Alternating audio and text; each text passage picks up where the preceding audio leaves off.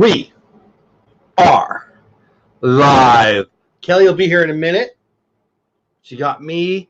You got the Cowboys. Got a bunch of people in chat already. You guys are making my day. Thanks for being here early. Thanks for being here now. Let's see who said hello already. Captain Akron says go Bears. No. Paper Scissors Vacation go says go Sports. Only Passengers says the Bears. No. Luna Rainbow. Go Cowboys. I like it. I like it. Luna, welcome in. Michael Superbacker says, I hope both teams have fun. Disney Dude says, hey, Paper Scissors Vacations. Just saying hello to everybody. Disney Dude says, has anyone seen Rise of Resistance? Yeah, right. Oh, my gosh. Yeah, it was hard to work today because some of my friends were having more fun than me. I had a great day, though. Meyers The Mouse says, I'll be here in a second. No hurry, Kelly. I'm not going anywhere, as you well know. Luna says, go Cowboys. Jonathan says, be there soon to watch the Bears win tonight, just at the grocery store. That's right. Hey, get some chips, man. Little chips, little dip. Captain Akron says, hey, Troy. Not Troy Aikman here.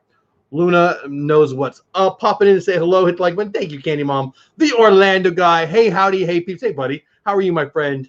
So, I think that's caught up in chat. Welcome, everybody. Thanks for getting here early. The game hasn't even started. Hey, Rosa.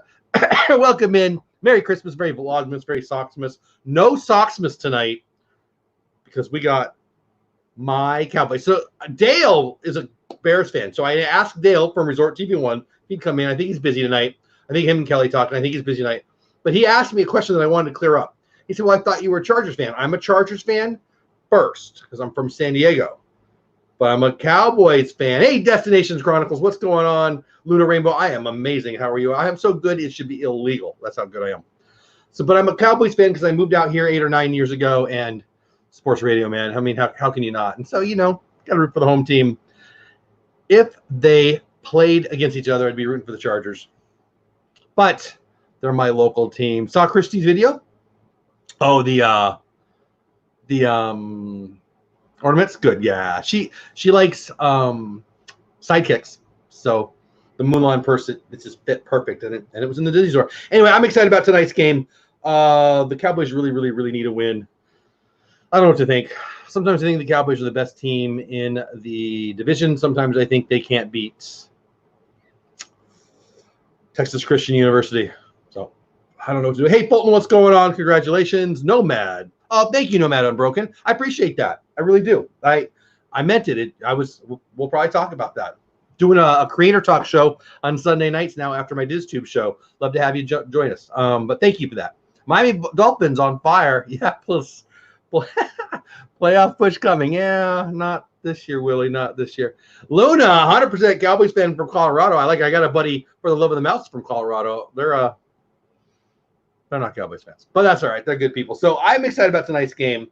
Love to root against the Bears. Have a bunch of friends who are Bears fans. And, yeah, it's going to be a good night. It's going to be a good night. So kickoff's a few minutes away. And you just got me for a while. It'll be me and Kelly here in a little bit. That's okay. Kelly, get here whenever you want. I don't know if you're listening. I don't know what's up, but you take your time, buddy. As you well know, Kelly, I've done this.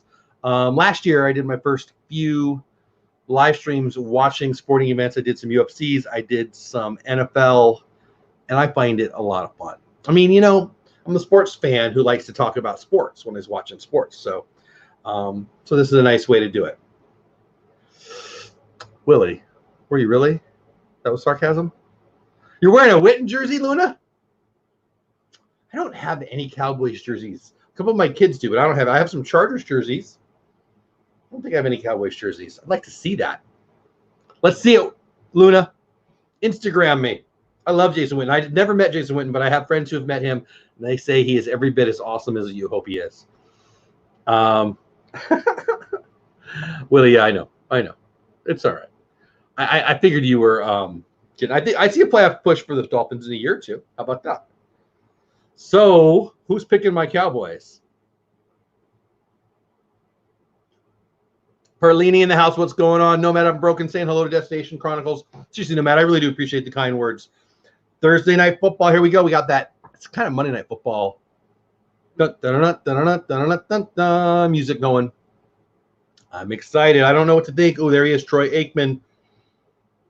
I'm not Troy Aikman. How do I do that? How do I point? I always did like that guy, though. Joe Buck can shut it, but Troy knows what he's doing. So anyway, who's picking my Cowboys? I'm picking my Cowboys tonight. Yeah, there you go. They're showing the standings right now. Cowboys are 6-6. If they drop this game, we're in a little big trouble. There's nobody else even good in this division. I mean, the Eagles are average. Bears 35-17. Boy, I'll take that. I'll go 31. Oh boy, let's pick it. Let me write it down. I will go 31-20. Cowboys 31-20. I'll go with that. Cooking dinner. What we have in destinations? Yes, I am. Says Luna. I got Emmitt Smith, Aikman, Prescott, Witten, and one more. Forgot. Wow, that's awesome, Luna. We're friends. I like it. I'm excited about tonight's game. Big time. If we get a win tonight, I'll feel a lot better. If we drop tonight's game, I don't even know what I'll think. You know, what are somebody going to win this division 8-8? This is a big game for both teams. So I'm a tad nervous. Perlini, your dad would be happy for the boys. It's going to be a good game. It's a very important game.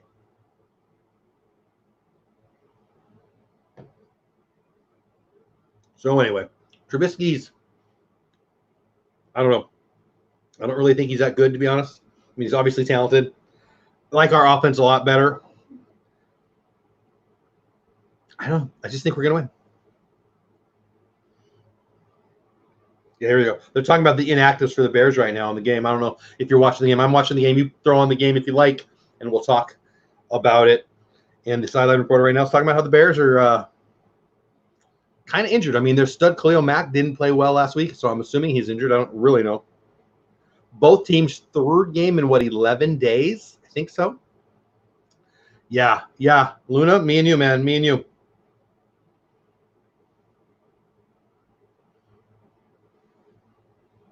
Yeah.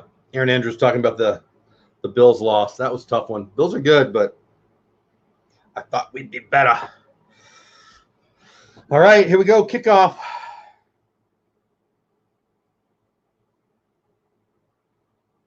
I am uploading my today's vlog. I'll probably just post it. Yeah, it's up. So I will post. Hey, Kay, how are you? Welcome in. I will make my video for today active either at halftime or at the end. It's a sneak peek at Dr. Facilier, Disney pins in the Disney store, and a Disney Christmas train. Should be fun. All right. So if you're rooting for the Bears, I'll still like you, but no. If you're rooting for the Cowboys, here we go. Here we go. Where are the rest of the guys? Kelly's running late. I haven't heard from Pete this week. I invited Dale, but I think he's busy tonight. And Jeff is down at Walt Disney World. Glenn, 35-45. That would be a fun game. Yeah, so just me until we get Kelly here. I invited a couple other people, but it didn't work out. Let's get ready to rumble. Wait a minute. That is no. Mike, that's in the UFC. Let's get it ready to rumble. I actually met the guy who does that. Nice guy named Bruce Buffer. And you know who's a nice guy? Kelly's a nice guy. What's How are you, buddy? Up? What's up with you? Crazy. Good crazy. I hope, Mike Paul, you root for the Seahawks? Well, root for the Cowboys. Like Six and Spice in the house. What's going on? Only passengers. We're not talking to Jeff tonight. Jeff spelling his name wrong and rooting for the wrong team. I hope you've had a good day, my friend Kelly.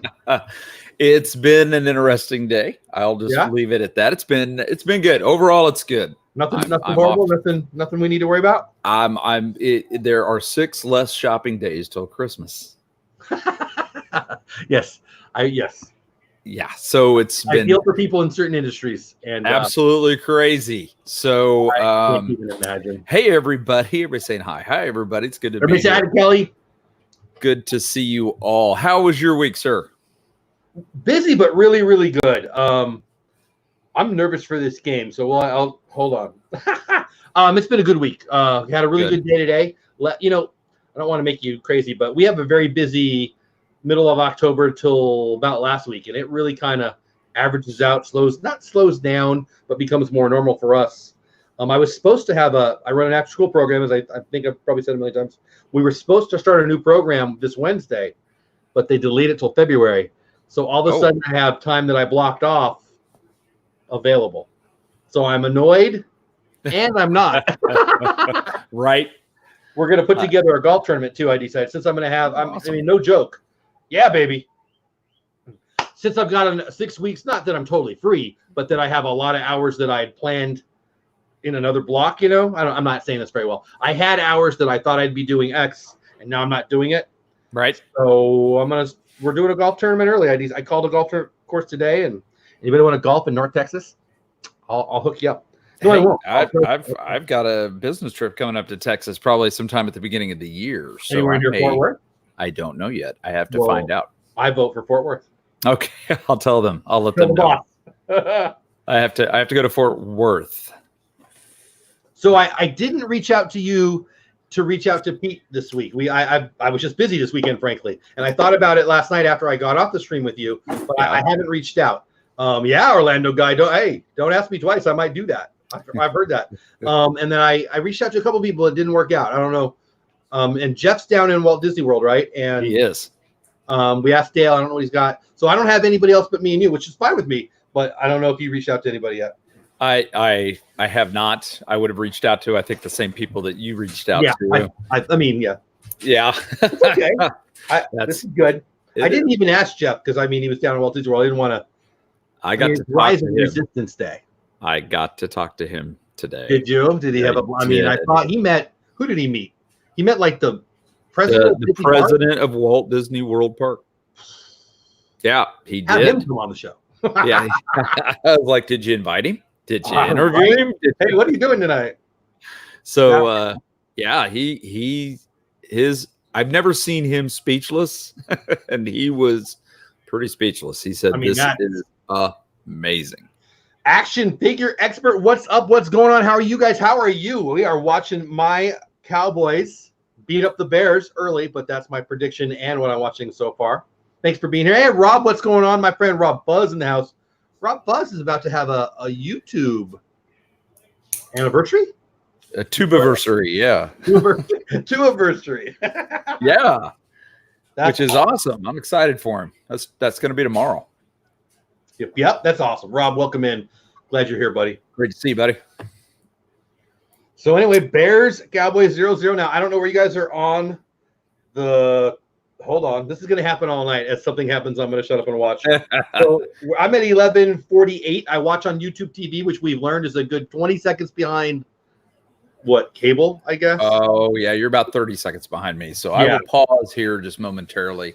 So I keep going, oh, I can't believe they fumbled. Look at that. Yeah, exactly. You've got me a few times this year, too. I have. Games. Like, on games I don't care about, I don't care. I care about this one. So there'll be times I'm ignoring that. I will behave tonight. So you gotta let me know here in a minute. I'm watching your record right now. I'm watching my record? Yeah. I'm sorry. I was watching the play. I have no idea what. The record for the Dallas Cowboys. Oh, is it up there yet? 6-1, 500 or worse. Right? Is that what you're talking about? Yep. Let's see if we're about the same now. I thought you said you're watching my record. I'm like, what record? Like, I haven't set a record since high school, and that's awesome. That's awesome. I got 1042. I have 1044. So I'm still just a hair ahead of you. Yeah, in chat, I'll be watching you guys in chat more on breaks than during the game because I don't want to see touchdown and all that kind of stuff. I'll try to keep up and keep you safe, Jeff. I don't want you to miss anything. And Rob, I appreciate the invitation. So again, I sent you a note back. I think you saw it. I don't really remember where we were in our conversation, but I teach class. I should be home right about the end of that, but I think you're on East Coast time, so actually I might be home a half hour afterwards.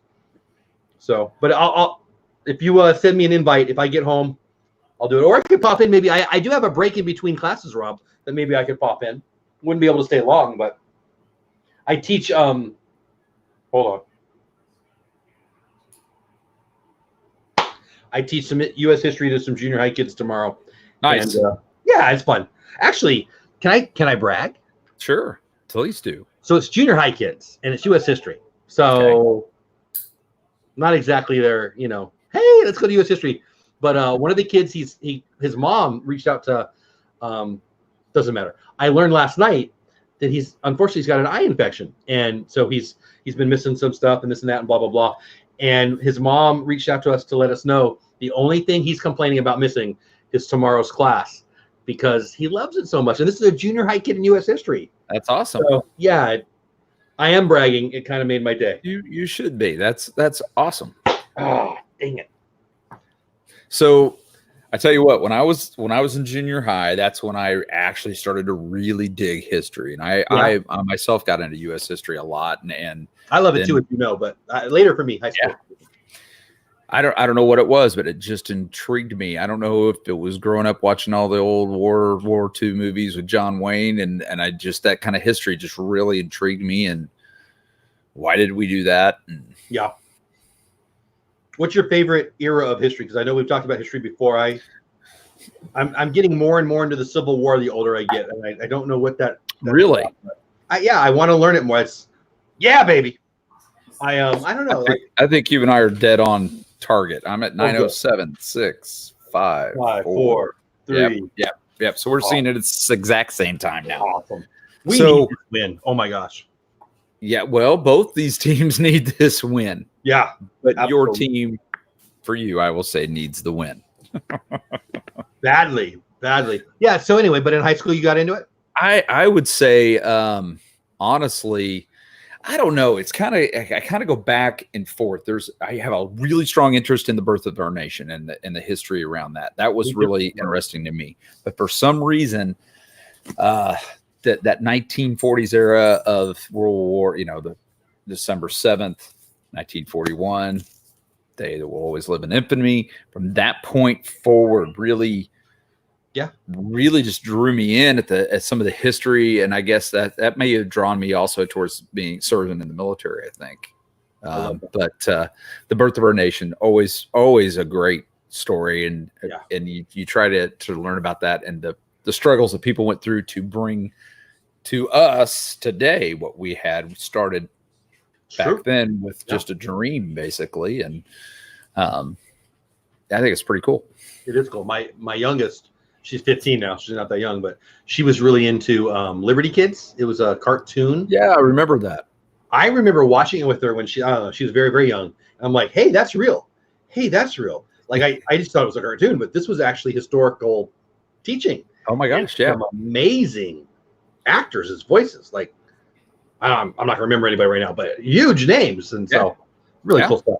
Action Figure says, shut them song, people show them for 2 movies and they will want right. I mean, I think what you mean there is, so one day we actually had my favorite youth-friendly war movies to go find it, where to find it. Hey, this is on Netflix, and they came back the next week, and a couple of them, not all of them, like a couple of them, watched some of them, and we're really kind of excited about it. That's not a bad point. Like I got into history, part of it was the History Channel. Part of it was some great movie making. I mean, that's just real life. Yeah. I mean, we've talked before, Saving Private Ryan and Black Hawk Down, specifically to you, and things like that. They fire me up. And we talked about a few weeks ago. What's the one with Mel Gibson? I know what you're talking about. My brain's right here. I'm with you. Well, it'll pop in my head when I stop trying. But that one, man. Oh, so good. But anyway, Nomad, not yet, but they will. Hey, Michael, what's going on? Hey, Airwolf, he says to you. I saw that. Mr. Willie, it's good to see you. Thanks for being here. And great guy. Yes, Taylor is doing very well. I was going to ask you about that. He's doing good. I'll be honest. Having a bad day. I'm not going to lie. That's where my head went, but I didn't want to ask right then. Yeah, no, that's okay. So he's dealing with some issues at school. You've got some kids, and it's at that junior high, that middle school. Yeah, it's rough. It's rough. That's exactly the words I used today when I was talking about, hey, it's rough. Don't think it's not. We understand it's rough. But he's got 2 casts on his feet. He's dragging around 2 lead weights, and he's rolling around in a wheelchair. And he's had a couple of kids that have felt the need to call him cripple. and it's kind of really hurt his feelings some. And some of those people at school have also, or people he plays with on Xbox every now and then. And so then it trickled over into home. Oh boy. And I had to say, okay, hey, look, you have a lot more power over this situation than you think you do.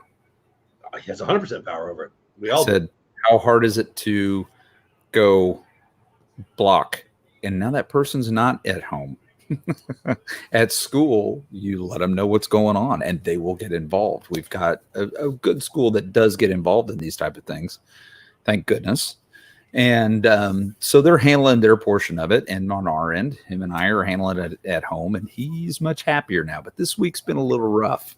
So being a 15, 16, junior high year old, 14, 13, 12-year-old male or female was hard enough for us. Right. I've worked with kids since I was a kid, 93. And it's harder and harder. Kids are, yeah, baby. I don't know if I want to say they're meaner, but there's more ways to be mean. And I put it to my wife this way. When we were growing up, there was kind of a line that you would go up to, but never really cross. And today there is no line for these kids. It's way past where it was when we were kids. There's yes. no doubt about that. Like, yes, I mean, just look at the news every night. Look at it. It's really a shame. I believe that it's coming back. Come on, baby. But it's rough. Like I was a very brave heart. No, we were soldiers, or we are soldiers.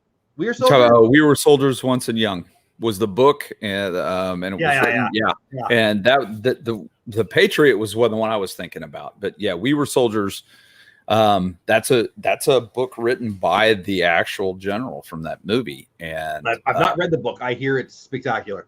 Yeah, that is an amazing movie, and of course, it kind of my helicopter career started in Huey's, so that background in that was even more for me exciting. I'm sorry, the background was in what? The background was in what? They started about the first air cav, which was in Huey helicopters, and so that excited me even more because they were bonding those two together, and then to tell the story of that first battle, that was amazing. That's a great movie.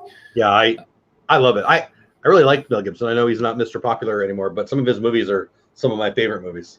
Right. And well, and here's another, I think it was directed by Mel Gibson, if I remember right, was Hacksaw Ridge. Ooh, that's a good call. Dang, yeah. Yep. That's he likes some bloody movies now. The more I think about it, yeah, baby. So I'll take it. Yep. 7-0. 7-0. Not Troy Aikman. I just saw your name. Oh, yeah. So, yeah, it's kind of a different world. But the my whole thing is not to play the victim. My whole thing is to say you have power, you have control over this situation, and hopefully, I'm teaching him the right thing. Of course you are. You know, I'm going to sound a little weird here, but I've always had a big self-esteem. I mean, if you're getting to know me at all, I like me. and I did when I was a kid. I really did. It's my mom's fault. She taught me God don't make no junk. And I believe I'm God's favorite. I think I'm tied with everybody. And I say that because I mean it. I also say it because I want everyone else to think it. But all that said, all the self-esteem, blah, blah, blah, not everybody has that. And not everybody has that all the time, even if you have it sometime. And when you're 15 or 14 or 13 and your best buddy or somebody you're down the hall, or, I mean, I've been there. I remember it. I've worked with kids that age for years. I remember being one. Kids are mean. That's one of the reasons that we homeschool our kids. I got to be honest with you. I mean, I get it. It's rough. And the older I get, the angrier I get with mean people. And mean kids you can't punch. I think you and I've talked about it before. You know, when we grew up, I had that little thing right here in the back of my head. When I did things, what was in the back of my head was not, am I going to get in trouble by the police? What's my dad going to do to me when I get home? I didn't have that. You didn't have that. I would. So you were more worried about getting in trouble with the police than when you got home? I was or getting the my teachers and my coaches. I never thought police, and I never worried about dad. Well, that's good. I mean, I didn't worry. My teachers and my coaches. My coaches, once I got older, my teachers, I never had trouble respecting authority. Right. I just, I didn't want my teachers disappointed in me, and then years later, my coaches. That's kind of where I'm at. I mean, obviously, I was not this deeply deprived or beaten child when I was a kid. What I'm saying is that I didn't want to go home and have my dad tell me, I'm disappointed in you. See, for me, it would be my mom. I had a closer relationship with my mom, right, and I just respected her more. I mean, and so dad was sad all the time anyway. Mom was more of a normal human, so she's a little, different dynamic. Yeah, right. Social media action figure expert. Social media makes it harder. See, that's a good point. Like social media, somebody funnier than me once said, and I've stolen this joke a million times, tackle him. Social media has made people afraid to get punched in the face. And I think that's a funny way of saying it, but I actually believe it. We wouldn't say things that I see on Facebook, I see on Twitter to somebody's face for fear of getting knocked the heck out. And I'm not saying you should knock people out. I'm saying it's so mean and vile what you see. And I don't mean that that's what they're doing at junior highs in America, although one of my daughters works with the kids and it's horrible. But in public school, I mean, right. I think it goes to what you said. The what's allowable now is so much more than what we ever had to deal with. And I don't even say it's allowable. It's you get very brave behind a computer screen. That's true too. It's still not acceptable. It's still not tolerated. It happens, and no one's going to go on Facebook and go, when we grew up, if you went down the block to your neighbor's house and did something wrong, your neighbor called your mom and said, "You know what your kid's doing?"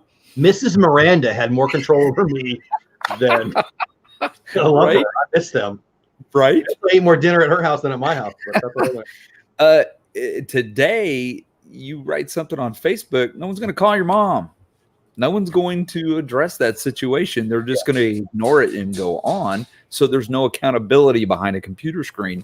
And so it's and now they come into my workplace and they try to do that in front of me. And I'm like, do you mean customers or employees or both?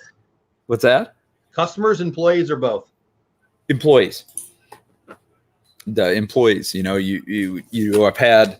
I love it when they come in and they go, "So what are the hours?" And I go, "Well, they're 5 a.m. to 3 p.m." Oh, okay. Yeah, and they go, "Well, I only want to work 8 to 4." No, the hours are 5 a.m. to 3 p.m. I got a story on that this week. So, Dallas County says, when I would do something wrong outside the house, and when I got home, my grandma would ask me, "What did I do now?" Yeah, Cowboys are winning. Yeah. Dole Whip and Kelly, I'm calling your wife to her what you did. Tell I said hi. So this is right up your alley. I'll tell you the story. So I just tell her right now. Hi, Mama. Mama says hi. Hi, everybody. Hello. Merry Christmas. So I did some interviews a week and a half ago, and I got a really young lady. She's in high school, tiny little thing, and she started bawling in the interview. She was bawling, and it wasn't like I was just talking to her. Like, she was bawling.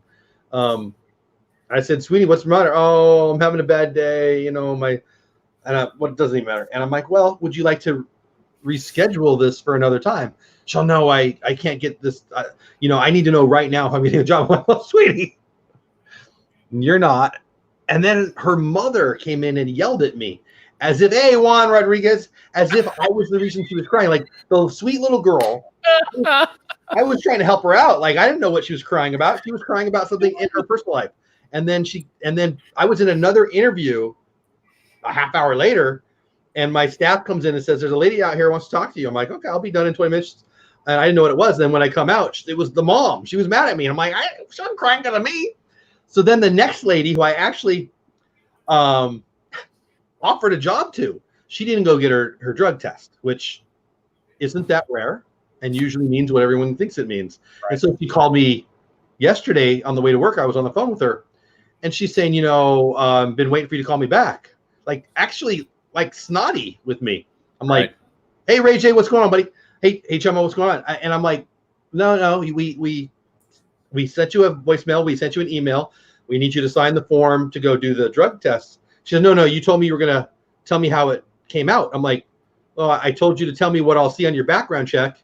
There's lots of things that are okay with us. If you lie to me about it, there's 0% chance I will hire you. Don't lie. Tell me the truth. And of course she had something, and I won't even bother with that. But she was like angry with me that I didn't have her background check, that she didn't come in to sign. And I said, did you hear your voicemail? Did you read the email? No, I never got them. No, I never got them. I finally ended up with, I'm going to hire people who are actually going to check their voicemails and check their emails. This isn't going to work.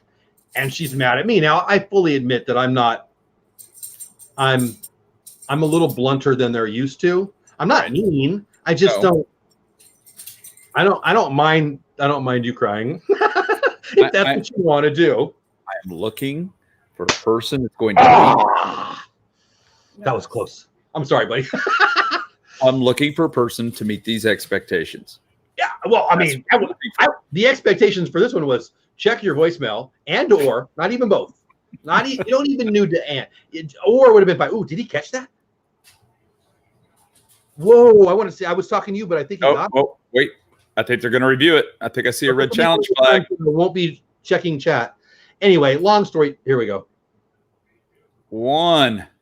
Oh, that's a catch. Greg, that's a catch, man. That's a catch. First one's down inbounds. Is it? I was going to say, is that first one in all the way? Yeah. The other angle, you can see there's grass. That's a catch. Ooh, what a catch. So anyway, I don't want to pick on these poor young ladies. One's a high school girl and one's a mother of a high school girl. But they don't really want a job. No. They really want to be able to tell somebody screwed me out of my opportunity. And I too much. I don't know.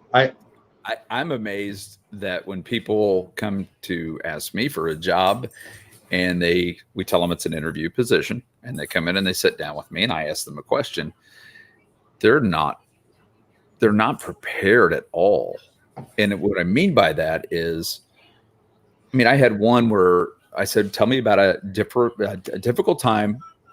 Tell me about a prior work experience where you had a difficult time overcoming an obstacle. What was the obstacle and how did you overcome it? Often too. I like it. Well, I was an alcoholic, and I'm like, okay, so I'm listening to this story and it just gets bigger and like this big monster, and it's like, I'm not sure. could have picked a different example for me. Like the pencil sharpener didn't work and we had to put new batteries in it. I'll take that right now. So it's just those are the kind of things that surprise me sometimes, that people that don't know you will share intimate details, and you're like, whoa, not what I'm looking for. Right? Yeah, I ask personality-based interview questions too, and the one you just mentioned is certainly that. And I'm not gonna pretend like it's people have gotten emotional in interviews before, but like, I don't know, like some people in chat might not even like this. You might not even like this, but I do see that emotional intelligence matters. Emotional intelligence is underrated. Emotional intelligence is needed.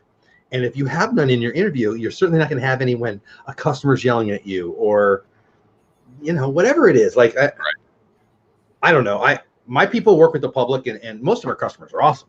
And most of our donors are awesome. But some of them are lunatics, just like everywhere else on the planet. And you've got to be able to have a sense of humor, not take everything personally. And if you can't get you through the first 20 minutes of me getting to know you, hey, why did you leave your last job? It's not a reason to cry. It's not a reason to cry. Yeah, no. Oh my gosh, what a camera work. Oh, yeah, I know that camera view. You couldn't ask for a better camera view. Are you sure? Look at it again. That was amazing camera work. I mean, it must be on the pylon. What do they call that? Yeah, on the they do. They have cameras right there on the pylon. That's amazing. Pylon? Is that the right word? It feels wrong. Pylon. Luna, thanks for being here. You have a great night too. Michael, yeah, you were right. Hey guys, again in chat, I apologize. I'm not ignoring you. I just don't want to. If there's a play that matters, I'm not watching the chat because I don't want you guys to tell me what's happening. Like right now. What's but up, I am Luna? glad you're here. Thank you for being here, Luna. Have a good one. Don't be a stranger, Luna. Always a little. So many moon ago, I coached some high school football, and I got to call plays for the junior varsity. Yeah. But regardless, running the ball out on the one still stresses me out. Yeah. What's the worst thing you can do? Take a safety. So Atwood says, I want a job where I get paid for 8 hours, but only work between 1 and 2, and I get lunch. Right, Kay? You will be surprised. I listen to some people when they talk about the workforce of today, because I don't like saying a generation. I don't like saying it's the millennials. I don't like saying that because I have some millennials that work for me that are phenomenal people, sure. Great work ethics. They do a great job. But the workforce that we have to choose from today is a lot different than it was 10, 15 years ago. And he talks about this gentleman I listened to, and I can't remember his name off the top of my head, but he basically talks about if you ask these people, they're going to tell you, here's what I want. I want to work, 4 hours a day, get paid for 8. I only want to work 2 hours a day. I want you to pay me $25 an hour, and I want lattes and bean bags in the break room.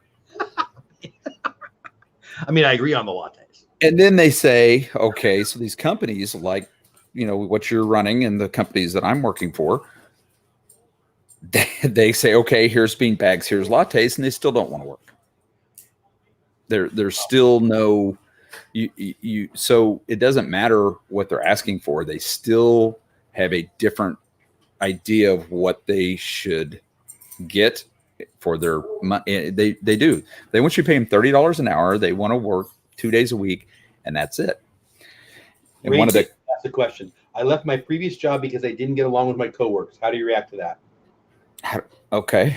I listened to it, and if you tell me it's because my coworkers were abusive to me, if they were people that called, bullying.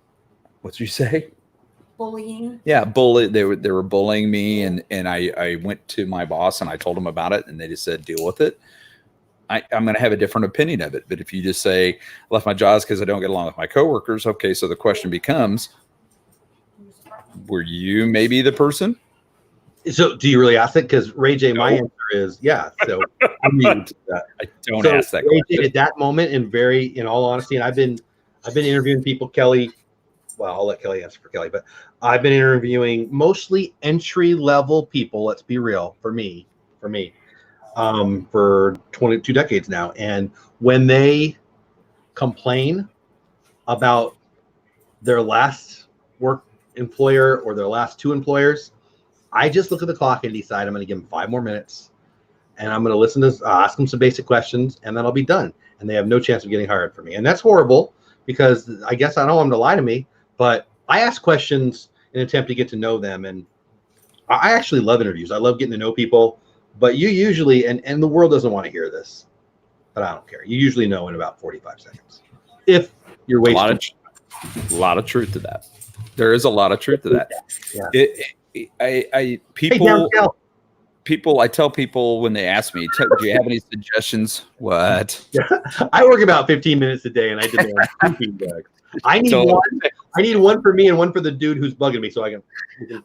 If I get somebody that comes in, first off, I get asked a lot to go to colleges and talk to business classes about interviewing and how to interview and behavioral interviewing, like you're talking about, Jeff. And I've been interviewing people for about 25 years. Oh wow, even longer than me. Wow. And for entry level type positions. Yeah. And well, remember, I'm older than you. Just I mean, you're a lot older. Just messing with you. Stop. So anyway, And when I go into these interviews, the first thing I tell them is, first off, you don't dress for the job you have. You're Orlando guy. I'm sorry, Kelly. I apologize. I get triggered by beanbags, so I demand massage chairs. Orlando guy. I love it. So I tell them, you don't dress for the job you have. You dress for the job you want. Yes. That's why I wear flip-flops every day to work. Send me to the beach. No, but I believe in that. I do. You know, I'm having all these, they're not good memories. All these memories of people. I mean, I've had people dressed like they were thinking they were. I've had some funny things. I've sent people home.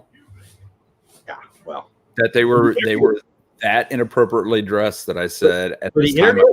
Yes. Yeah. I mean, okay, I'm a human being. I'm a male. You come in wearing an extremely inappropriate top. I stopped it. Yeah.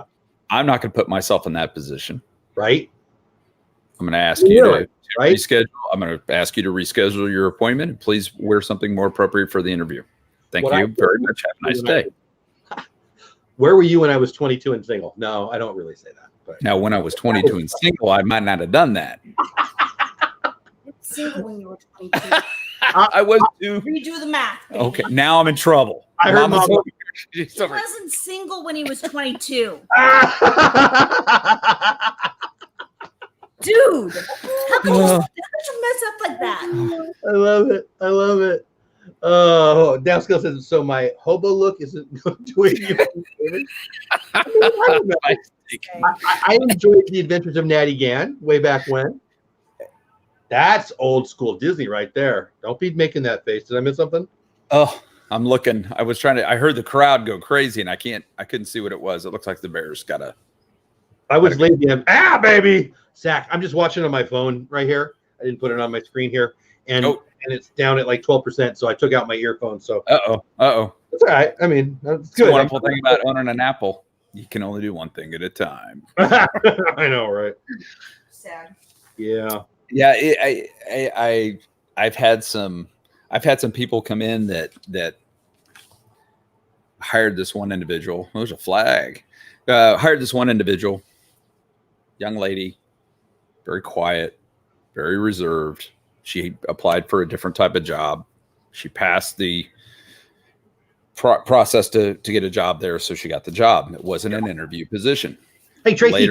Later on, a few years later, this quiet little individual we never hear anything from comes in to interview for this position, and it's a 3-panel interview, and we're in this panel interview, and by Ray J.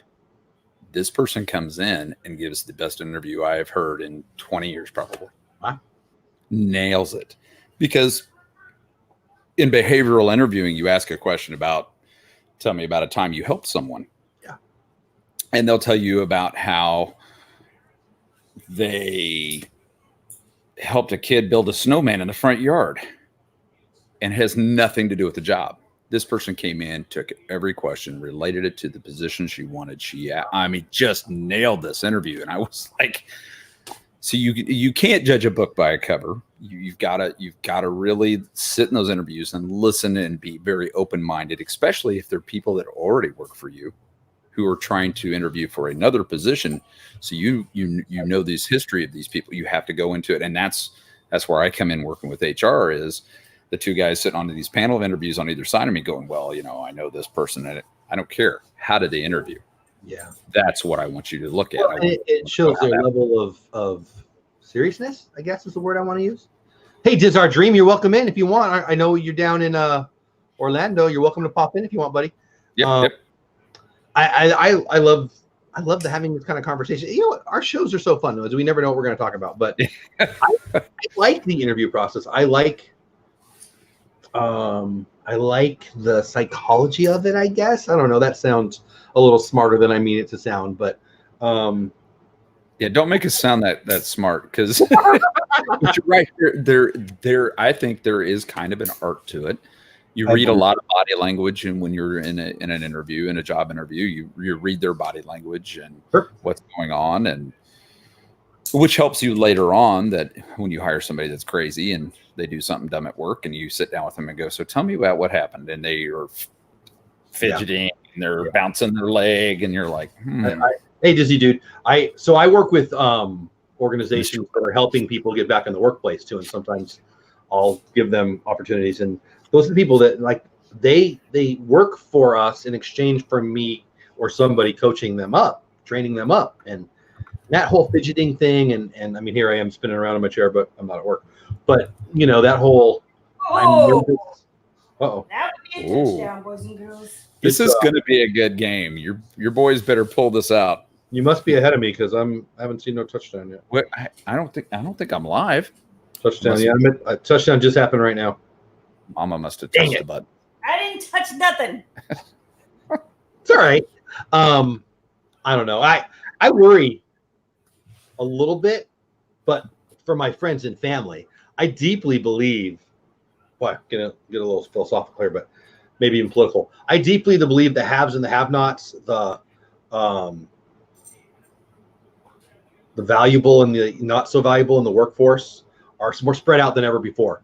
And I think with automation and technology and AI and all those words and things, if you can think, if you can decide, if you can customer service it up, if you can work with and for people, if you can serve people, you can write your own ticket. If you just want, hey, Rachel, if you just want to push buttons and work the factory, we got no place for you, man. You've got to be able to think and be nice and react and fix problems. Problem solving. Hey, Lena, paper, scissors, vacation in the house. You've got to be able to serve. And it's not that hard.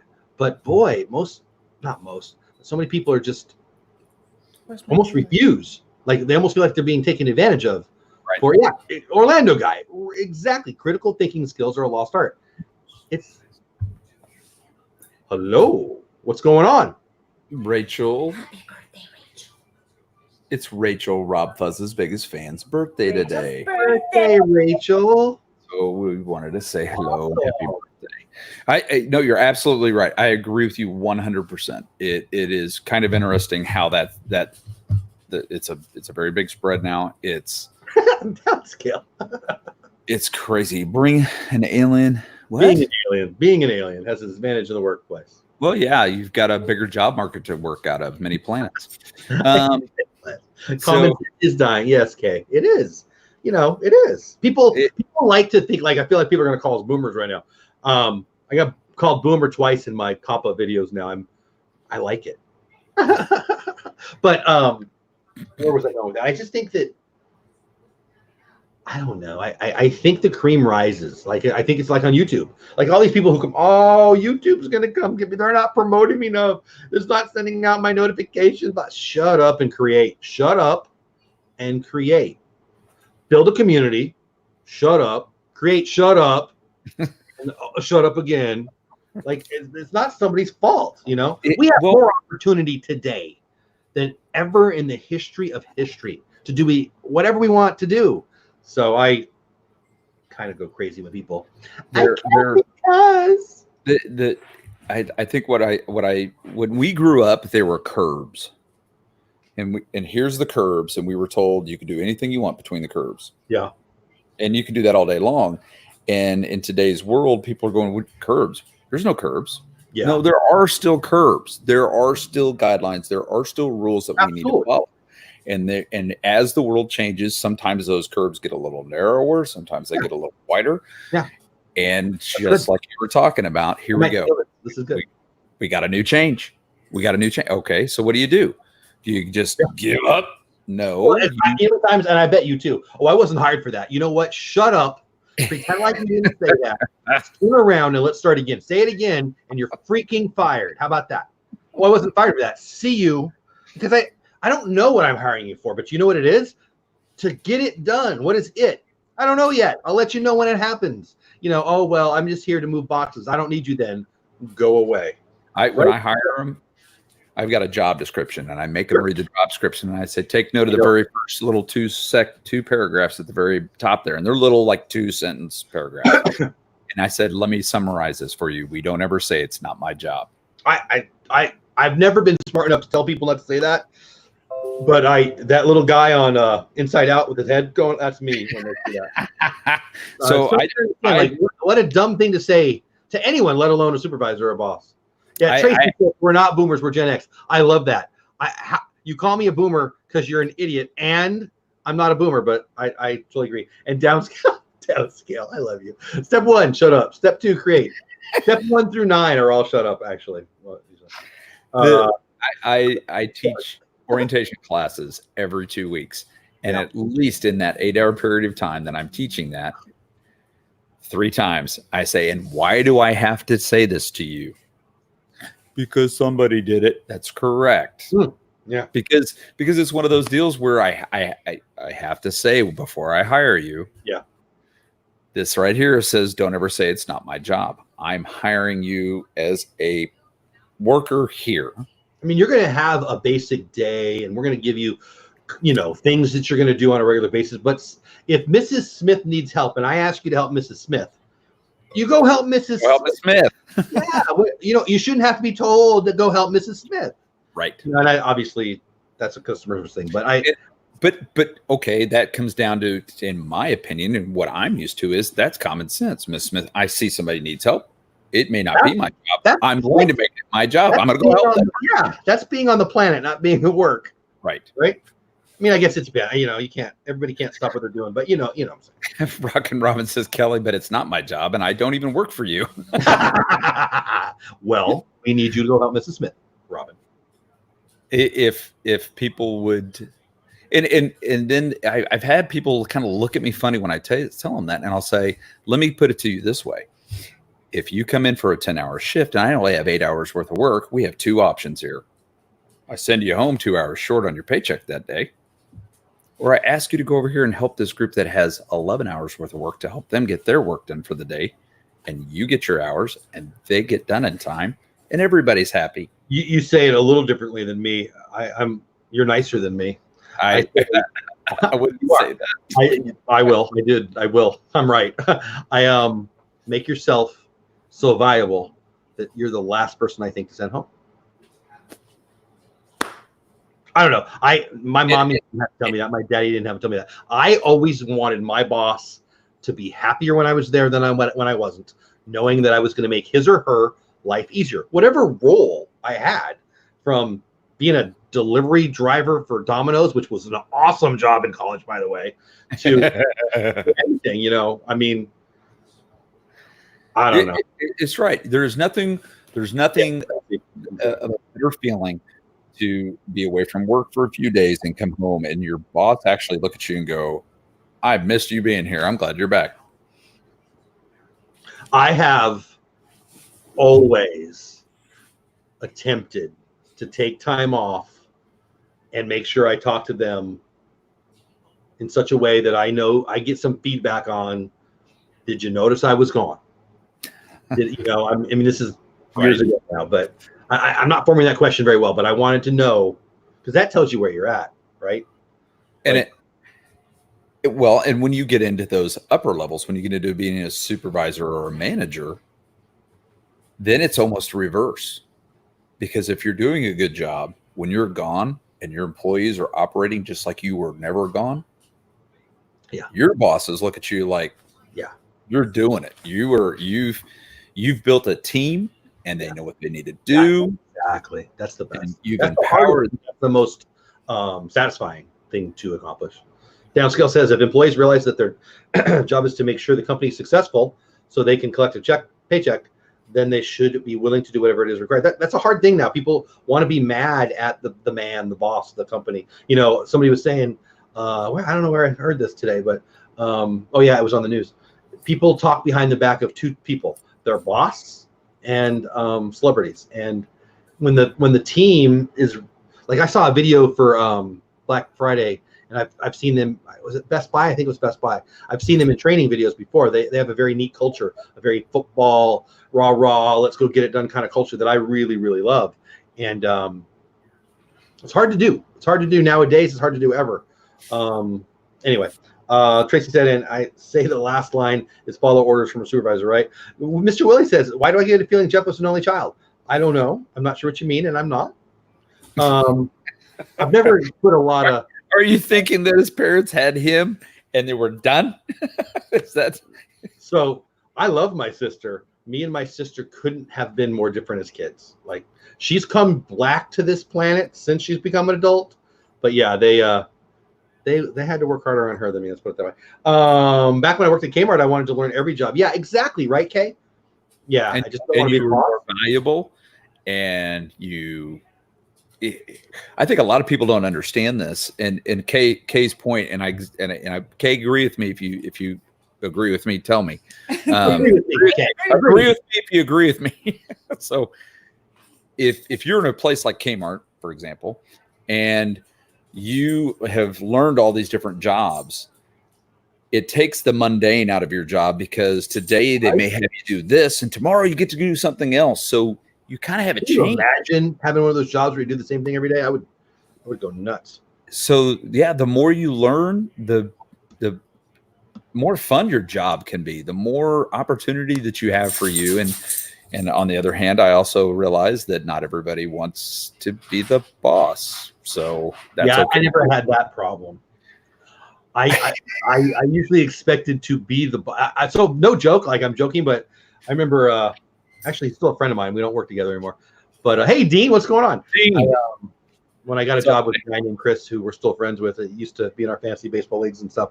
He said, "So what's your goals here?" Why the striped socks? I want to be you. I want your job. And I remember at the time, because we were late 20s, I guess.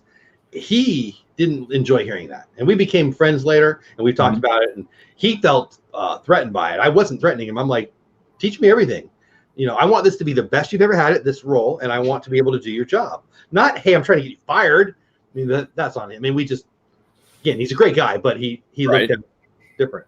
No, I did the same thing before I started the current job I'm at. I sat down at the interview. First off, I worked in an environment that does not wear suits. I wore a suit to my interview. And he said, "Where do you see yourself in 5 years with this company?" I said, "In 5 years, I want your job." Yes, there you go. That's kind of what you said it more bluntly the way you said it, but yeah. Exactly. And he kind of laughed and he goes, "I like you." A year later, he was a strong. He had a strong self-esteem. He did, but he also was brought up through the company with the understanding of, I need to teach you everything so you can do my job, because I can't get promoted if you don't know my job. Well, that's the right attitude to have. Yeah. And most people are like, I don't want to teach you anything because you'll be able to do my job. Yeah. They don't go anywhere. They stay stagnant in the company, and they get bitter with the company because they don't understand the concept of, if I surround myself and empower the people around me, that's what makes me successful. And I'm going to go up. Well, it's that kind of growth mentality. Do I want to move along, or please don't fire me? Yeah. That's just jumped. Excuse me, guys. Just jumped a few minutes ago, and this conversation sounds like it's meant for the Wendy's I work at. Yeah, Dean, I've messaged this to Dean on, I guess, Instagram. I'm a big fan of the guy who ran Wendy's.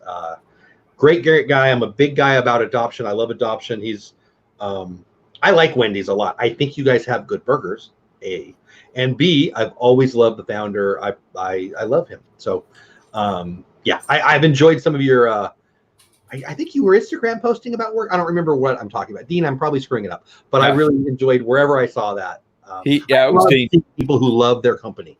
Like, if you work for fill in the blank and you love I remember talking to a gentleman who does, well, he works where you work. And I liked the founder a lot more than he did. And I remember having lunch, and I'll just leave it there because I don't want to talk about where you work. But it's let me take it back a different way. So I don't run Boys and Girls Clubs anymore. I started with the Boys and Girls Clubs in '93. We went independent 2.5 years ago, whatever. So now we're an independent organization, After School America. But we do the basic same kind of thing. I worked at the Boys and Girls Clubs of San Marcos. Then I went to the Boys and Girls Clubs of San Diego. Then I went back to San Marcos. Okay, so I got hired away twice, went back to my original place. When I got hired back, one of the things that my first boss and now my third, she hired me back to come back. She said, "Hey, I need your help. The staff are a little out of control, blah, blah, blah." She gave me, I won't bore everybody with the thing, but what should I do? This is what I would do. Okay, you're hired. Boom. Okay.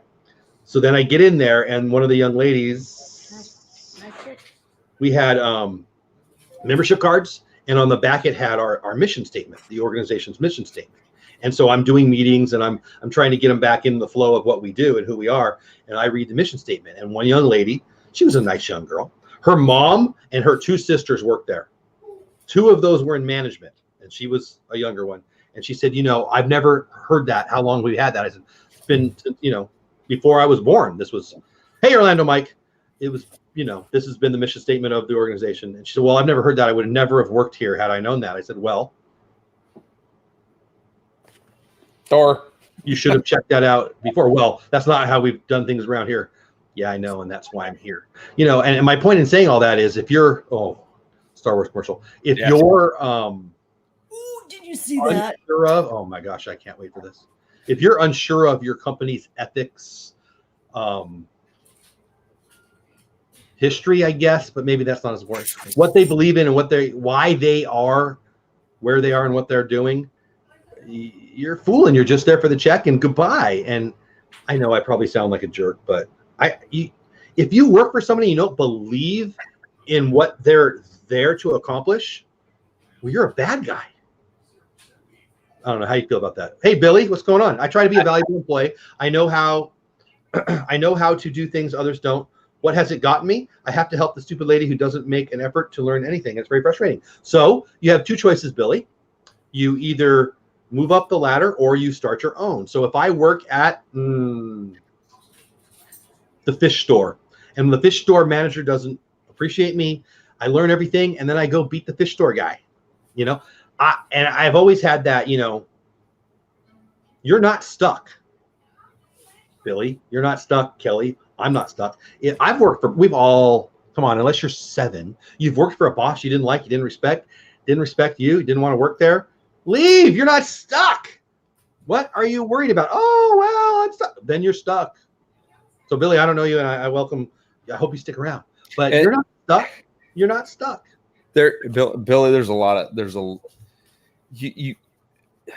you could feel stuck, and I know the feeling.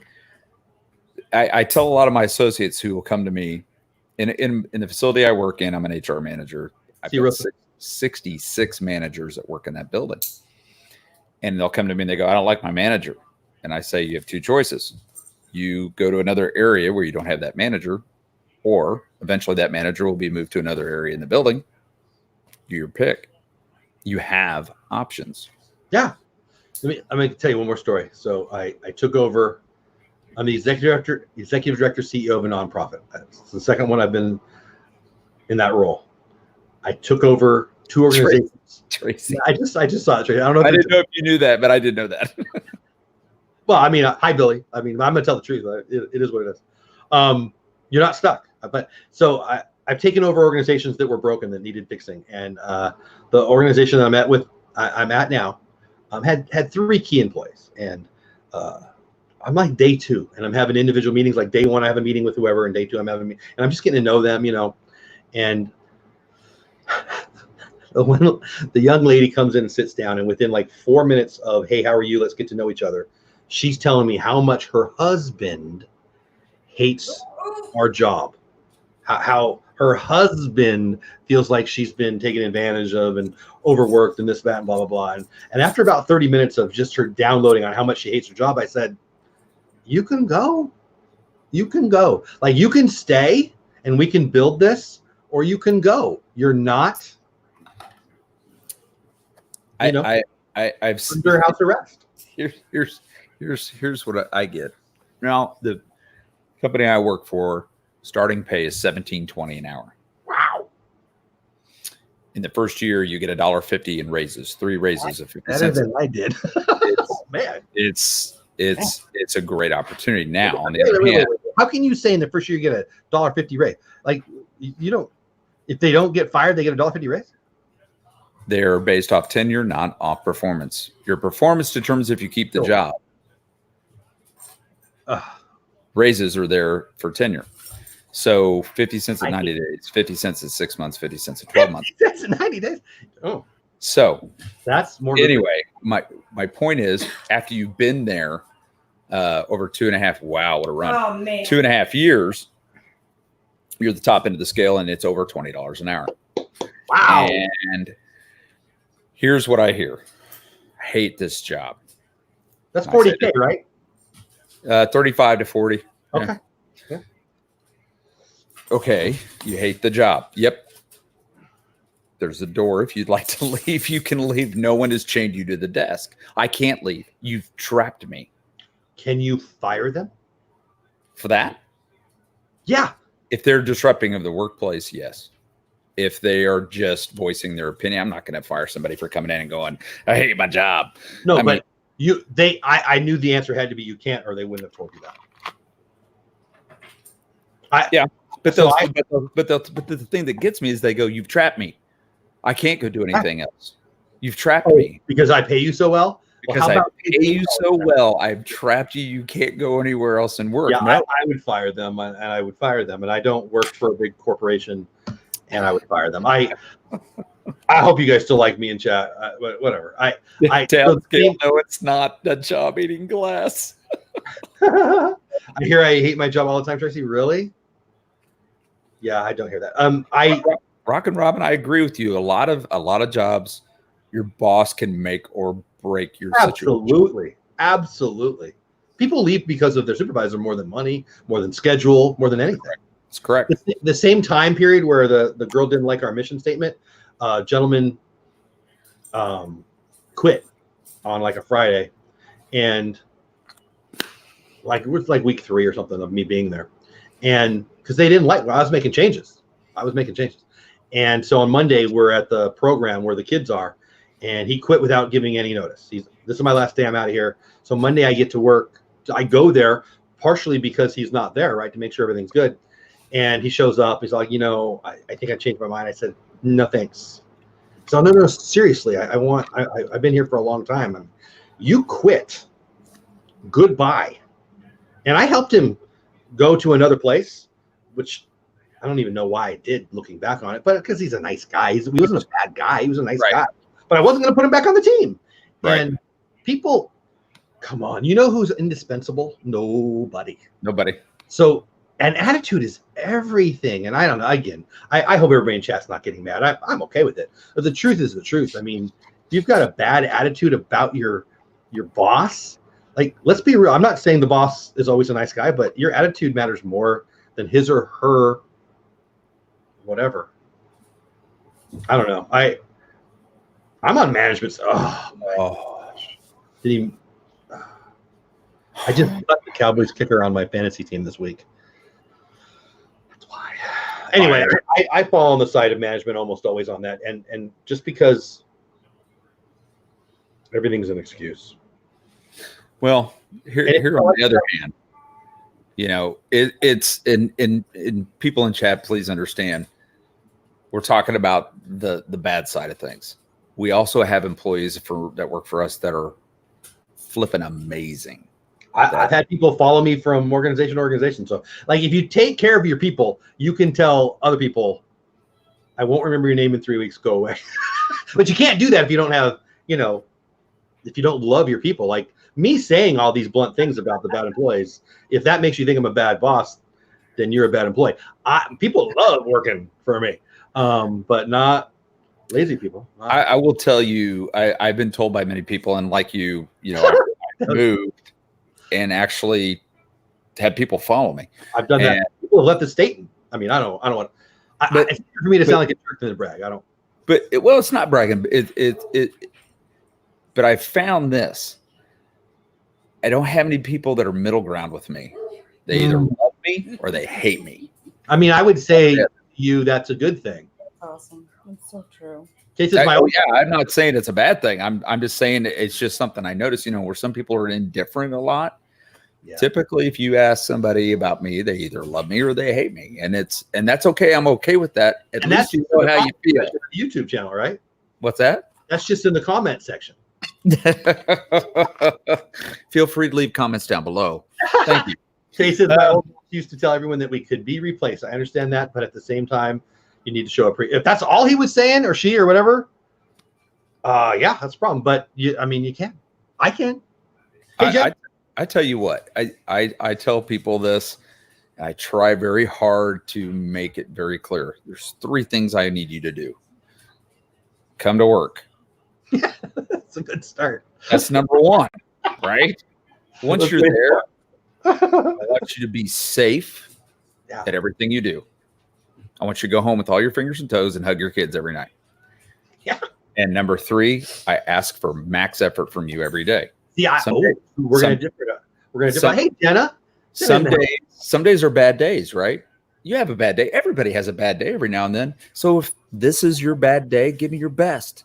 If this is your next day and it's a great day, I'm asking for your best. So if you come into work and you give me max effort every day, I'm happy because I know you have bad days. We agree on almost everything, but I actually say to people, I don't expect max effort ever.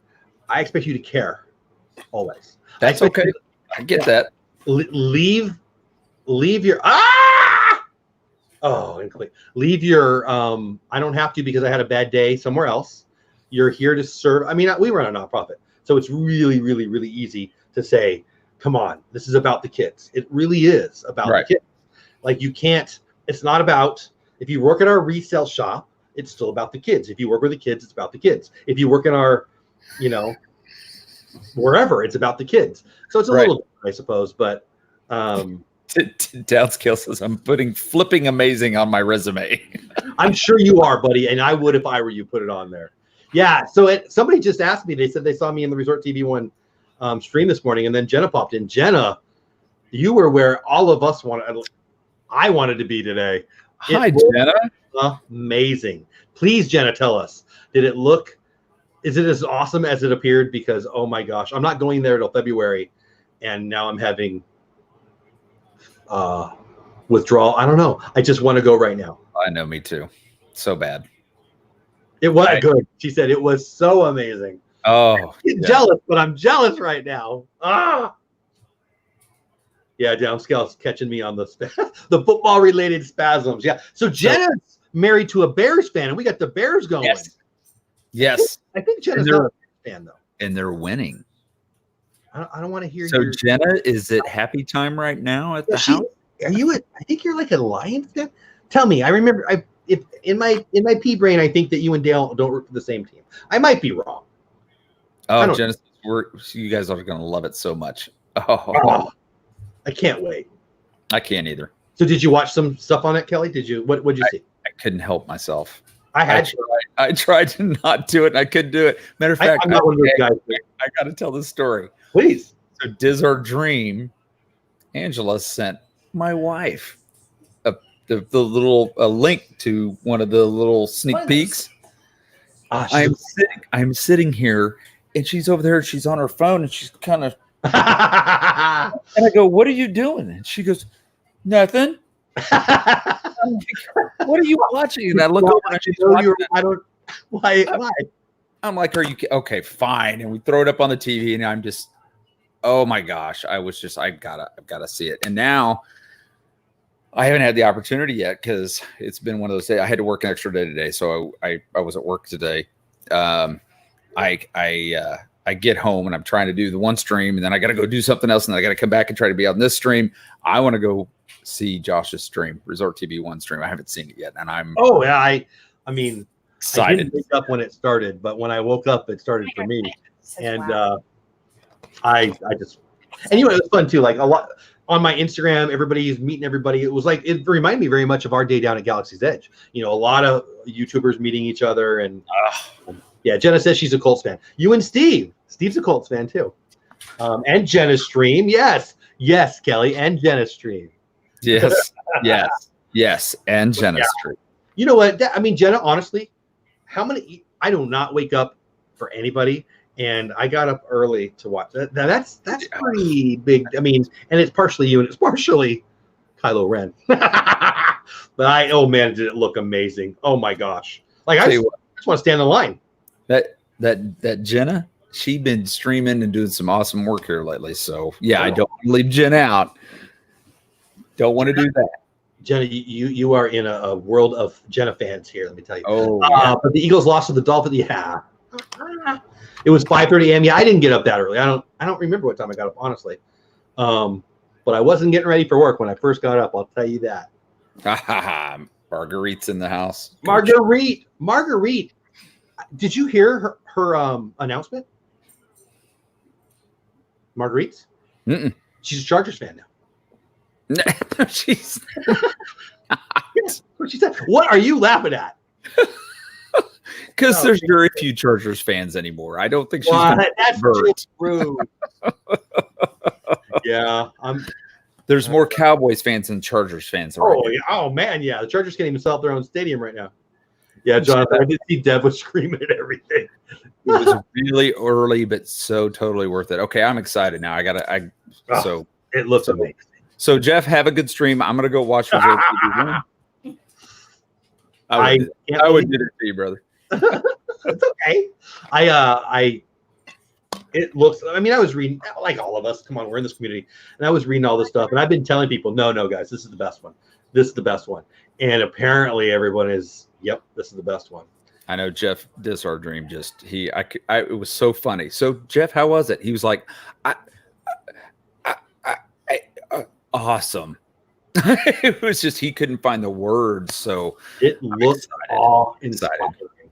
So Hey, now Beeman, welcome in. Colts fan here. We are over our Colts fan quota. Thank you very much. But I'm also a closet Cowboys fan. So Jenna and Jeff, you guys are welcome to become friends because first of all, Jeff has a great first name, and second of all, you're both Colts fans. Yeah, there we go. Does our dream? Yeah. So how does it compare? So does our dream, Jenna? Anybody who was down there today? Orlando, I think, is in the house still. How does it compare to the Falcon? Because I love the Falcon. I think the Falcon ride is spectacular. Marguerite, it's okay. You're among friends, so you can tell the truth. It's okay. I didn't realize it was a secret, but since I've let your secret out of the bag, Marguerite, I feel like you should embrace the truth. Come out of the Chief's closet. Is that a thing? I have to tell Marguerite this. Marguerite, I have to tell you that your name is the same name of my great grandmother. Isn't that a great name? I love that name. think it is an amazing name. I love it. You don't hear that name used very much anymore, and I think it's a beautiful name. And she was a very special woman to me. So, Oh, that's so sweet. And I feel like Buddy the Elf right now. When what is the girl's name and his dad's person outside his office, and whatever her name is, she says, that's a beautiful name. That's how I feel about Marguerite. Jen says better than the Falcon. Yeah, spoke to me and said it was better than a Flight of Passage. I only rode Flight of Passage for the first time last time, and it did blow me away. I would say I like the Falcon better because it's the Falcon. The ride is more amazing on Flight of Passage, but I don't love Avatar like I love Marguerite. You're welcome, but my name's Jeff. Jenna's just I can't wait to see their stream. Go watch it. Yeah, Mama Mouse is over here. She's like, yeah. I don't know how long I watched it. It was amazing. Timothy Ray Waters in the house. What's up, buddy? Timothy, what's going on? Yeah, so Jenna, do you love Flight of Passage, and how does it compare to that? That's really what I want to know. I mean, Flight of Passage was amazing. Flight of Passage was amazing. More amazing than my mouth because I can't talk. From all the reviews I'm hearing so far, nothing compares to this. I mean, and it is a great song by Sinead O'Connor, written by Prince. Nothing compares. My take. Rise of the Orlando guy. It took me a second to figure out what ROTR was. Rise of the Resistance. Back. I thought Lord of the Rings spelled wrong. What is that? The Disney Rice. Nice. Wow, Orlando guys. Dang. What's up with your Cowboys here? I don't know. I got excited talking about Rise of the Resistance. I'd love to say we're a second half team, but that's a lie. Jenna says, I do love Flight of Passage, and this was better. It's a whole experience, not just a ride. Yeah, I looked at it, man. The queue, man, it just all looked amazing. I mean, little Daisy Ridley, BB-8, man, even the cast members like basically being actors in the whole thing. Love that. I have a new goal. I want to be a cast member Right? of the Resistance. Totally. I would totally be into that. Steve of SeaWorld said he has heard that it was not that great. Fake news. That's not. I watched my fair share of my favorite people down there today. I didn't see any of that. Are they down there? No. Because they've got the run coming up, right? Unless Steve snuck out. Yeah. Jenna says, the cast members were amazing. The ones I saw on your stream and some others looked amazing. Just looked amazing. Yeah, and then I started to see all this, bing, bing, bing, bing. Oh, it's closed down. It's closed down. It's closed down. But then by the time I started reading it, it reopened. So that's Jenna, did you see that Jeff from Dizzar Dream got to talk and spend a little time with the president of the world? I can't wait to talk to them about that. Yeah. Jeff said it was pretty amazing. He said he was a really nice guy. Had a lot of fun talking to him. That's so cool. Was that just a lucky happenstance, or was there? I think so. Can't wait to hear about that. I don't know. Jeff, they loved it, said Jenna. Yeah, I loved it from my couch and car, and maybe a little bit of my desk at my house, at my office. I was named after my grandmother and my mother, and my middle name is after my great aunt. Also, awesome. Wow, that's cool. Now I saw him and I told him it was amazing, but that was all. Well, you got to talk to him. That's cool. That is way cool. That was neat that he would be there to be able to just talk to everybody. Oh, that is so cool. That's so, there are people. Oh man, you guys give me a heart attack. Holy cow. How far ahead of you am I? I just saw the play, 21 seconds right now. 21 seconds for you two because I called the timeout. The play just ended when I said 21 seconds.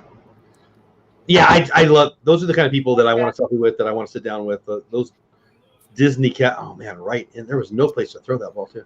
Jenna says hi, Mama Mouse. Hi, Jenna. Mama Mouse in the house on the couch. Yeah, I'm trying to stay out of trouble tonight, and I'm not doing a good job, Jenna. No, I'm in trouble. Because you were not single in 22. Let's be clear. I'm going to hear about this for a week, right? I need to take her for a car ride, then she can yell at me about driving. I feel like that was an easy one that you could have beaten there. But it was just the idea. It wasn't. He wasn't talking specific. It didn't actually. There wasn't a thing. I'm gonna. Sure he is. No, he's trying to. He said I feel like I'm doing it poorly. What was not a thing? Here, do you want to hear what's going on? Kelly's a good guy. Be nice. How about that? What? Huh? What? Orlando guy. Hold on. Okay. Yeah. Ride of the resistance tips. Number 1, shut up. Number 2, ride. Shut up. I love you, the Orlando guy. You know what? Shut up is not a bad word. So if you guys think shut up is a bad word, yeah, you're a snowflake. Feel free to leave a comment down below. I am okay with it. We adopted 2 of our daughters, and I got one at 4 and one at 6. Little sweet Samantha, who is now giving me my second grandchild here soon. She was 4 years old and the cutest little thing. And I say shut up, not mad. Like I'm like shut up your face is my favorite song ever from the 70s. I say shut up. I'm not. Oh, bummer. Oh, he hurt himself, it looks like. And so like day 3 of adopting this sweet little girl, and my wife says, now you need to understand shut up is a bad word. I'm like, you need to understand that it ain't. What are you talking about? I'm not, if I'm yelling and I'm mad and I yell shut up, but I've never done that my whole life, I don't think. That's funny. I don't know. There you go. We just need to get DoleWhipDad a shirt that says hashtag shut up. Yeah, I would wear that. Such a face. Oh my gosh. Your Bears, your Bears, your my Bears, your Cowboys are doing a good job defending, but they are in danger of being behind by 2 scores. Yeah, we're gonna pick this and run it back for a touchdown. Yeah, downscale. I might. So I'm now a member of Creatorly, and I've sent in some requests for logos. I might throw. Oh, is he hurt? What happened here? Did he come down poorly? I might do that downscale because I would wear it. I just want to know what's going on at Jenna's house right now in the background. Yeah, right. I mean, she's got the Bears fan there. Yes. And he's welcome to come on if he wants. Willie says this live stream needs more Tinkerbell. Tinkerbell, also known as my favorite Chiefs fan. Don't take it personally, Kelly, but whatever. Hello. Hello. How are you? Just living the dream. I love that. So how was your guys' Thanksgiving while we're on a break before my I almost said my Bears. You almost screwed me up there. Oh, so close. I almost had him. You did. Like you did that one of those Bugs Bunny things. So Thanksgiving was amazing. And actually, our Thanksgiving meal was on spot this year. It was just, it's always really good at my in-laws. My mother-in-law can cook. Well, she must be in the stream because I have a mother-in-law and I never say things that nice about her. Oh, I like my mother-in-law. So I like my mother-in-law too. Jenna and I thank you for being here. I was going to say, I bet you were up early. Everybody say goodbye to Jenna. If you don't know Jenna from Resort TV 1, get a life. Check her. Get those ones. Get over to their channel. Please check them out. And subscribe to their. See, I did that for you. Just went over 78,000 this last week. I saw they were right on the edge of that. That's amazing. It is. It's amazing. And they do great stuff. You want to talk about some of the best content out there, best family-friendly stream. And more than that, they're nice people. I love that. That's right. They are. Jenna, love you. Thank you for everything. See you Friday. Well, tomorrow's Friday. See you tomorrow. Did they announce where they're at tomorrow? Are they doing something tomorrow? What should I know? I don't know. We'll have to see. Well, I'll be there. Okay, I'll be there. We'll be there. Can I take this opportunity to discuss football fashion? Because whoever did their uniform with this Pippi Longstocking striped socks. Really? Oh, hey, they got a touchdown. So wait. They're saying it was a touchdown, though. Why is Jalen acting like he thinks he stripped it? So we're going to see what happens here. They're going to look it over. See, that's what you get for talking about fashion. Ah, no. Tomorrow morning. All right, there you go. Tomorrow morning. Wake up and watch that. All right. So subscribe to Resort TV 1. Click that little button. Get over there. They are seriously some of the best peeps. Amazing. Oh, that's a pick. Wait. Catch. Ooh. Oh. Like I'm not even. I am rooting for the Cowboys, but that is not a football move afterwards. That's a fall down and Jalen takes it. Yeah, kind of. Can't tell anything on that replay.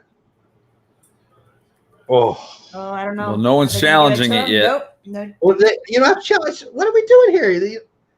What are we doing here? It was a scoring play. Wow. Too late now. 17-7 with 10 seconds left in the first half of the game. Jeff, who are you rooting for? Are you asking him really? I am. I know he's confusing me. Bears, Cowboys. I'm not sure who he's rooting for now. Right. That. Chemo. I'm not sure about that one. Chemo says, "Woo." I don't want to agree with anyone talking about fashion or making fun of who I'm rooting for, but those helmets are pretty ugly. Those helmets are really ugly. The helmets, dude. Look at the socks. Chumo's happy. Chumo's fun to say. Socks. It's like a Pippi Longstocking crew. So I'm at work today, and I'm wearing my Kermit the Frog socks because Kermit the Frog's awesome. I love Kermit. I do too. And one of my longtime great employees, I love her to death. She's awesome. And my wife's there, and she pulls her aside, and I don't know what she says, and I don't care. And I get in the car, and wifey sits down in the car. She says, "I got to tell you what Regina said." I'm like, "What did Regina say?" She said, "How do you walk around with him when he's wearing those socks?" So I'll be buying her some crazy socks for sure. There you go. Nice. You know what she's getting for Christmas. She wears crazy socks too, all the time. So That's I'm guessing she was joking. But Chumo says Team Candy Cane. halftime. Jonathan says, "I don't care." Oh, Tracy. Did you hear what happened to Tracy? Oh, no kidding. Tracy, who's in chat, Yeah. Yes. I'm gonna need more information. He broke Got a two of owie. his fingertips. Oh, I did. Yes, I did. Ow. I think don't do that. Like, I'm not a doctor, but here's my advice: don't do that. Safety first. Yeah, I mean, I think Kelly will have better, more professional advice. I would, I'm not sure exactly what you did. I know it had something to do with coldness. Well, I gave him my professional medical opinion. I just did too. What was yours? Mine was it will stop hurting when it quits. That's right along. That's right along the lines of mine. Okay, downscale. $2 super chat. Sumo says, "Team Candy Game." Oh yeah, Yeah. I don't see that, but thank you, sir. What? Yeah. What did you say? Oh, there it is. That That was weird. Yeah, that's And it's like, there's like 4 other things. Downscale. Thank you so much, Pippi Longstocking. Fucking crew. Downscale's coming back. Pippi Downscale, Longstocking. you are cracking me up. Thank you very, very much. I appreciate that. I'm always honored. Always fun when downscales in the chat. Always. Yeah, that's funny. Yeah. So you know what I didn't do thinking about halftime? I didn't look at my picks. I have no idea. I don't even know who else is playing this week. It's a good thing that you got me. Yeah. I mean, So snowblower incident. Oh, Tracy Banks. yeah, he was checking the speed. I knew it was something about coldness, and I don't know why. He was checking the speed of the blades on the snowblower. Fast enough is how I'm going to go with Yeah, it. and for some reason, wow. we just lost. What is going on in this world? I didn't touch. Oh, Right, Tracy? Quit pushing buttons. Preston, what's going on, Preston? How are you? Preston McDevitt. Hello, sir. How are you? I don't understand your question. Great to see you. Let's see here. So, Jeff, here's what we got. We got the Atlanta Falcons versus the Carolina Panthers. Oh. Where? They're playing in Atlanta. Atlanta's been better lately, so if it's in Atlanta, I go with Atlanta. Neither team's playing for anything. McCaffrey's a stud. Ryan has certainly looked better. If I were either team, I'd want to lose and get better draft pick. They're not going anywhere. What say you? I'm going to say the Falcons. They have been playing better lately. Yes, they have. Panthers, didn't they just lose their coach? Yeah, I think they did. Ron Rivera, you're right. Downstairs with Penn and Taylor. I love Penn and Teller. If you stay in the hotel room with me, which would be weird, but if you do, I'm doing a Penn and Teller gag that I know. I love that kind of stuff. Oh my gosh, Jeff. I mean, you never know. You never know. We go down in Disney. I'm easy. All right. Next. Tampa Bay Buccaneers versus the Indianapolis Colts. Oh, Jenna just left and Steve's not here. So I'll take the Colts. If they weren't here, I might take Tampa Bay just to annoy them. It's in Tampa. I'm going to take the Buccaneers. Yeah? I don't know. I here's what I know about that division. I have no idea. That division is hard to figure out.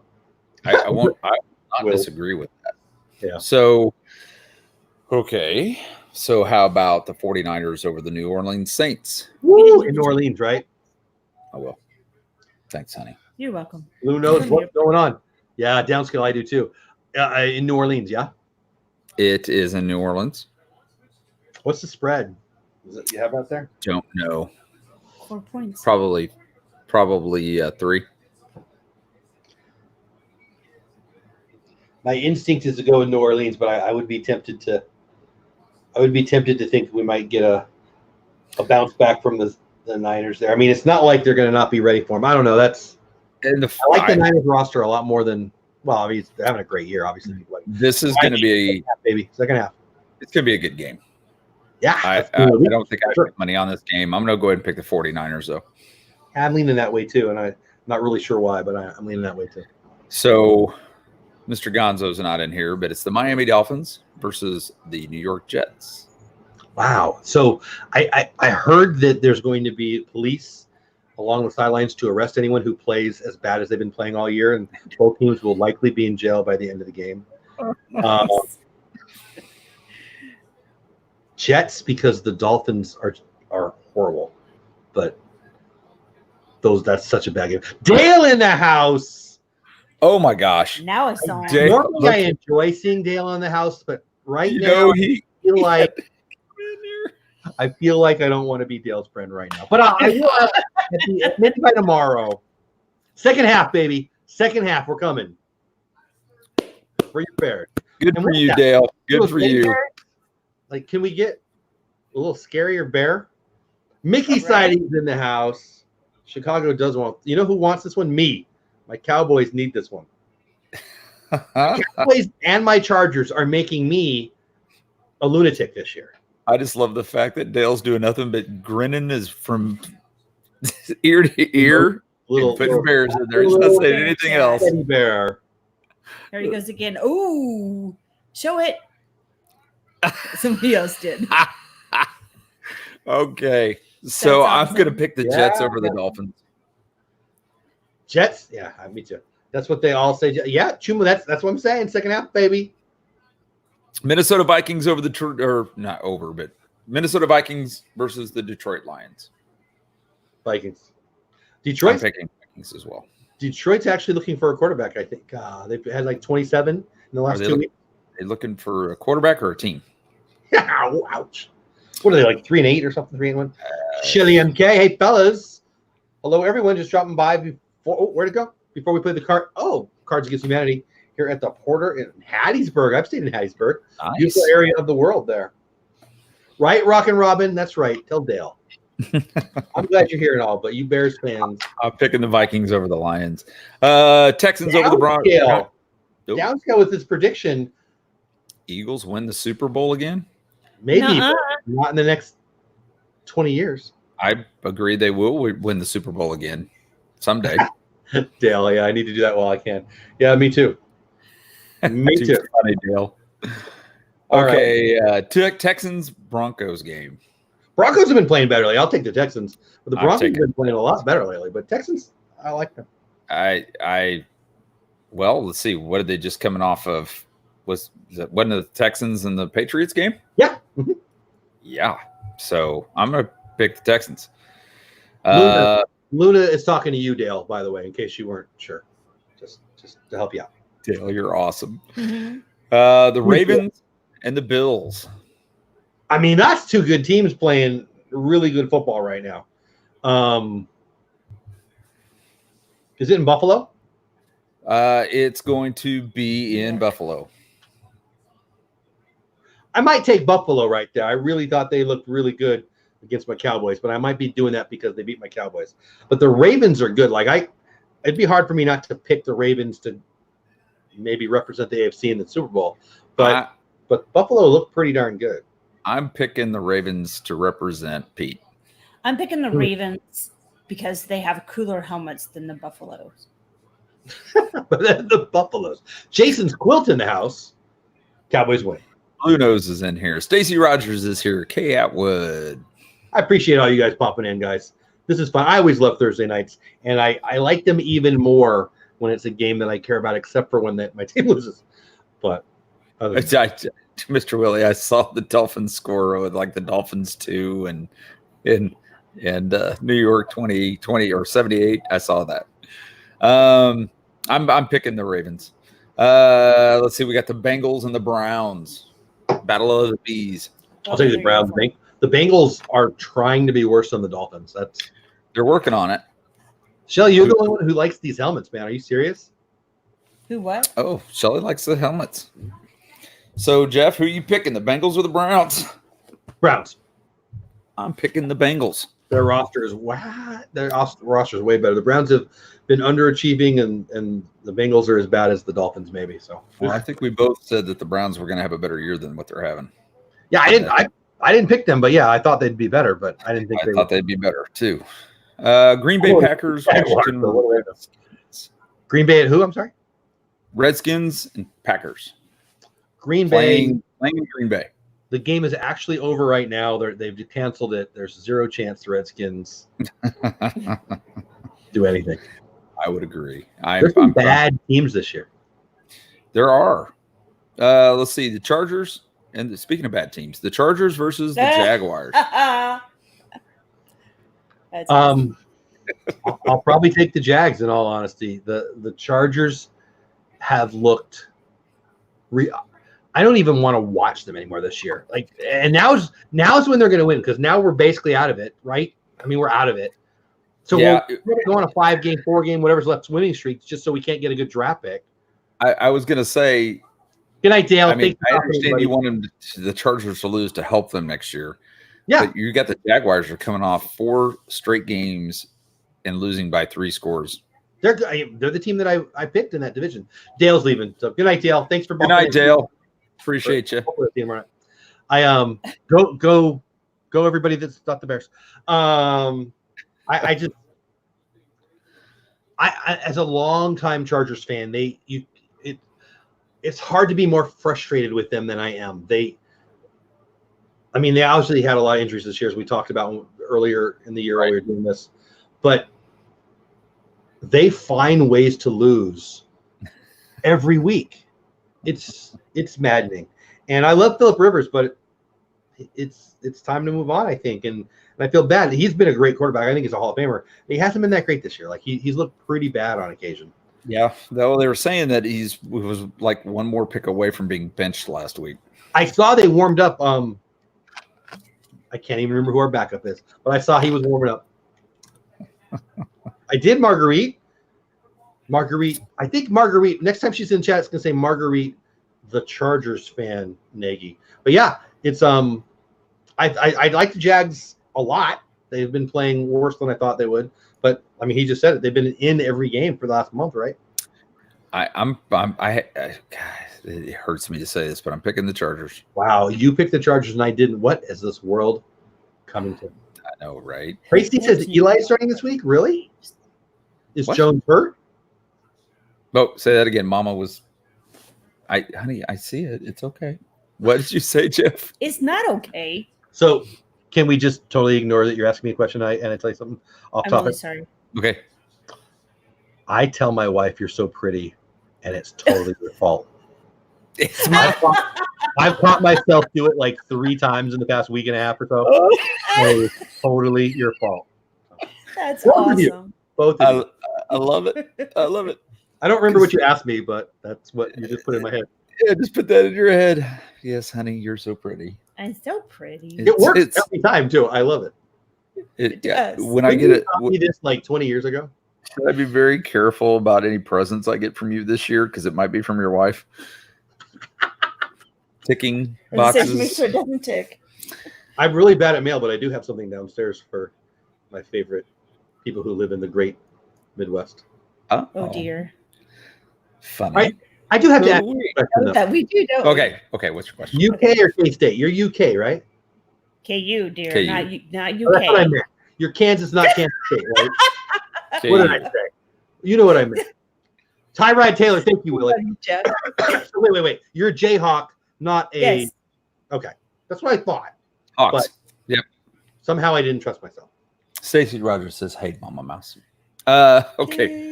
Halftime's almost over. Hold on. Let's finish this up real quick. Yeah, because somebody made a big old typo mistake. Jeff, you're so pretty. I think so. Titans over the Raiders. That's what I got. I've got the Titans beating the Raiders. What do you got? Downscale, whatever. Titans.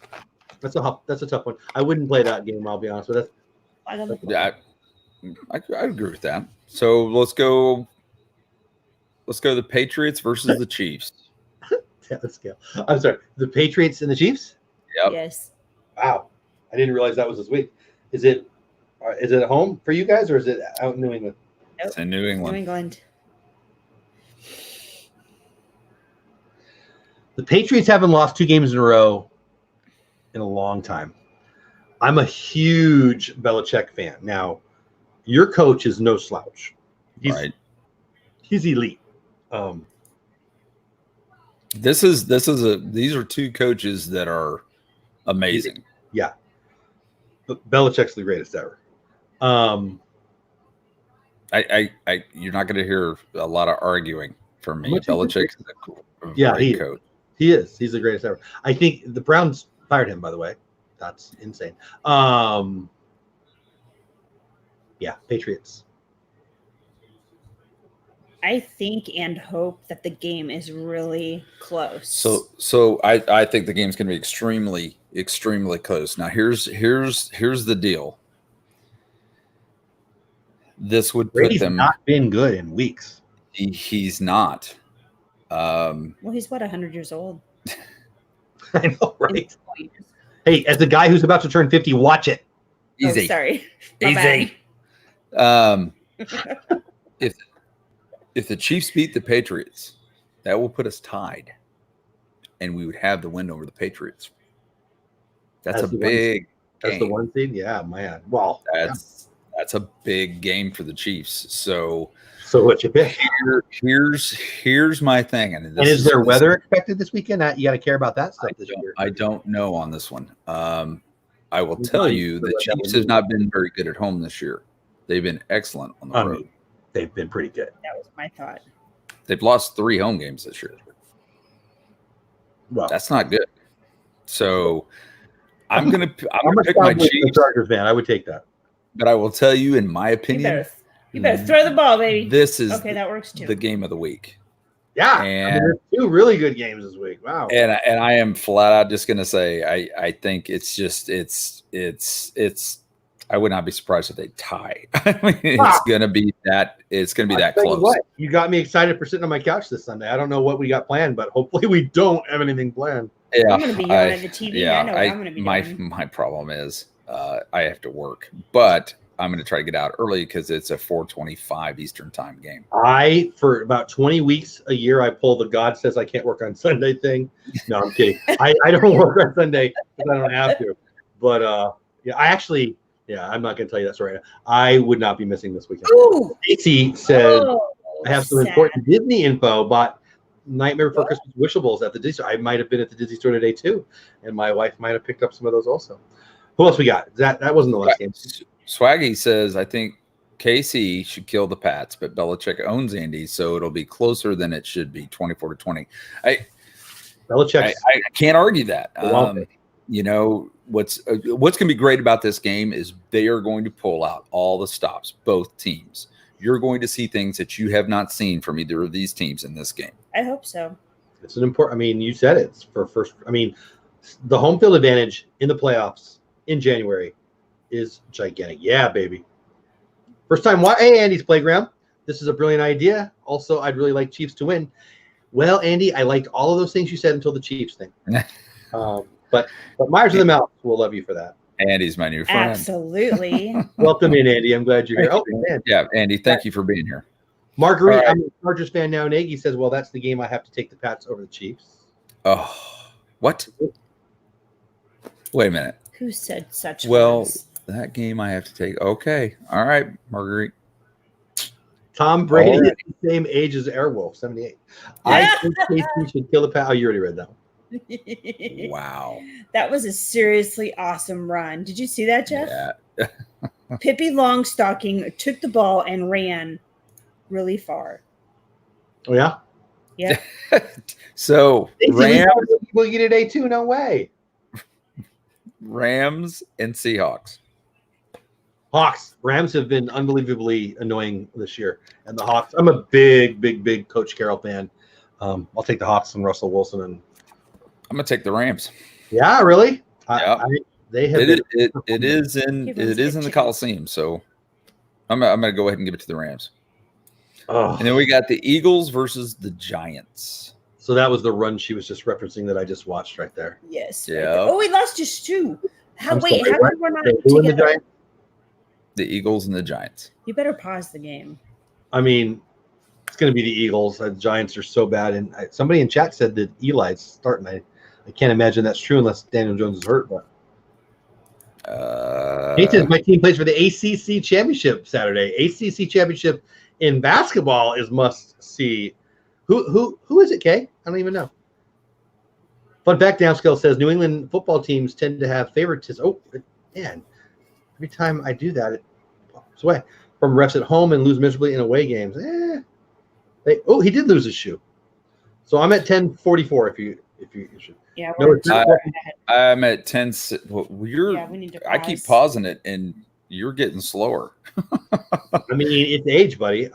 He did really fly right out of a shoe. Yeah, I wasn't that fast back in the day. I'm really slow now. I know we're talking about 2 different things, but Eli is likely to start against the Eagles. Why? I don't know. Says the Giants will be likely starting Eli Manning at quarterback on Monday against the Philadelphia Eagles. That makes no sense unless Daniel Jones is in a walking boot after suffering an ankle injury. Yeah, it was Tracy. There you go. Oh, okay. There you go. Yeah, so, it was Tracy. There you go. What, Eli Manning is a second string quarterback? Yeah, Willie's saying Jones is hurt. Oh, Clemson versus Virginia. That's right. Clemson's good, Kay. I love that Trevor Lawrence kid. First of all, he can marry one of my daughters. And second of all, he is going to be one of the best quarterbacks. I love him. I love his upside. Isn't that sad about Tua? Did you see that Tua did not have insurance and they're not sure what he's going to do now and all that? Don't know. Tua, the quarterback from Alabama, what did he break his hip, I think? That was a weird play. Wait, you're like pausing through the whole football game. So I'm at 9:24 right now. Oh, yeah. I'm like way out now. Questionable return. All right, let me see where we're at here. Oop. Right, Stacy? We're missing a Jeff. Hey, he's down there having fun. All right, I'm at 9:16. I'm at 9:04, 9:03, 9:02, 9:01. Wow, I'm ahead. I've never been ahead of you guys in the games. Okay, now I'm at 8:55. Now I'm good. Yeah, 8:55 right now for me. 8:55 exactly. Cool. Luna, you guys, Tony Romo is an excellent commentator. So I'm a big Tony Romo fan. I thought he was way better than most people thought he was for most of his career, frankly. And as a commentator, he's even better. He's the best. Tracy says Eli was benched earlier this year. Eli Luna says 8:05 here. Well, Luna, there is going to be about a 20-second delay between what we're seeing and what you're seeing if you're both live, just because of the delay of the YouTube stream. So, did he like totally just duck from getting hit with the ball? It's no fun getting hit with a ball. Ooh, flag on the play. I do. Luna. Jeff, what are your Cowboys doing? You're killing me here. I'm going to quit picking your Cowboys. Yeah. Pass interference right there. Yep. I got to be honest. I still feel like we're going to win this game. Oh, yeah. That was pretty stupid. That was pretty blatant. We can't give up a touchdown, though. So. Stacy says, words no Eagles fan has ever said. Romo is the See, no Eagles fan can say it. Come on. Romo was awesome. Andy knows. Awesome. Phenomenal commentator. Right? If you could be a quarterback in the NFL or a commentator in the NFL and golfing every week, which one would you pick? I would take Romo's job, and I would love to be a quarterback. So I couldn't be a commentator because I wouldn't be family friendly enough to. Oh my God! Something tells me if this keeps up, we're going to see Dale again tonight. I'm just saying. All right, Bears fans, I don't want to hear it. Yeah, there we go. Nate, see, blue nose, and yes, Tracy. I would agree. Hashtag Pippi Longstocking. Lena is here. Hey, Lena. Rocks. Hey, Lena. Hello, Lena. Wow. And that, boys and girls, is how Pippi Longstocking makes touchdowns.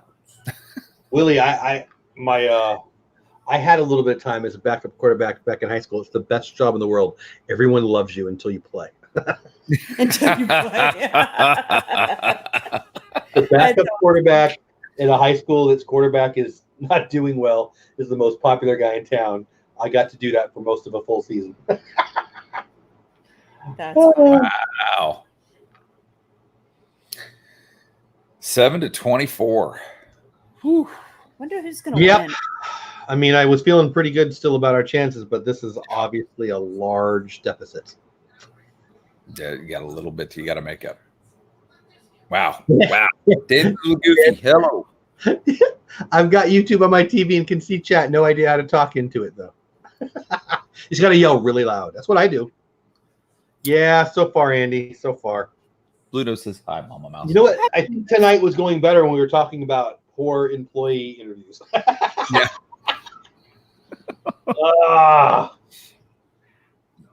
So I'm going to put on something my wife got me. Uh-oh. Yeah. Please tell me it's not lacy or anything like that.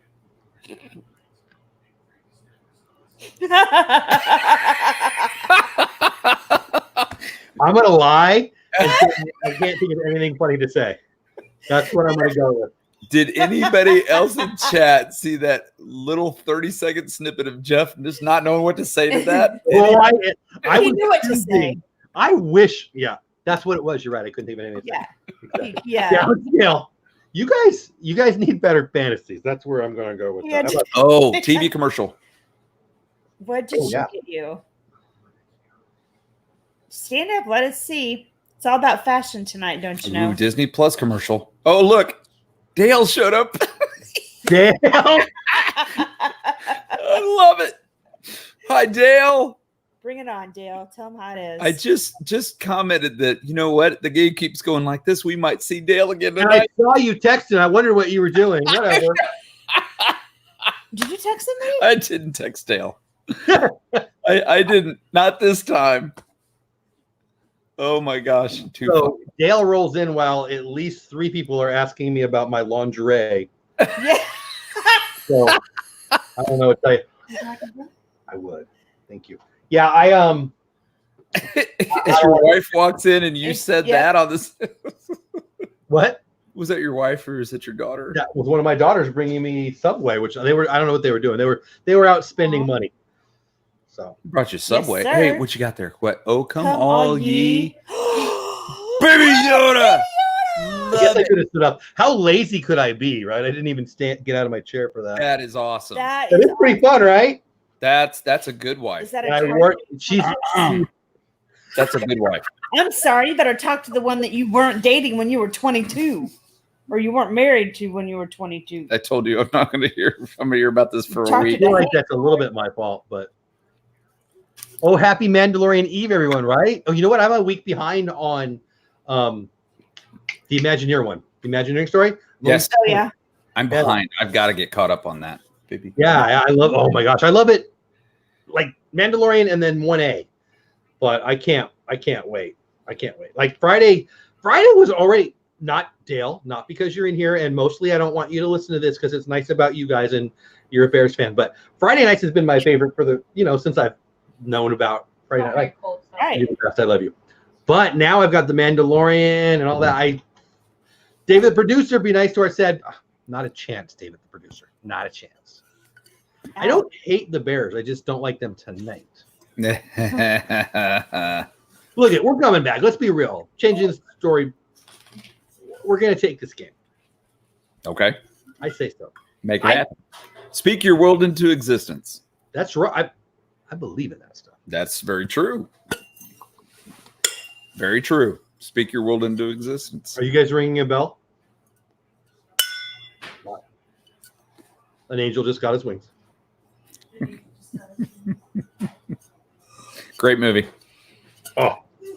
Tracy says, Stacy, I cannot watch The Mandalorian with my wife and Kinsey anymore. They have to stop me every time Baby Yoda is on the screen, and then I have to rewatch the scene.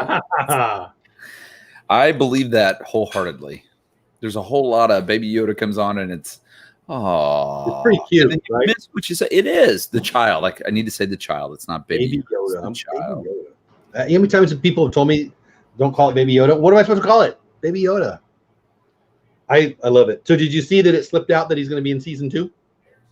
No. Brandy and Dave, I am. No, but we were talking today. Welcome in, guys. Jeff was asking at the park when they were going to come out with the child merchandise, and Disney said it would probably be May. So I might talk to my local Disney store more than I should, and they're shocked that they don't have any yet. I am. How did they miss this one? Disney's good about stuff like that. How did they miss it? Dave Filoni actually thanked Disney for missing it because they asked them, because that's where these kinds of things come out, the merch, right? Right. Some 19-year-old at Target lets it out that Baby Yoda's a thing because they got 500 Funko Pops that they can't put out yet. And so that was for the fans. We need to say thank you for that because we all had that moment, like, right? Yeah. It was amazing. Anyway, Brandy and Dave, welcome in, one of our favorite peeps. Brandy and Dave. Hey, guys. Get over there, give them a sub. They are awesome. Oh, Yoda's please. only Yoda. So just Last I looked, and I haven't checked, we got to look, but they are 8 away from 2K. Brandy and Dave? Yes. Really? I'm going to look right now. I Get want to see over where there, you're at. people. Brandy and Dave, they got a great channel. If you're new here, Dave Producer, I bet you get over David Producer, my friend and an awesome dude. Get over and give Brandy and Dave a look. Give them a subscription. You'll love them. Their greatness. I've often said I need to get Brandy and my wife in the same lounge at Disney. That's for Dave, right? Or I don't, and because we might never get them. There's a lot of things that I see in common. They are not quite there, but I am going. I don't know if I can see it anymore. I used 5 to be away right now. Dave just said it. I'm assuming it's Dave. How many? 7 away, guys. If there are 7 of you that have never checked out Brandy and Dave, please go check them out. They are amazing. Let's give them some support, please. Love those guys. You know what? This is the time of year for so many things, but I always do goals. I'm a big goals guy, and Mhm. And my YouTube channel, when I do goals for my YouTube channel, I'm looking at last year's goals, which ones I've achieved, which one I haven't achieved, and I'm thinking about them for next year and blah, blah, blah. And as I do that, it makes me more in tune with other channels and my friends, you guys, Brandon, Dave, people I like, people I follow. We've all had such a good year, haven't we? Like just from the YouTube growth standpoint, I'm ecstatic on where my channel is compared to where it was. And I see all these other people that such growth. I don't know. I think we're all just amazingly blessed. I'm having so much fun with this.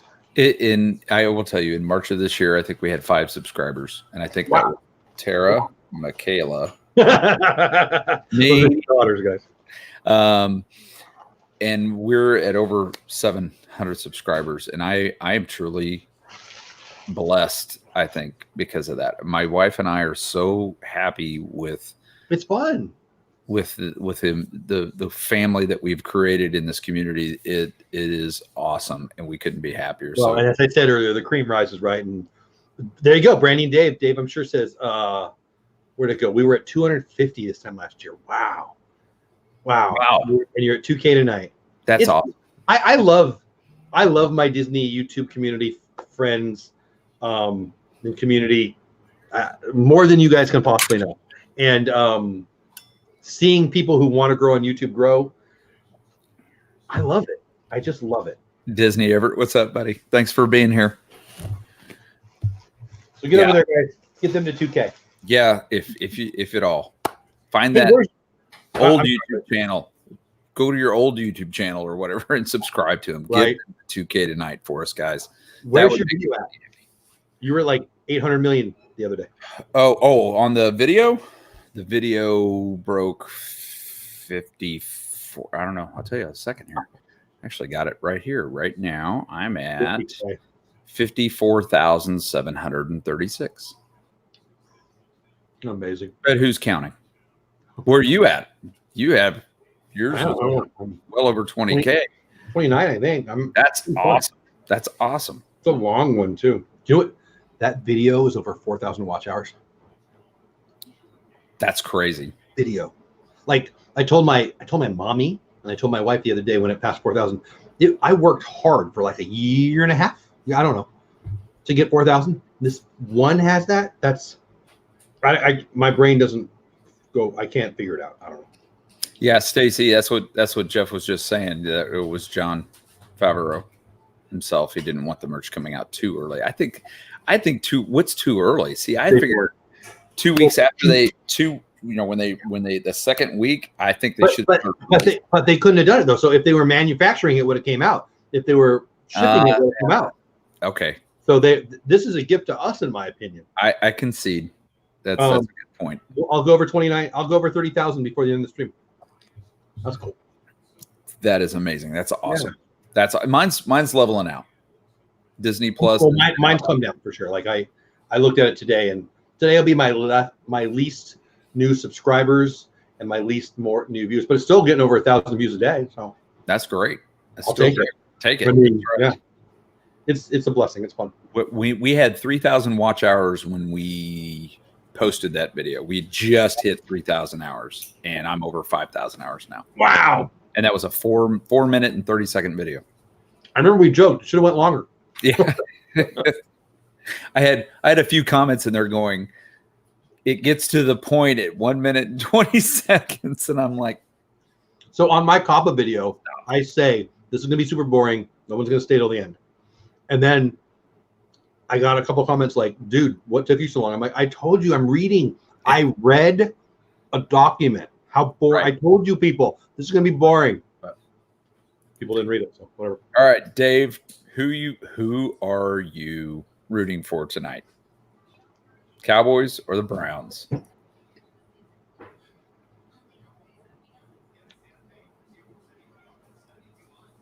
Jeff's video is the best. Yeah, Dan Scale, I liked his video. I actually watched the entire video, just so you know. Well, thank you. I'm sorry. I'm not sure how to go with that. Oh, hold on. Give me just a second here.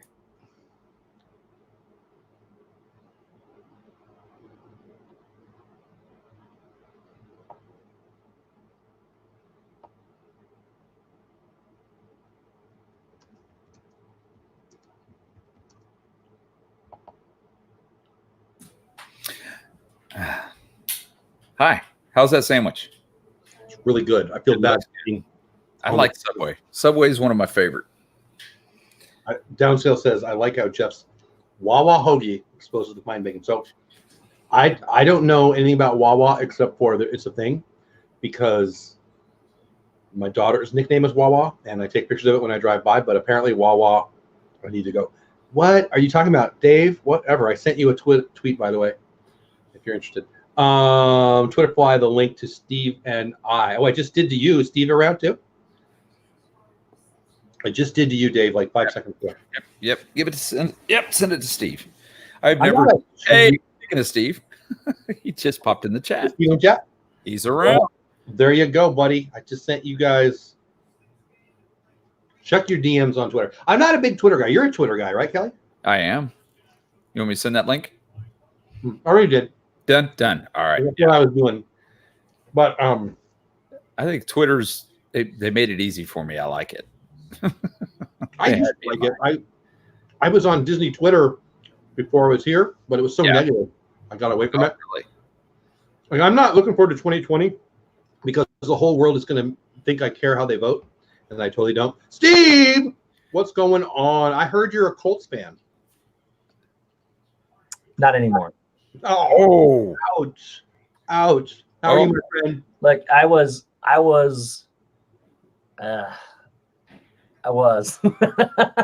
like they're making a lot of bad choices and things that I just don't like. And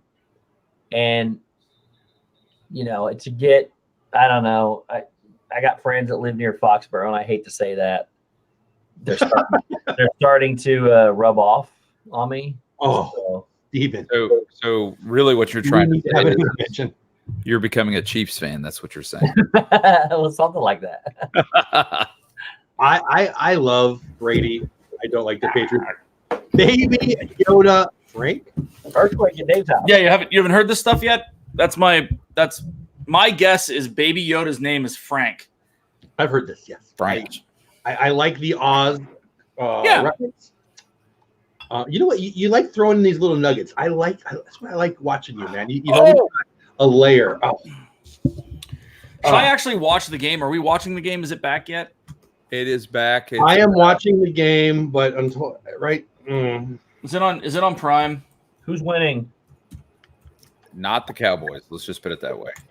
Hashtag not the Cowboys is I'm fine. glad I pulled all the Cowboys off my fantasy team then.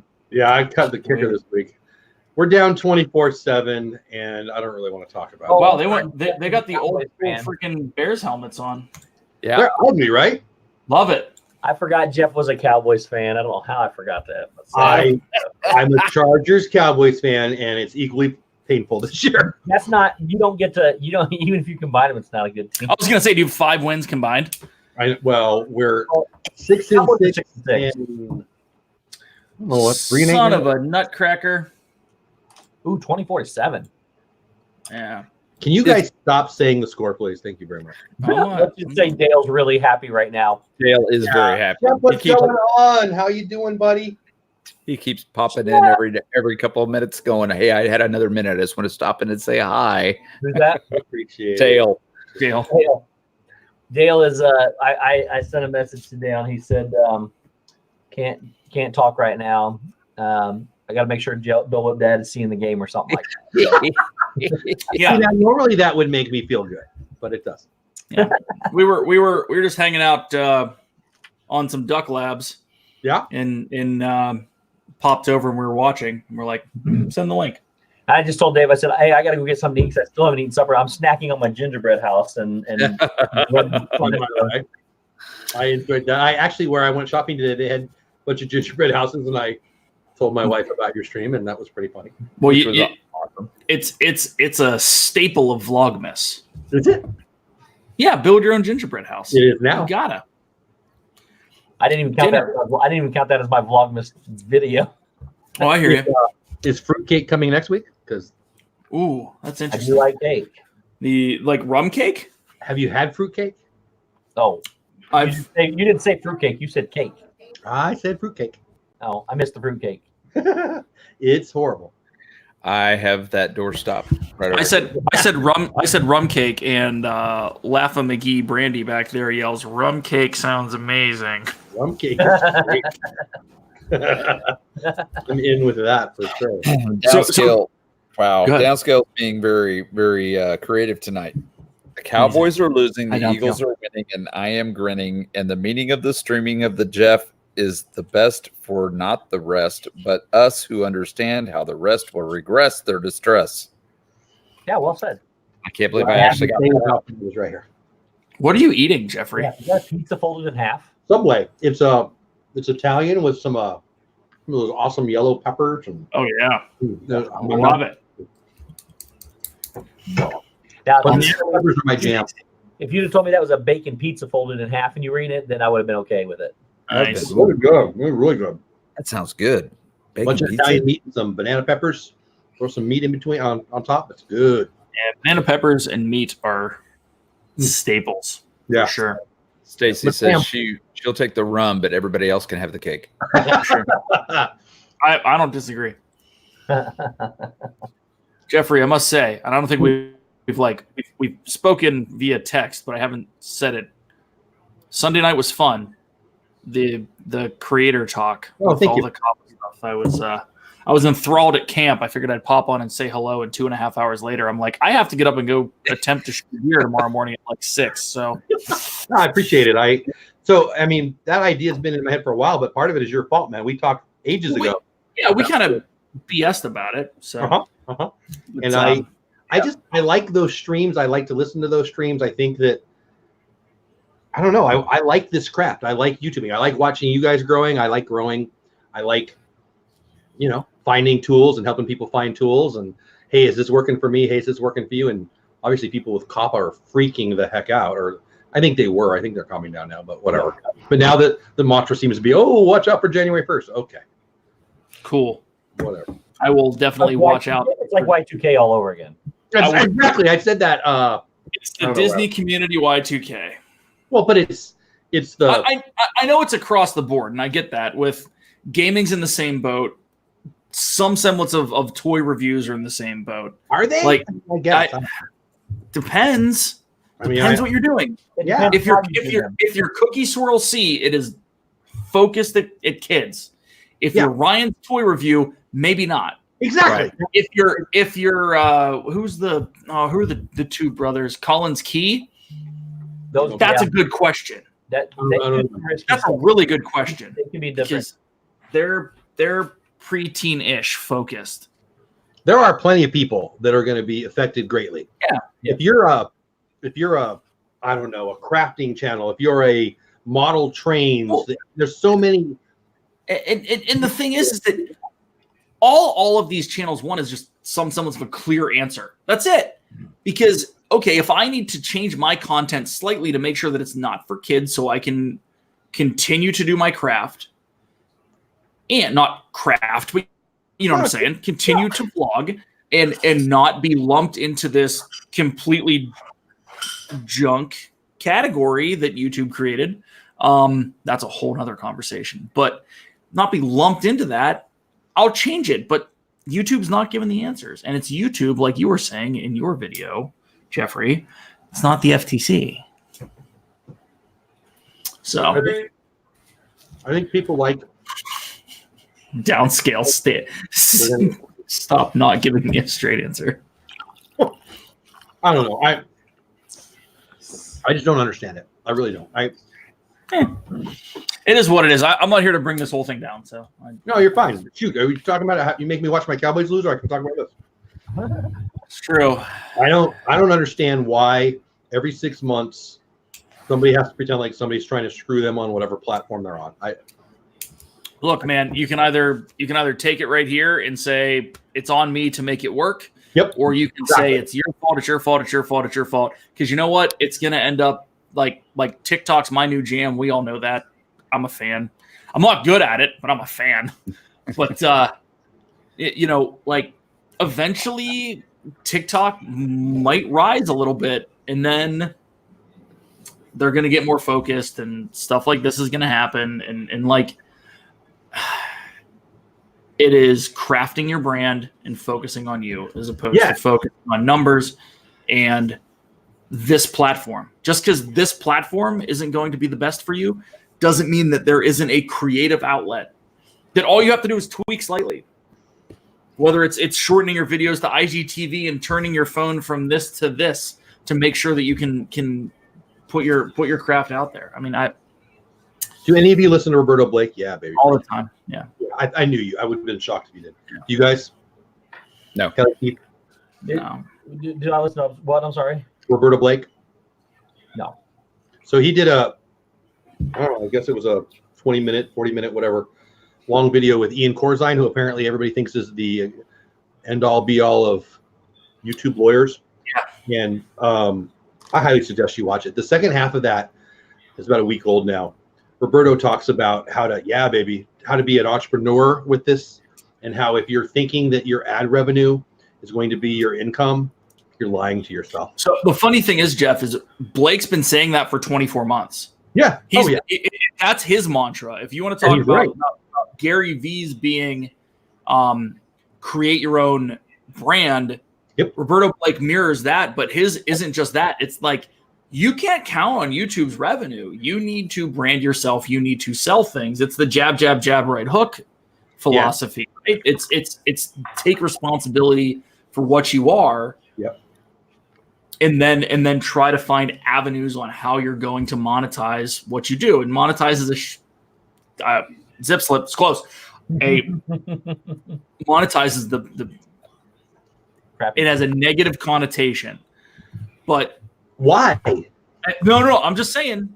I agree with you, but it makes it crazy. Before, but like it has a negative connotation. There's no reason to, because the amount of time that we all put into this. You know, if I could make this my job, I'd be happy. Will I? Probably not, and I will enjoy the heck out of it either way. So, if you enjoy the journey and get better at the journey, and enjoy the journey and get better at the journey, eventually it turns into opportunities that you can't even imagine. It's not about money; it's about being happy. It's of course not about money, but you know what? When they send you the check, you're gonna take it to the bank, right? Yeah. Yeah. I agree. And Jeff and I were talking about that earlier, Dave. That sorry, I missed it. We had our little moment earlier, and you're right. It's kind of like what Jeff's saying. Everybody blaming everybody else. It's somebody else's fault. There's curbs. You find out what the curbs are. You work within the parameters of the curbs, and you can still be a person that produces and puts stuff out there. So you may have to tweak some things. Tweak it.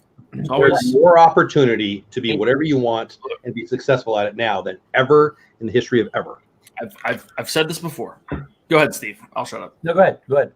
All I was going to say is YouTube is not going to be YouTube in 5 years. And it's not me, like, it's not some prophecy, but here's the deal. Audio is going to overtake this, because right now the least friction that you have to do anything is via your Alexa. But right now you look at it as, oh, I can add something to a list and make it play music. Cool. At some point you're going to say, Alexa, get me a pizza. And whether or not you say get me a pizza or get me a Domino's pizza is going to determine what pizza comes.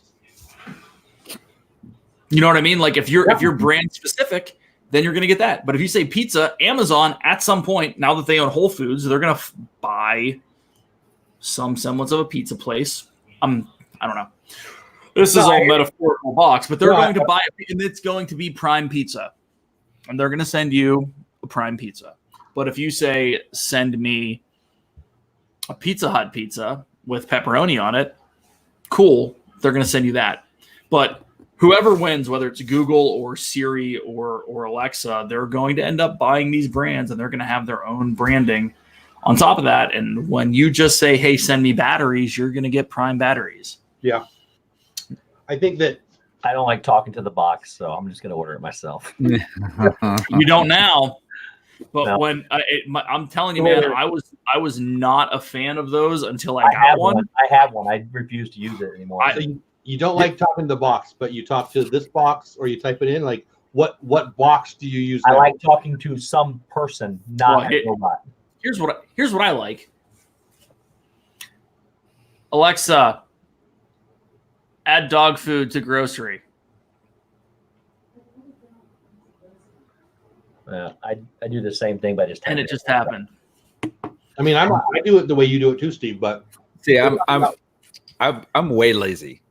Okay, Also, Google, turn off the living room lamps. see, I haven't even set that up yet. Boom. Love it. Same boat. Alexa, shut down. Never mind. I'm not in the room, so that'd be bad. I read an article, I think it was yesterday, about 5G and AI. Yeah, baby, touchdown. And who? For who?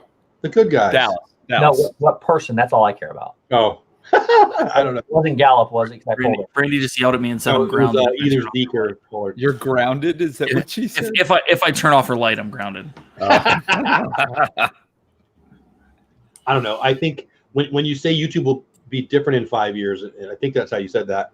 Of I course said it it will. was on, but okay. Well, He said it was going to be gone. you don't really think it'll be gone, do you? No. I disagree. I think it's going to be even bigger than it is now. I do too.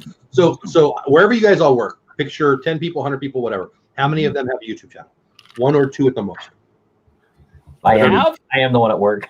from a creator standpoint, or from a I watch YouTube. My Even kids watch. sign in. Less than 2 out of 10 Americans who have the ability to are even on now. Yeah. Yeah, I'm with you. I'm not saying it can't grow. I'm just saying that will it be the platform for creative outlet? Who knows? And that's up to them on how they roll with policies. It's the same thing with TikTok. It's the same thing with Instagram. I mean, Snapchat almost killed Instagram until they added the story component. Instagram killed Snapchat by becoming Snapchat and more. Well, that's what I'm saying. Snapchat was almost like, was close, man. And then they added the stories, and Snapchat, gonzo. Yeah. I mean, it's around, but same thing. I don't know. I think that there's plenty of platforms to have success on, to be creative, to raise revenue, to whatever you want to do. Like I got emails this week because of my COPPA video from seasoned citizens who deleted their channels because they were so afraid Right. of thumbnails. They didn't even watch the videos. Let's be real. They're asking questions. We're all headline readers now. Yeah, well, I agree with that. It's USA Today. We're all USA Today newspaper readers. And No one reads the USA Today anymore. My point is, it's just a headline and a graph. Nobody reads it. Right. Yeah. The problem is this, and some of these. This is where I agree with you, Jeff, as far as people blame other people, but some of them do actually have a gripe here because this is not a new law. We've been over this 100 times. This is a 6.5-year-old law the way it's currently written. It's been installed since 1998. The difference is YouTube is changing what they want you to do. It's taking out the middleman. It's either you make market for kids or you just, and it wouldn't even be that bad if they just said it's marked for kids. But they're taking the responsibility out and removing all notifications, all out of their algorithms. You can't even, they're not in the search engines. The only way people can find it is to go to your channel and find it. That's the problem these channels are going to have. So they do have a gripe with YouTube, not COPPA. COPPA's not changed anything. COPPA has not changed a single thing. Now they may, but they haven't changed a single thing. This is all YouTube getting their hands smacked because they did what they weren't supposed to do. And they're the ones saying, we're going to make you do it one way or the other. And then so what's the gripe? You said they have a gripe. What's their gripe? So the people that are normally, I'm like you, everybody always complains it's somebody else's fault. What are they doing? These channels like that do pander to children, they do have a gripe in the fact that that is what they do. For them to have to tweak it to be, that's a change in their audience because it is for children. And YouTube has really come down on them, making they're not videos shown anymore. I mean, you have to go find those channels to see their videos. I totally understand. I mean, those people have a gripe. What's the gripe? That this free service is not going to make any more money, therefore they're not going to put their resources into my channels? No, their gripe is that their channels basically no longer exist because they cannot. I totally agree with that. That's their gripe. Not because of anything else. It's because not even these ones that don't even have 1,000 subscribers. Their channel basically no longer exists because they can't. If they put a video out there, nobody will see it unless they go to that channel. Totally get it. So if they made a choice to have fun or create a business or whatever they did around providing content for kids 12 and under on a platform that doesn't even allow kids 12 and under to do it without parental consent, I would say that was stupid. Right. They made money off of Google not following the rules, and Google paid the fine, not the content creators. I think we need to be saying, thank you, sorry, because they profited off of Google's breaking the law. Google knew they were breaking the law. But did they know that, though? And eventually, they knew it would be a drop in the bucket, so they just made hay while the sun was shining. See, I'll be honest with you, I wouldn't have known that until this happened. It's been around for 6.5 years. I mean, now I'm not saying that some of them didn't profit like you're talking about, because that does happen 100%. But there are some legitimate channels out there that want to help educate children, that want to help, No doubt. I work with kids. I Exactly. I play YouTube videos every Friday in my classes. Yep. I'll throw a U.S. history video on at some point tomorrow in one of my 2 classes. And I'm apparently not intelligent downscale. but if you're making it to educate kids, I'll go to the channel. If you're making it to raise revenue, it's not going to happen on that platform because they can't make any money on it. Oh my gosh. Oh wow. Golly, this game. Yeah, so let's please keep talking about YouTube. So real quick, I want to change gears. Okay. This popped up on Twitter a few hours ago. I just saw it. So in regards to Rise of the Resistance today, Disney put out for people. Unfortunately, we cannot accommodate your boarding pass group. You will receive a Fast Pass Plus valid tomorrow for any attraction, including Rise, plus a complimentary 1-day park hopper ticket. Oh wow. Wow. Oh, Wow. So Dave, when I was listening to your podcast, Which one? 2 or 3 of them, Right. 2 or 3 of them, when you were talking about Galaxy's Edge with, I don't know, I don't remember who it was. Doesn't matter. Jackie? Or was that actually the Galaxy's Edge one with This is pre-Galaxy's Edge opening, and you, whatever. We were talking about what we're going to do, what they're going to, how are they going to manage this overflow of people, and it looks like it happened today. It looks like the breakdown happened. It looks like the overflow of humanity happened today. What say you guys? I think it's day one, and a whole bunch of people wanted to go and be there day one. I think that much like Smuggler's Run, it's going to even out. They're going to get better at it's streamlining and getting people through the process. They've had no practice. Minus cast members, they've had no practice. They weren't even cast member previews. They were just get through the line. Yeah. So what was the issue today? What broke down? I think that they needed to turn it off and turn it back on again. Just takes longer than your computer. Right.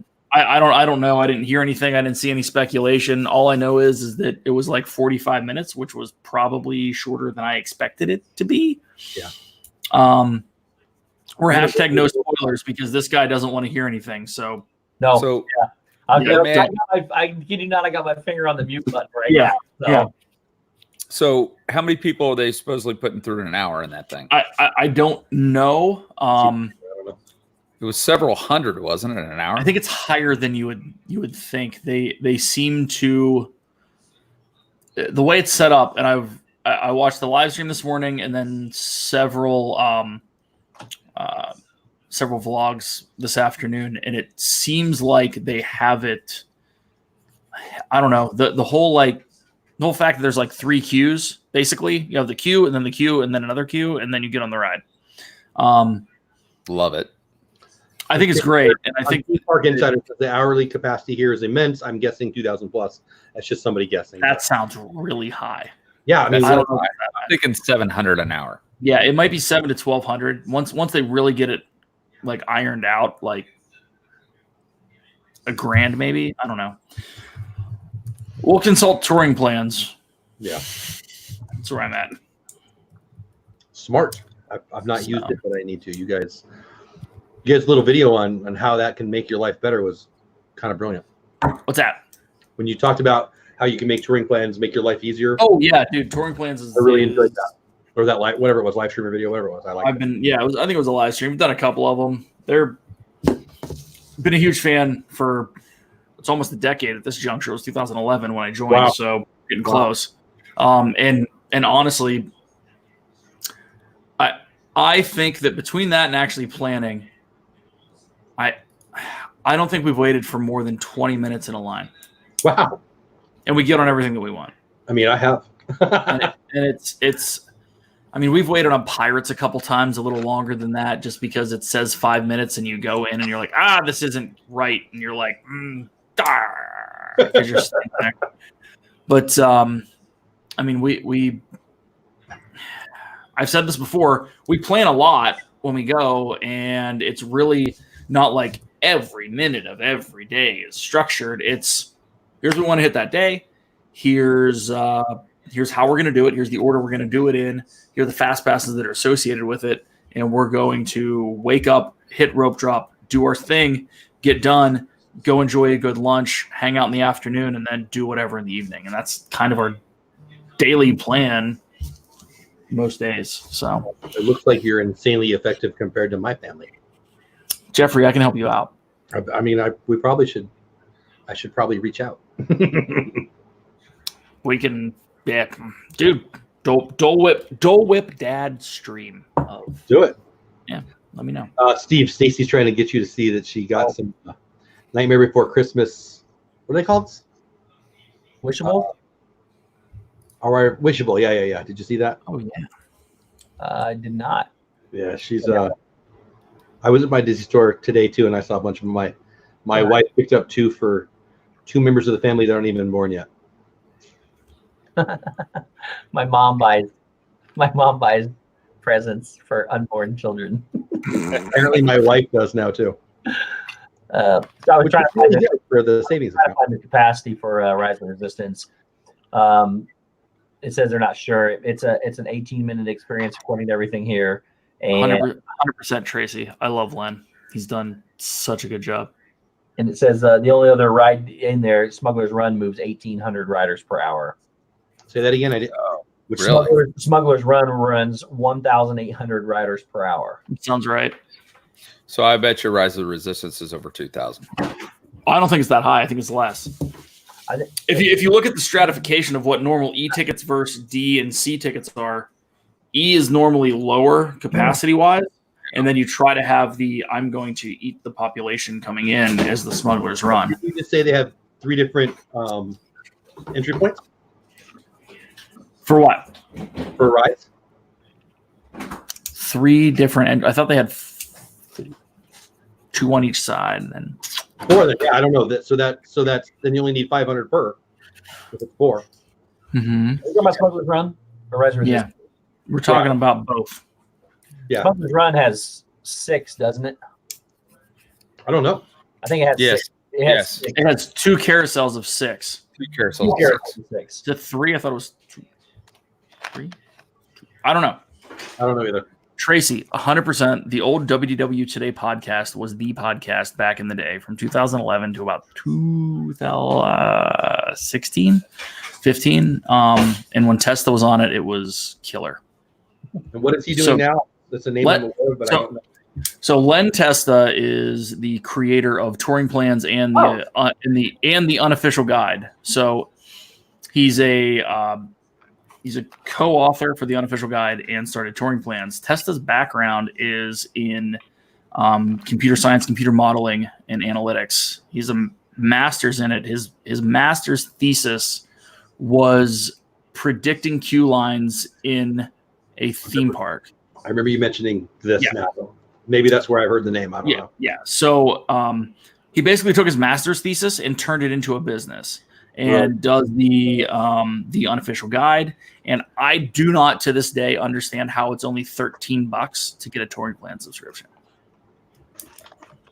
I mean, I really don't. It's a year-long subscription. You get access to everything that they have. Their pre-written touring plans and their customizable, optimizable touring plans, and the Lines app, which gives you what the actual wait times are when you're in there, because they take all the math and run it through their algorithms that they have literally sat there and sent people through and watched the numbers of people coming off and what, like, it's ridiculous, the actual analytics that you have going into that. And they're cool. Such a huge fan of the site. Always have been. But I just love the fact that it is truly entrepreneurial, where this was my master's thesis. Now that's really cool. It's my job. So how many people can say that it mattered at all after they were done with it? Well, not only that, but like he has, I don't know, a couple dozen employees. That's awesome. Yeah, I mean, they have the touring plans. How did you become aware of this person? WW Today podcast back in the day. Yeah. Which it's funny because, I mean, I know, Jeff, you listen to a lot of Gary Vee too. Like, he's preaching the fact that podcasting will be the next wave of what YouTube is, which is fine. Well, but audio. In audio in general, but in the Disney community, podcasting was well ahead of what the YouTube streets were, right? Podcasting was the way to get listening to podcasts before I was on YouTube. So yeah. I mean, I'm talking 2010, 2011. Before I was there, but still. You had the Diz, which has been around for that long. You have WW Today, which has gone through a second iteration, which I'm okay with. Whatever, maybe I'm just one of those homers for the old folks. But Be Our Guest podcast was around for a long, long time. I think they might be like 15 or 1,600 episodes, and they were doing 3 a week. So do the math. It's a long time. And the entry point to podcasting, there's less to learn to get good at it. It's easier to get monetized. I mean, there's a lot of advantages to the audio. Well, yeah, and it's the software is there as long as you can do the recording. You're good to go. What we're doing, creating videos and live streams, is more work than what a podcaster has to do. I don't believe live streaming is more work than a podcast. I actually think it's less. Really? There's no editing.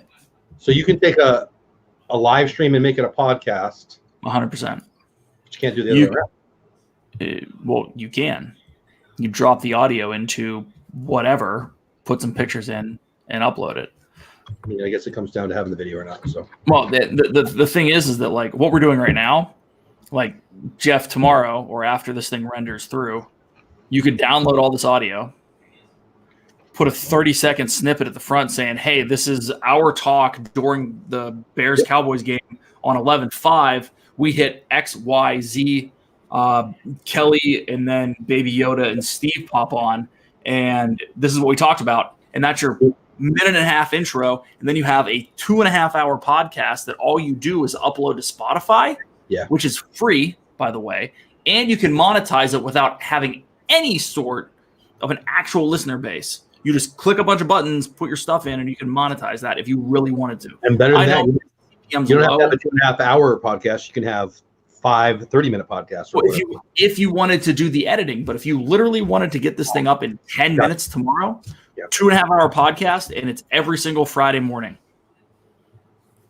Why don't more people do that? Why don't more people do that? Because they're lazy and they don't realize that it's easy to do. Yeah. Honestly, you take this, you drop it into Premiere.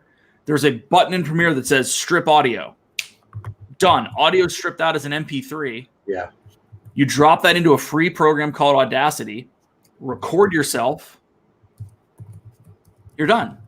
Yeah. More people like this guy that needs to do that? Yeah, agreed, 100%. But I've said this on a whole bunch of streams, and I'm talking a lot, so I need to shut up. No, but you don't. Like I've said this a lot. Like a lot of people are really concerned about what's coming down the pike, but you don't need to be concerned about what's coming down the pike. You just have to create more on 15 different platforms and see what hits. Yep. If your goal is to be a YouTuber, if your goal is to be a brand made for kids content creator on YouTube, you might have some things to worry about. If you're goal is to create things, have fun, and maybe have some benefit from it, there's plenty of opportunity.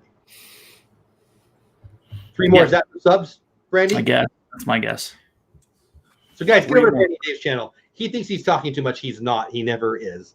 I love what you had to say there, buddy. But get over to their channel and get them to the big round number. I don't remember what you said. 2,000. 2,000 subscriptions. Close. So close. They need 3 of them. Get over. Come on, we got to have 3 people that can smash that button. It's free today, right? It's free. Subscriptions are free today. Okay. 100% free. Only today and every other day. Only today and every day, from now till eternity. But don't Until wait for YouTube tomorrow. charges- Do it right now. Until YouTube charges for subscriptions. YouTube is making a ton of money. Their content is mostly created for free by people they'll never meet. Mm-hmm. They're not going to go away until that model goes away, and it's not going to go away for quite some time. Well, here's my thing. YouTube is putting these stipulations in right now. Right now. They see the amount of ad revenue that they pulled in.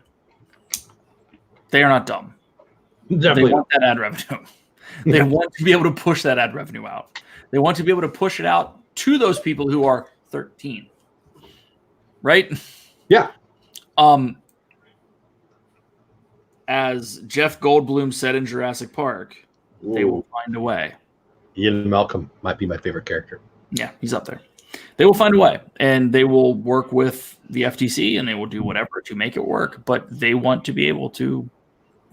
That's how they make their money. It's free. We're not paying anything. They're paying us. That's the thing. That's where I was going earlier. Like when people are mad because they're providing content on somebody else's platform for free, and they're going to share that revenue with us potentially, Mm-hmm. and they're mad at them because they changed their rules. I feel like that's a little myopic.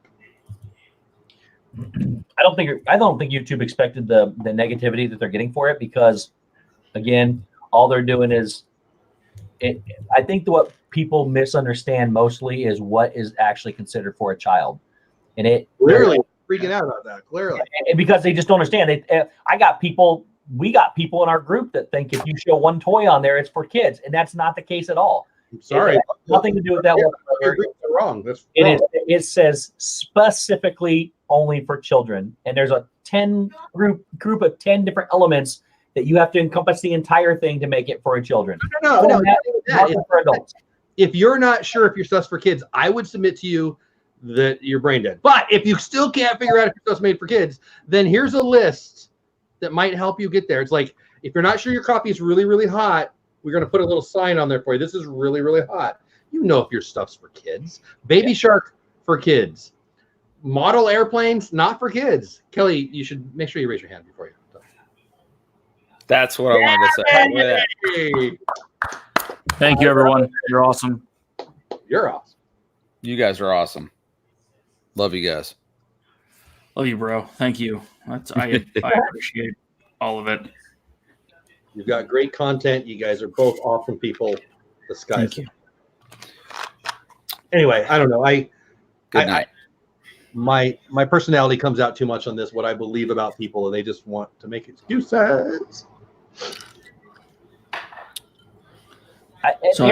the worst part. I don't think anybody needs to make excuses. I think they're all just they don't understand and they're over panicking and they don't have to do anything different because most of them aren't going to be for anything for kids. YouTube asked us to mark a button. Yeah. And everybody's freaking out because they don't understand the 6.5 year law that's already been in effect. They don't understand how it operates and they don't understand what for kids means. And this is where I get mad at some of my favorite creators are guilty of this. Those thumbnails that say, I was fined $42,000. I know a guy who was fined $40,000. No, you don't. No, you don't. You're a lying liar. Your first fence is not $42,000. That is for something like Google, who has violated That's there.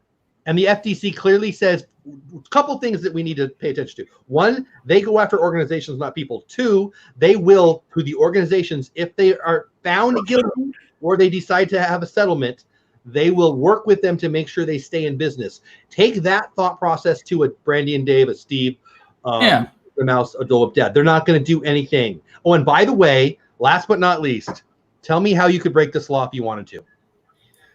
You can't because you're not collecting data. Correct. Bingo. YouTube's collecting data. Bingo.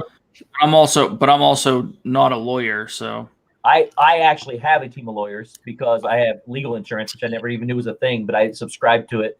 So Prepaid legal, baby. Prepaid I legal. go to my teams of lawyers for free, and they have said if you ever get sued for this, it will be the shortest and easiest trial they have ever been to. Because you are not collecting data. YouTube can ban us for abusing their system. That is the only thing that can happen. I stayed in the Holiday Inn Express last night. Kelly, that's amazing, bro. Oh man, to do about nothing, and I deep down believe that everybody knows that already. They just like freaking out. What's the score? What? I can't hear you. A lot to a little. Excuse me, Kelly. What's the score? like, I'm literally not watching it. I got it hooked up to my Xbox downloading. I'm literally not watching either. I can see your fingers, Kelly. to like 17. 1A 30, 17 say. So my Cowboys are going to win the NFC East at 8-8 or 7-9. Wow. Oh, it's possible. They might get in at 7-9. They might. That happened to Seattle a few years And they back. won a playoff game. And they won a playoff game. You're right. And they had a home playoff game. What We have a home playoff game. Didn't they beat Denver? Maybe was it? I don't recall. But we would have a home game against the 2 seed, or the 3 seed, excuse me. So See, that's one thing I do disagree with the way the NFL is. I do too. I've always thought it was dumb. Just because you're in a weak division, you win it doesn't mean you should get a home game. It should go to whoever has the best record. It's hard because you play within your division, and the argument can be, oh, the best divisions beating up each other. The New England Patriots have had a great coach and a great quarterback, and the worst schedule, or the best schedule, I guess, for a decade and a half now. So, Yeah, but no offense to you because you're not gonna like this comment. The Cowboys and everybody in that division are beating up on each other, but everybody else is beating up on them too. So Giants and the Skins just are to horrible. prove what was in the chat. November 26th, 2018. Oh, that's Wow. That's amazing, Dave. What? I didn't hear what was in. That was I said this time last year, which would have been a week ago last year, Thanksgiving of last year, we were at 250 subscribers. Think about that. Man. Jeff, we're talking about growth. Yeah, I did have a channel this time last year. That's right. That's a lie. Barely. You I just started. I didn't have any Just started. subscribers. I think it was at 50. Wow. Well, think about it. I mean, you guys didn't even have Diz and that until 6 months ago. What? How long's it been? 28 weeks ago. 28 weeks ago. So there you go. Barely 2 weeks plus of a half of a year. yup. That's crazy. Killing it. Yeah, you are. It feels like we've What known about this go to one channel thing? How is that benefiting you? I'm intrigued by that. the what? You guys going from one channel to whatever. I'm intrigued by that. So we're going from 4 channels to 1, basically. Yeah. That's always that kind of has been that was always my goal, anyways, to become something centralized. It still helps. In Because that, early on, I would have thought, hey, that makes sense. It's hard to know whose channel it's on. But you guys have clearly overcome that hurdle. yeah, we did it. We did it the other way, and but the things that we're going to do within that channel and the things that we're going to do within our website are going to drive people to our individual channels as well. Good. So and then we're going to continue to hammer it home. I think the big thing is that at first it was a collaboration of 4 channels. And then we started and it started gaining purchase and became a thing. Yeah. And now that thing deserves its own Thing. thing. I mean, it makes sense in that Right, Kelly? Yeah. Yes. it'll be its own growth engine, and it can grow all 4 of you, and you 4 can all grow it. So it's going to be a virtuous circle. I get it. I really wish we called it like the Disvengers or something. David, yeah, Dave really. I've always equated it to the Avengers, right? Like we have our own thing, we do our own thing, we're going to continue to do our own thing, but we also do this one thing together. That's cool. It's the Avengers, And right? our motto is pretty much whatever it takes. And Yeah. you also For sure. all have your own superpowers. So Mine's talking too much. Don't listen to your wife. I like when you talk. What'd she say? What'd my wife say? She said you talk too much in the chat. I thought you were. Oh, it's true. I mean, never mind. Brady did not say that. I don't care what Brandy says about you. You're okay. I appreciate that. And downscale, I'm reading. I'm just not responding. Just saying. I see it too. I think it's funny. I just want to know when they're going to take the pads off and put the skirts on. Powder puff game. Down. Hey, I picked the Cowboys for this game, and they forgot to show up. I don't want to hear it. When's Mahomie coming back? He's back. He's back. Kelly, you got me all Dude, my. he threw for 400 yards his first game back. It ain't him. But I do have a video of Kelly and all pajamaed up in his Kansas City outfit with a tomahawk chop while the game starts for the Colts. And I said, be careful. Those are not pajamas. They are Zubas.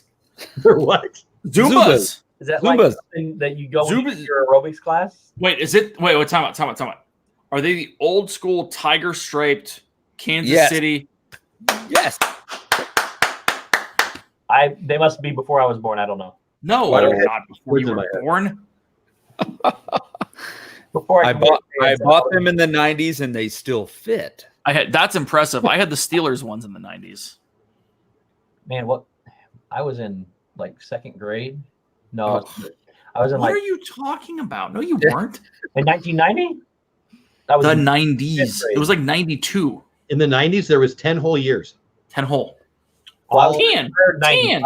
I was fifth. I was in fifth grade in 1990, I think. I was in the second grade in the 90s. Nope. No, you weren't.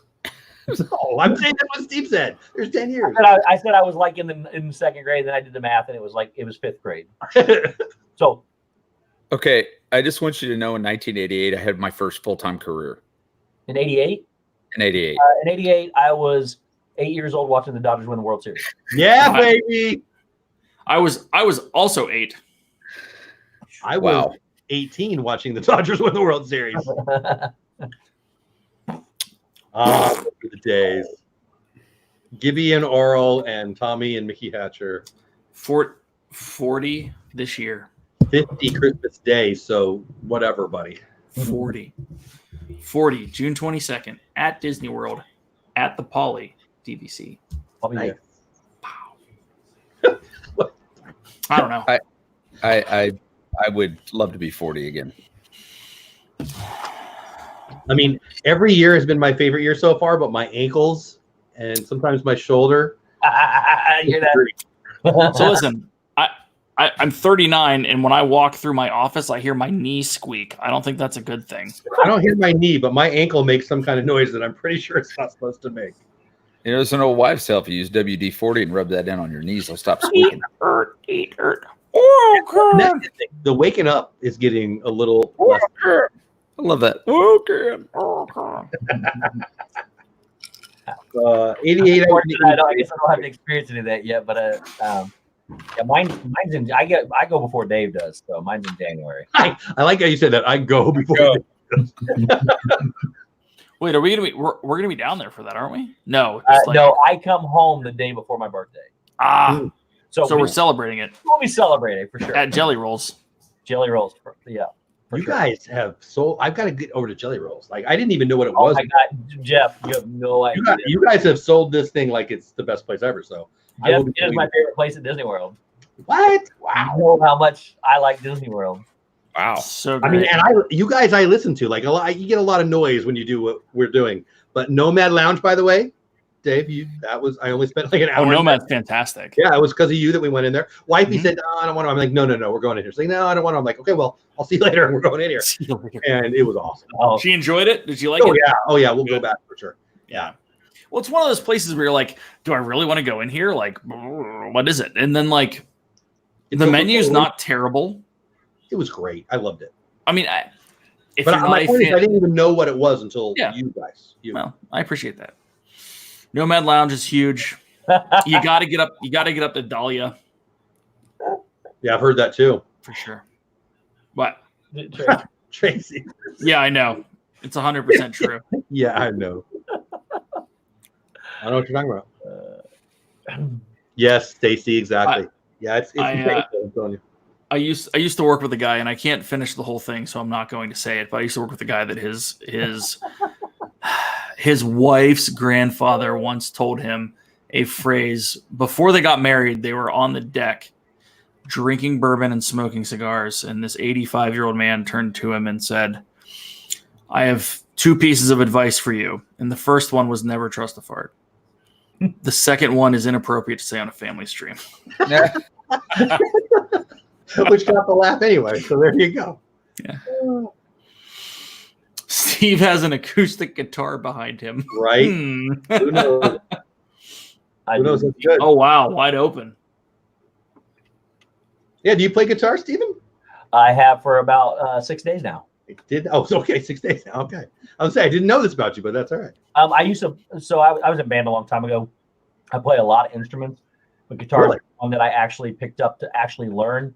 I used to have one, but I never Sure. got good at it. Never took it. Wait a minute. I'm confused by that statement. So What do you you mean? did all the instruments you played before, you never learned, you just play them? No, I never learned how to play guitar. Okay. Well, Okay. I mean, there's a lot of them I didn't really learn. When I was in high school, when I was going from 6th grade to 7th grade, which is where I'm from, it's small. The 7 through 12 is together, and K through 6 is together. So I wanted to be in band. Band director said, "What do you want to play?" I said, "I don't know. Pick something for me. What do you?" Wow. Need? I said, "What do you need?" And he said, "I need a French horn." He said, "I've got one in the band, and he's a senior." Hmm. I said, "Okay," and I went and got a French horn and played it. Nice. And then when I got to, I took a bunch of AP classes early and all that good stuff. And so I ran out of classes to take when I was a junior and a senior. And so they made me take study hall. And I didn't run out, but I stopped going anyway. But that's I don't do study hall. I didn't need to, and I didn't want to be there for study hall. So they let us be teacher's assistants, and I would go to the junior high band and be the teacher assistant for the junior high band. That teacher put me on multiple other instruments and said, "Here, you know how to read music. He gave me a chart to figure out the buttons, like a trumpet, Right. what buttons were, what A, B, C, and all that is. And then I just played it. So, So did you stay with brass, or did you go to woodwinds much? Or I did a saxophone. nice. That's the only, and I did percussion a lot. But saxophone's the only woodwind that I really technically did. It's not even wood, but it's Played sax for 11 years. I loved sax. I was never good at it. It was rough. But trumpet, trombone, I played all the percussion, drums, timpani, the xylophones, the bells, all that stuff. But the guitar is just one that we never had a guitar in our band ever. So, but I bought one, and I play, and we didn't have piano either. I took a couple piano lessons and learned the keys and started playing, just practicing a lot, got decent at it. And then I never did a guitar. Excuse me, I bought a guitar. Never really gave it the honest attention it deserved. So, and then when Dave played one on our stream last week, I was like, I missed that. Why not? That's I got great. a really good deal on that guitar too. So, So I don't play any instruments, but I've picked up my fair share for the kids that we work with, and I've hired people who were talented at that to teach kids. It's pretty cool. It's a neat growth tool. I'll say it that way. I wish I played something. I don't. I play the radio, sometimes loud. So I did learn one thing. So I've been taking lessons from, I can't remember the guy's name, online lessons. Bono? No, I know Bono. But so I learned 4 chords, and those 4 chords make up over 2,000 of the world's most famous songs. GCDA, baby. Damn. It's E, A major, A suspended 2, and I don't remember what the other one. It's E minor, A suspended 2, A major, and I don't remember what the 4th one was. GCD, baby. You can play 90% of pop songs.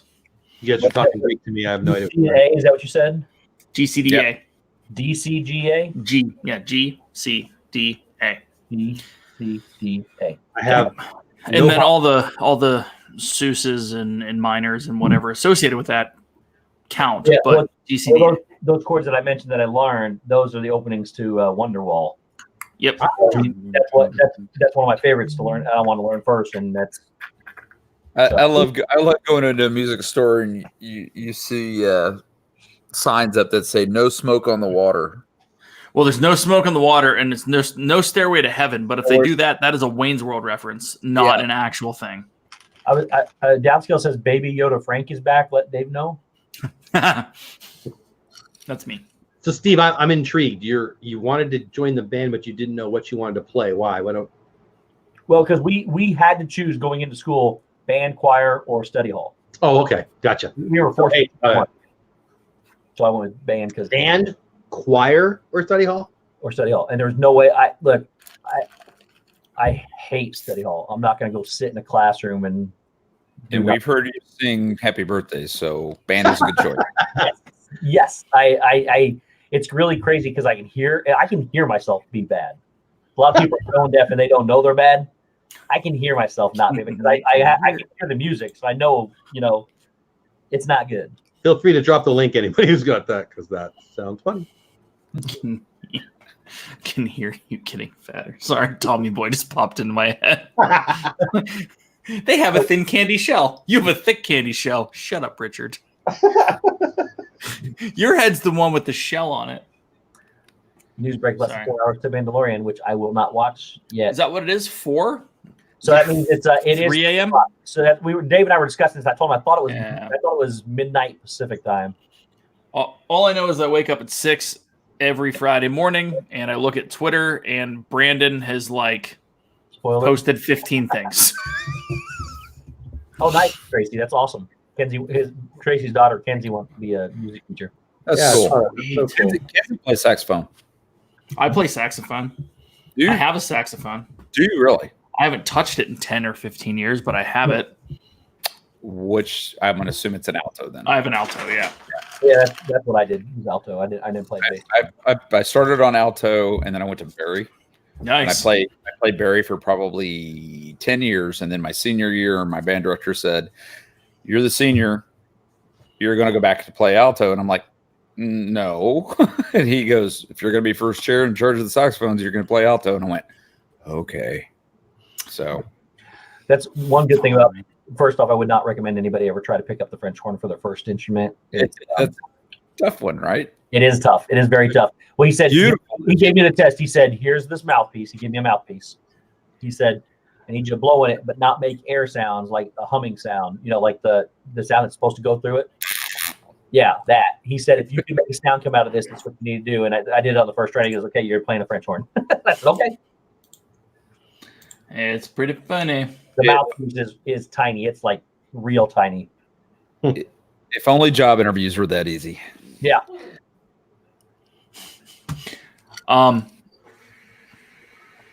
Yeah, I can't say that either, but I have a really funny joke in my head, so I'm going to just let it go. Dave just keeps dropping. I got something really funny up here, but you don't get to know. I'm guessing it's talking about the French horn. I think I know what it is.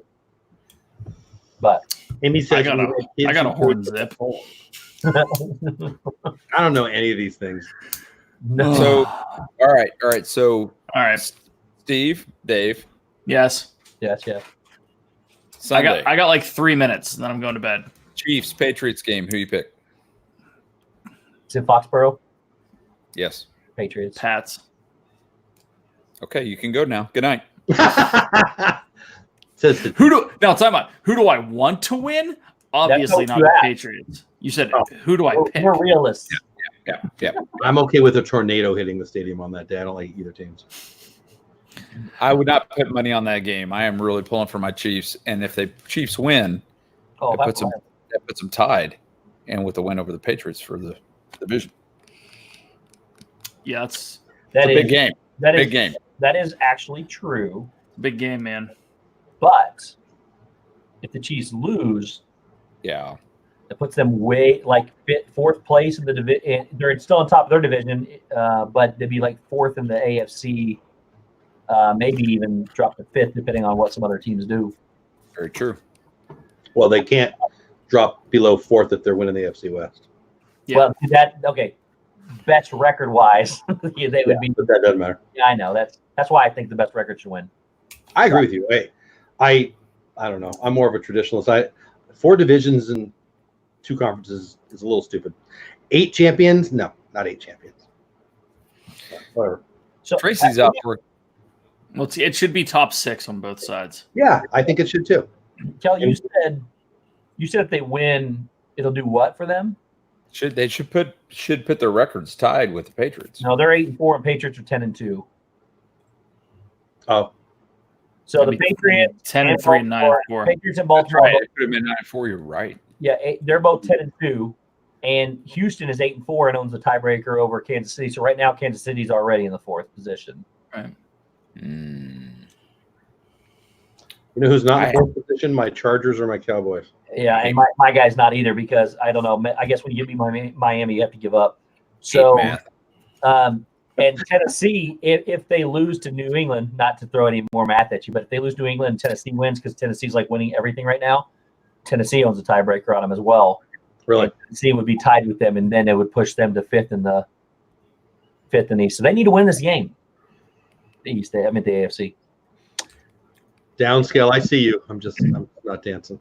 And did Pittsburgh play Kansas City? Yeah, I think so.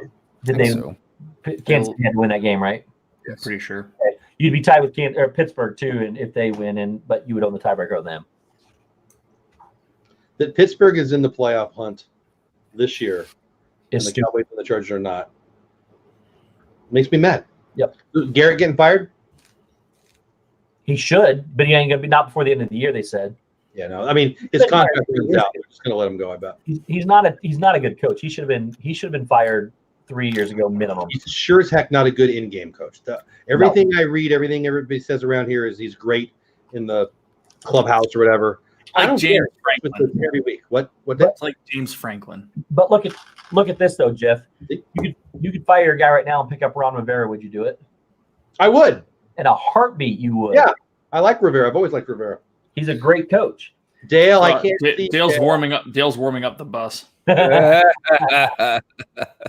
can't. I don't understand emoji talk. I don't know what you're saying there. Dale's awesome. Downscale. Not so much tonight. Not so much tonight. So now time out. We've been talking about all this, and we haven't even mentioned the fact that Seattle or San Francisco will be the 1 seed, and the 5 seed will be 10-3. Yeah, that's why I agree with what Steve's saying, and I think what you're saying too, Dave.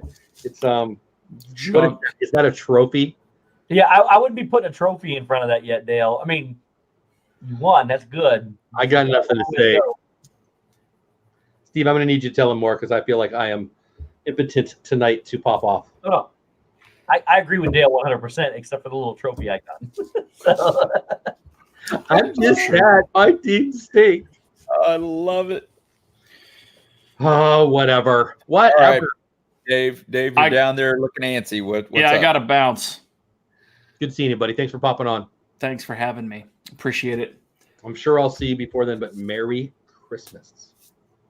We'll talk well before that, I'm sure. I would. Have a lovely weekend, everyone. It's almost Friday. It is. Right? Christmas too. Everyone watch every single Rise of the Resistance spoiler Nope, not me. on it. Single one. Do you think it'll like make it less awesome when you ride it for the first time? I think it diminished Galaxy's Edge for me. Wow. Really? Yep. I don't think that at all for me, but I don't think that at all either. I think it makes me have, frankly, more fun because I'm having fun today and that day. I'm having fun avoiding it. Having fun. Yeah, Dale. Right. Well, you can have a trophy for tonight. I don't even get that, so whatever. Last trophy I got was for participation in, 9th grade PE or something. Do you want a participation trophy tonight? Just I don't want one. No. just FYI, you can't triple stamp a double stamp. So you can try. Dave, Is that more, Yo. Matt? congratulations, brother. Thank you. 2000. Appreciate that. Okay, baby. Glad to celebrate it with friends live. So Yeah, that's everyone cool. here and everyone in the chat, much appreciated. Thank you all. Love Thank you you. all. When we I'm a all fan. get our 100,000 YouTube play button, we'll remember this night. This moment. 2023. All right, man. Love you. All right. Appreciate you being here. Thank you. Keep Talk like- soon, brothers. Love you. Have a good Talk one. to you soon. Bye. Well, that was great. Yeah. So again, even though he's gone, get over to his channel if you haven't already. get them over the hump. You never know. Sometimes you wake up and a couple go away, which drives me crazy. Yep. Yes. I look forward to the day that I don't notice losing some over the night sometimes. Drives me nuts. That's not a good way to start the day. But yeah, get over there and subscribe. The best way not to do that is don't look every day. I know. Way too much. I like data. I like numbers. That'll never happen. As crazy as it sounds, I've had more fun looking at my hours than I have the subs. Me too. I did too. I like them both. I don't know how to, because they won't take the hours away from you unless it was you watching them all on like 9 different streams without signing in. Oh, you're not. You're once you get there, it goes up, dude. You're yeah. It's I was telling Kelly before we were talking about his video. Would you say 55K? 55, yeah. Vizio one? Yeah. It's it. Yep. 54,792. That's just, think about 55,000 people clicked on a video that you created, and I just think it's awesome. I think it's awesome. It broadens your perspective a lot. I'll tell you that. It certainly does. Yep. I've said it before. People watch me drive home from Disney. Yeah, it's amazing. I watched you get lost trying to drive home to your house. Thank you, Stacey. Yeah, I mean, you're right. You're totally right. Yep. But that's because, hey, Mike Wheeler in the house. What's going on, buddy? It's because, we come for the title, we come for the thumbnail, we stay for the personalities and the fun. So. Yep. Downscale, I appreciate you trying to subscribe 50 times to me. I appreciate it. Yeah, if only. Yeah, I mean, it's funny you were saying that. Dave was saying that, and you were saying it earlier. We all remember when, hey, Mom, did you watch my video? Hey, I couldn't even get my own family to watch my videos, right? 6 months ago for me. I mean, I still talk to my mom about my videos a couple times a week. Like, I don't know. But mostly it's about, hey, did you like it? But whatever. I love growing. I love watching you guys grow. Action figure expert, thanks so much for being here, man. Sorry about my stupid Cowboys, but don't be a stranger. Hope you come back. Yeah. Thanks for being here. Mike Wheeler, welcome in. Good to see you, buddy. They don't let me play sports anymore. I'd break my stupid ankle anyway. There's not, I liked saying to the cocky kid, scoreboard, buddy. I don't get to say that anymore. That's what I like doing too. Oh, man, that was my favorite freaking thing to say. I love the little kids who popped off, but I don't get to play anymore. It is what it is. So it's not competition. Like, that's not the word. I don't get the competition, but you get to create and have fun and build community. And I mean, I'm not going to blather on, but I love this stuff. Yep. Thanks, Stacey. I appreciate the thought. Yeah, right, Stacey. Oh man, Jeff, I'm sorry. I don't think you are, but it was nice of you to say that. Dale came in real quick with a comment. The scoreboard. What did you say? Dale said, "Scoreboard." Thanks, Jeff. I see it now. Dale, I liked you like 2 hours ago, 3 hours ago. Really did. Dale is awesome. Dale is. Oh, he's above average right now. Ask me tomorrow. Cowboys almost scored again. Almost. This game is frustrating me. If Dak throws a touchdown, I'd be okay. I have him as a quarterback in one league. I couldn't get rid of him. So originally I was hoping Dale would come on the show tonight, but now I'm really glad he couldn't. I mean, he's in chat, and I appreciate that. But yeah, I got my wife and my kid out there laughing. I'm hoping they're laughing at their own stuff and not my Cowboys pain. Yeah. Could you hear my wife just yell, "We're not laughing at you." Who's Cowboy, down? Is it a Bear or a Cowboy? Cowboy. Of course it is. What'd you say? Somebody's hurt on the field, and it's one of our cheerleaders, apparently. Well, I like the guy in the hat moving his leg around. Does it hurt when you do this? Don't do that. I mean, yeah, I could be an EMT or something. I could do that. That looks painful. So what are you guys doing for Christmas, since I really don't want to talk about the Cowboys for the next 2 minutes? So I am not wearing anything that says Cowboys on it. I am opening Christmas presents and making sure that anything I send to any of my football friends has a lot of red in it. USC red? Oh, downscale. Jeff is like the Dean of Dreamers Empire, but live. Thank you, sir, for bringing so many great people. Oh, man, downscale, thank you. Hey, the great people are great people on their own, but that is awesome of you. Thank you so much, downscale. I'm sorry about your choice of fandoms in football, but other than that, I appreciate you being here. Stacy. They were laughing pretty loud. My door's closed. You know what, Stacy? Here's the thing. As bad as my Cowboys are, in the standings, we're still looking down at the Eagles. Ooh. That's one of those scoreboard moments right there. Scoreboard. I mean, when you're winning your division and you have a losing record, I don't know that you want to yell scoreboard that loud. But you can say it under your breath to the Eagles as you walk by. Okay, we can still come back. 17 seconds down by 10. Good night, Dale. That would be an impressive. Good night, Dale. Have a great weekend. Good night, Dale.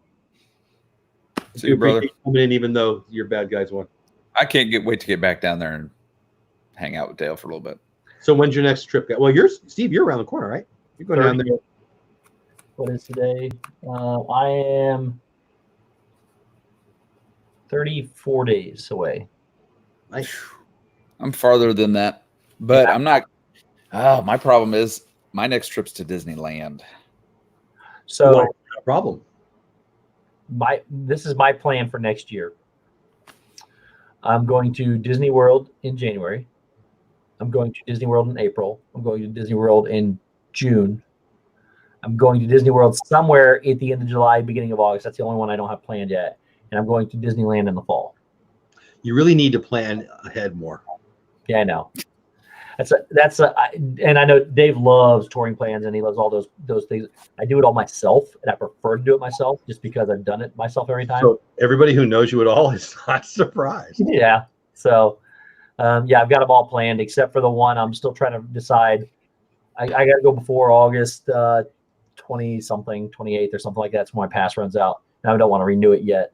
So, because I'm going to go to Disneyland in the fall, and I might even take a Disney cruise early next year before I go back to Disney World. Wow. So now, keep in mind, these are all very small trips. They're not like week-long trips. So Texas made food. Welcome in. Hey, how are you guys? Welcome in. Thanks for being here. So I mean, when I say small, they're like 4-night trips, basically. And they're over weekends, so I don't have to take vacation from work and just 2 days or something like that. That's the way to go. You know what? We haven't been doing that, but we've been talking about starting to do those things. You know, I went on a 14-day trip. Well, it got cut short, whatever it wound up getting cut short by. But I had it booked for 14 days in August. That was the longest trip I've ever taken, and I loved it. Don't get me wrong. But I waited a year and a half to get to that point, and then if I didn't start doing what I'm doing, it'd be another year or more before I go. I want to go more than once a year. You know, I'd rather go I can go that way. I go down there and go, hey, I just went to Disney World last month and we'll go again in 3 months. Yeah. You know, even if it's only for a few short, 4 nights or so, I'd rather do that than wait 2 years or a year and a half to 2 years to go back to Disney World every year. I totally agree. When I come home, I want to know the next time I'm going. I don't need 14 in a row like you've got planned out, but I need the next one. Well, that's what I'm saying. I'm not doing 14 anymore. Oh, you mean 14 trips? Yeah, I wasn't going with days. I was going with 14 scheduled trips. Well, I'm DVC now, so if you're an annual pass holder and you DVC, you don't. That's all your cost. You just have to pay for your flight and your food, and that's it. Yeah. So we don't have an annual pass because we don't go enough yet. Mm-hmm. I'm very much hoping to need that. Paula takes the kids to Disneyland once a year and sometimes twice a year because she's got family out there, and I usually stay home and we do one trip. So we really do. We do 3 trips, but I do 1. We're hoping to make that 2 and whatever they end up doing. So in my opinion, a lot of people disagree with me, but again, I plan my stuff out and I know how much it saves. I get 1 annual pass no matter what, just because what I'm going to save in, like, do you drive or fly first off? We drive, but that might stop. Like, we've had 4 kids. Now we have 2 kids. You know, that part of all your I just got an alert. Bears stay in playoff hunt. Yeah, I'm not checking my phone for a while. My friends who text me right now are the mean friends. It was only a 7-point game though, so Yeah, that doesn't make me feel good, but thanks anyway. So if you drive, Thank you, Captain Akron. parking's free with an annual pass. Yeah. You get 20% off everything you buy, pretty much. Well, free with DVC too, isn't it? I think it is. Oh. So you get some of the perks with DVC, but the perks with the annual pass, I think, are better. But you get it. If you get DVC, you can buy an annual pass for only $699. See, yeah, it wasn't quite worth it for us going the once, but I think going twice it is, right? I mean, I think the math is the math. Well, again, and I only do one person in my party. So but I also go with a party of 4 every time. But I get one because everything you buy, you're going to save 20% on. You're going to save 20% on all your meals if you don't do the dining plan. You get Memory Maker free with the annual pass. That right there is $130 on its own. You don't get that because of the cost, and we would that way. So yeah, so keep in mind, like a 7-night pass is like $700 and some dollars, I think, 600 something. So it was roughly $500 for me to upgrade to an annual pass. And so that $500, let's even say $600, $230 of that's Memory Maker right off the bat. So that you're down to $370 you got to make up the difference with. Well, when you do as much as you though, it's not even close math. What's that? Well, I'm just one trip is what I'm talking about though, because then so you're at $370. If you go, you're going to find a deal that'll save you $370 off of a room. So you're going to break even right there, even with only one person having a pass. On top of that, you get free parking at both the hotel and the resort. The hotel's like $25 a night, I think. The resorts or the parks are $50 something like that. You're going to save money there. If you even parking at the hotel is still $25 a night, it's going to be another $175 to $200 for you to stay there. 20% off everything you buy, 20% off your food, and you get the special stuff. You get the things that you have to have an annual pass to do, like for the festivals and things like that, and get the rewards back, like the cutting board that we got and the coasters this year and things like that. So, in my opinion, you're easily, and that's not even counting 20% off your souvenirs. You're easily going to save your money with one person getting it on one trip. Yeah, I've never just thought, well, I'll get one pass, but what you just said makes a lot of sense, and I'm hoping to go more. And see, that also gives you a pass if you ever go on a solo trip. You just if I had the pass, I'm going to There's been plenty of opportunities that a pass would have gotten me there. But if you take that family, if you take your 4, that annual pass will save you enough that the difference of just getting it. The one difference is though, yes, you do have to front that money when you buy the pass. Sure. But you're going to save it in your first trip there. If it on an average 6-day trip, maybe 7-day trip. So I'm honestly like, when people say it's not about money, I always laugh. Of course, it's not about money. That's a silly thing to say. But when the money is coming in, I'm going to use it for DVC and annual passes and DVC and annual passes and DVC. And that's what this is. I mean, I want to take my daughters and my wife and my grandkid and my future grandkids as much as I can, as long as I'm on this, planet. So that's the goal. Questioning Steve math is unquestionable. Right. Like, I've just done this enough. I used to live down there, and outside of that, I've been more than 50 times because of annual passes. Without the annual pass, it would be impossible. It's just been what and I know a lot of people were really upset because they really hiked the prices up this year. I still saved more in one trip. And now I get to go in January, April, June, and August. I get to go 4 more times this year before it runs out, and it's already paid for itself. People with annual passes never complain about the price. People without annual passes always complain about the price. Yep, 100%. That's a very accurate statement. And it says a lot. And some of the questions I asked people too during the stream when we heard about it was, are you still going to get it? Well, yeah. Yeah, there you go. How many people save money? I mean, I did, but that's because I moved to Texas. Yeah. I don't know. You said it, when we were living in we didn't live that close. It was with traffic, it was 2+ hours. So we weren't like down the street, but we went all the time. And so the annual pass was, I miss being an annual pass holder. You know what? So that whole fear of missing out thing and being jealous of people. Real quick, where does that come from? Because I heard that for the first time today, and I've heard it like 1,000 times today. The FOMO, fear of missing out. Where did that come from? Somebody just decided to start that, or? No, I don't know. It's been around for a while. I don't know. My daughters say it all the dang time. I don't know. Man. But for me, when it comes up, when people post their pictures of their annual pass, magnets or whatever, I'm like, right there. Get these right here. The Chip and Dale one, I'm like, oh man, should I just text somebody that I know to get extra? No, I'm not gonna be that guy. But these are limited too. These are limited edition. Some of these, not this one. The one I just dropped behind my desk of Simba was limited edition. yes, And Simba one and the Chip and Dale ones this year are the ones that I have no desire to ever sell them, but they're worth a lot of money on eBay. Some of them are. really. They sell them. People sell them.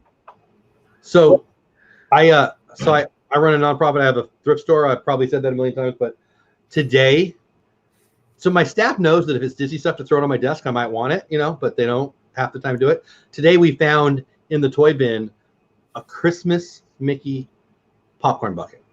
Oh wow! It'll be on. Yeah, I don't know where it is. I'll show you right now, but it'll be on one of my future couple next days videos because I like doing thrift store hauls now and then because I get them all the time. But yeah, I would have dropped $25 on that thing, so I'm excited. And it's a couple years old, so it's one you can't even get anymore. So that's kind of fun. That is cool. Yeah, but I love those little things. This is going to be the first year that we've become annual pass holders. We're doing that this year. Nice. Coming up. So I'm excited about it. So when are you going again, and how many trips do you have, and can you catch Steve 39? Our plan right now, and see, Mama Mouse got back into education, so we're limited on when we can go because she doesn't get time off because I give her the summer off. And my favorite time to not go to Disney is summertime. But go to Anaheim right now. The plan is Disneyland in March, and then 3 more trips to Disney World next year. Nice. So that's the plan, and I don't know. We've been getting a lot of offers. Our Dream keeps telling Mama Mouse, "Well, just come down. We got a room already. Just come down. I got it ready." And I got this guy named Shep who keeps saying, "All right, you can sleep on my floor." I'm like, I really would like to, but having that annual pass, like Steve was saying, I can just pick up and go for a couple of days. I can do that if I want to. So that's kind of the whole behind the scenes plan. That's so 3 trips, hopefully. We'll see. Plans, Jeff. February, we're gonna tell the kids on Christmas that we're gonna take them in February for whatever that festival is, the art festival. I can't think of the name of it. I love Festival of the Arts. Festival of the Arts. There you go. I'm really excited about that. And then, Paula's dad is sick, and Paula's mom's getting a little sick too. So we're holding off on other plans because she's gonna be going out there probably a bunch. But that's the only one we have set. But I think I might want to get the DVC annual pass and just have the ability to get there when opportunities come. Like, could I have gone to Rise of the Resistance? Yeah, I mean, it was I think it was practically perfect. Park Hopping was talking about they got a $99 flight, and him and his daughter ran down there, and they were back that night. And I'm thinking, man, we could pull that off now and then if I had an annual pass. Yep. Without the annual pass, that's not even an option. Yep. So, I can leave Friday after work one night and come home Sunday night and be content. And I can take a 3-day weekend. I've got more days off that I'll ever use, so I could take a Friday or a Monday or whatever. Right. And, but I don't because I don't have an annual pass. That's where I'm at. I get 7.5 weeks of paid time off a year. Oh wow, yeah, I get 7.5 weeks of paid time off. I think I'm 4. I don't even know. I get 4.5. I guess that's 4. That's a lot. So 3 days. And my days are 4-day weeks. Oh yeah, So, I mean that's 13 weeks is a quarter of a year. So yeah, that's so it's a lot of time, and that's the whole thing for me is I've got that time. I can book in some days and really spend. If I take 4 days of vacation, I have 10 days off. wow. So I can literally get off work, go to the airport, get on a plane, and be in Disney that night, and have at least 9 days at the park. Come back, take 4 days of vacation to do it. You see Downs go? Yeah. What, Kelly, when you say you get 7.5 weeks, though, is that 28 days? Yep. So you get basically 30 days as opposed to. It turns out to be 28 plus. Yeah. Okay. There's a couple more than that, but yeah. Because if you were to get 35 days, then you literally could take just every other Friday or every other last day of your week off, and whatever. They'd never let me do that, but yes, I could. I mean, you still get to take an entire week off every other month plus an extra one. Yeah. Yeah. That's pretty awesome. That's where, people today who think that it's okay to work for a place for 6 months and go someplace else, and then they want to know why how come I don't get 4 weeks or 5 weeks off? You don't stay in one place long enough. Yep. I mean, that's why companies do that, to get good people to stay. Well, Kelly and I have talked about this at length at some point. It's to some of the things we have to deal with because we're both kind of into similar things. But we have to deal with this group of people that come in thinking that they're owed something from the beginning, as opposed to working to get what we have done to get to where we are. So, I mean, that and I were having that kind of discussion early on in the game. It was it's just an interesting world. People, there's nothing wrong with having high expectations. Matter of fact, I wish people had higher expectations mostly, but higher expectations of themselves, not what other people owe you. Yeah. Earn it. I mean, well, here's the best way I sum up is this. I was just raised differently because I'm still fairly young compared to a lot of people, but did he just old Kelly? I'm not treating you guys. That was not a smack. Pretty sure. That was not a smack on you guys. I'm sensitive. The big Wow. Let's put it this way. I'm at a point in my career that most people don't get to at my age. Let's just say that. Just end the sentence with boomer right now. So no. So Gonzo, what's going on, Gonzo? How are you, buddy? Hey, Gonzo. The difference is I've always worked for what they pay me, and if they think I deserve more, then that's fine. The problem with the people I work with that I find today is they work to the level they think they're getting paid. So they say, okay, they're only paying me this. This is all they're getting out of me. That's the difference in mindset between those people that strive to succeed and the people that are there for a paycheck. Well, and what percentage of people do you think have a side hustle? Like from what I deal with, 30%. Oh boy, for me it's a lot less than that. Like I bet there's not even 30% of the people that I know that know what that means. I think that people want to just get a job at, out of high school or out of college maybe, and have the benefits that they heard about on some article somewhere. No, that's what you think. No, okay, wait a minute. Are you talking about a side hustle as in a positive thing? A side hustle as in, I got guys that want to come mow my lawn for extra money. I think if that's what you're talking about, it being a side hustle. Yeah. But they can't do that. So because we already have a company that does that. And I mean, no, I understand, but there's other things you can do. I mean, whatever, like YouTube could be a side hustle. I mean, you work your 40 hours or whatever, you work your career and you do something else. Like one of my son-in-laws was talking to me about stuff, and he's doing fine, but he's a little stressed out. And you need to have a hobby that is a creative outlet. You need to have a hobby that makes you extra money. Let's be real.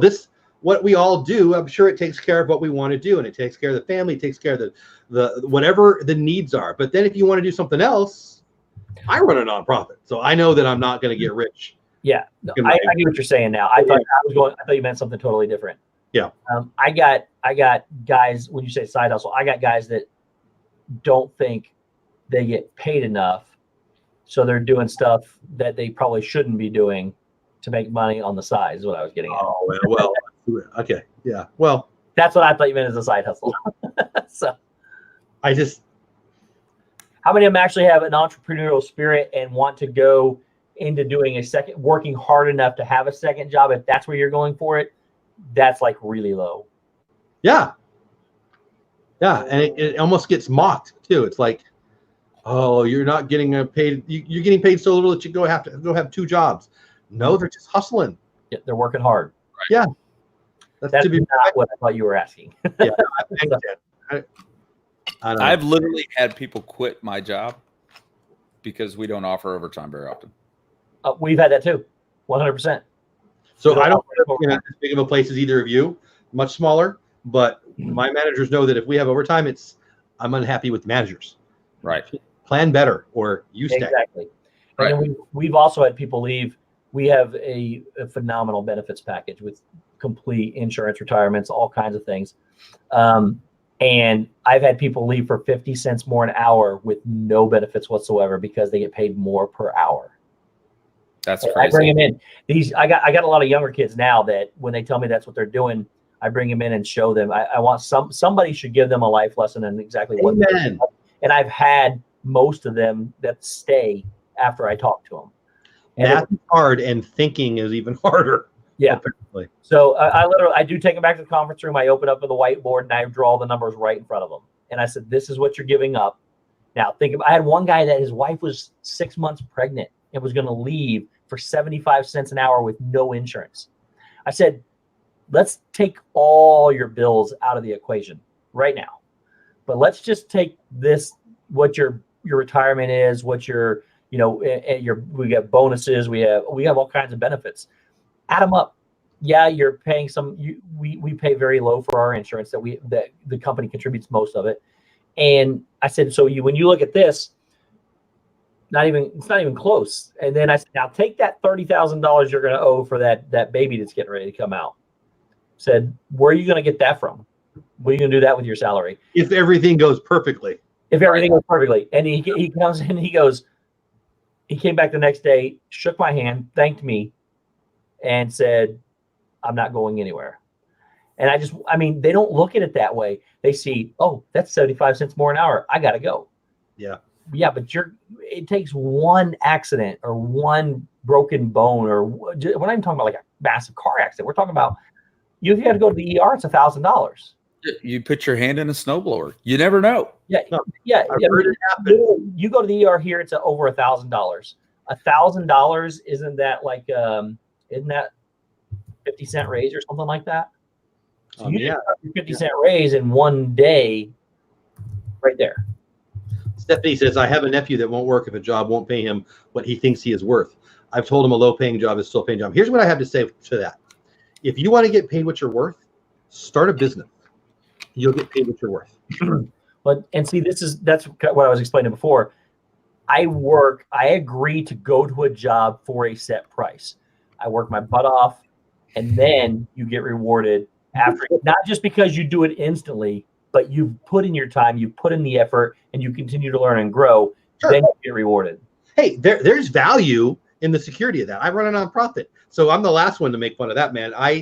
Not only do I know I'm not going to make a lot of money, I'm going to make less money than other people not making enough money. Yeah. But there's other ways to make money. It's kind of my argument about COPPA. Like, if you're mad because you're a really, really, really successful child made for kids creator, your income is not only from ad revenue. This is an argument for people who don't know what they're talking about. If Ryan's Toy Reviews is affected by this, they won't be affected by this because they've already monetized outside of this platform. Yep. The biggest earners on YouTube are making a small percentage of the money on ad revenue. YouTube, Roberto Blake said it this way, and I'm going to steal his words. They're not mine, they're his. The video that goes viral, the YouTuber that goes and blows it up and it gets this money under the rainbow kind of pot of gold was 8 years ago. It's 7 years. It's gone. It's gone. There's a bunch of people on this platform now, and all the revenue is spread out more. That's better, not worse. But those who are trying to win a lottery ticket with the YouTube, I mean, you're just stupid. Was that my outside voice? I'm pretty sure it was. I like Jeff's outside voice. Thank you. I do too, but most people don't. But now, it doesn't mean you can't do well here. We're all going to do well here. Here's how we don't do well. But what I mean by well is replace a full-time income. I know people are going to scoff at that, but I'm right. I can do math. If you quit, it goes away. But if you continue to be as awesome as you two are, and a lot of other people in the chat, I'm not saying tomorrow, but I think Dave said 2023, 100,000. Estimate what you're making in your first year of monetization. Multiply it by 10, multiply it by 40. Watch your growth. I mean, what Dave was at 250, now he's at 2K. What'd you say you had, Steve? 25 a year ago? It maybe 25. In March, I had 170. And it doesn't stay like this. It's one of these. And more people are coming to the platform, and more revenue is coming to the platform. And I'm not saying it's about money. It's not about money. But I love doing this. And if somebody like YouTube wants to share some of that, and if somebody wants to buy a shirt or all the other hit a link, or I'm loving Creatorly. You smash the Creatorly button, you subscribe, and you get some value. They pay me $1. All I need is to get 15 people to do that. It's free. That's awesome. I'm not trying You know, I don't mind. See, that's part of the thing too. I don't mind sales. Like, I'm not like when I get a super chat, that's awesome. Thank you. You didn't have to. The content's free, but it's such an honor that somebody says, oh, I like this and that so much. I enjoyed this hour so much. I love Kelly's family. Whatever the reason why, it's kind of freaking awesome. And it's not going away, and it's going to get better and better. And all of us, I'm not saying it's about money. I am saying it's awesome that money's going to come with it, and it is. And downscale, you put in there, I'm not a streamer as a job, but I'd like to stream, but I can't because I don't have 1,000 subs. So now YouTube is based on existing content. You can still stream, but you can't stream mobily, and that's because of safety precautions, because of the idiots that did the. And you actually can with an outside third-party option like Streamlabs, which is free. So, and then if you use OBS or Streamlabs or anything like that, you can stream mobily, so it can be done. You can stream mobily. You can't do it through the YouTube app. I do it. That's what I do. I use Streamlabs. Yeah, Kelly doesn't have 1,000. Exactly. There's one right here. And he streams. Yeah, we watched him right home from Disney. So I watched him drive around Kansas. That was so funny. A lot. So, oh my gosh, that was so funny. I mean, of course, it's not about money, but I think it's a really neat benefit. I mean, you know what it's about? Originally, for me, I talk about this so much. Originally, for me, it was about just putting the work away and de-stressing, because I love sports and I love Disney and I love 4 or 5 things. Training, getting to be a better person. I mean, you can learn anything on YouTube now, right? All those things. And then it became, oh my gosh, all these people who love the things that I love. I mean, I love sitting on you and Walt's sports streams. I love listening to Gary Vee. I love watching Kelly fight with his wife about that's the wrong way, honey. I love all of that stuff. I love Resort TV 1. I love all the stuff we love. And that we can build a community and make friends. I mean, Beverly Challenge Weekend. Come on. All of these things that are really what it's about. Oh, and by the way, YouTube's going to send you a check now and then. I think it's awesome. I think more people should look at this as an opportunity, as a side hustle. Well, I'm trying to help people out here too. And I keep telling everybody they're crazy for panicking because there's nothing to panic about. But in honesty, the more people that leave, better. I've said that to people.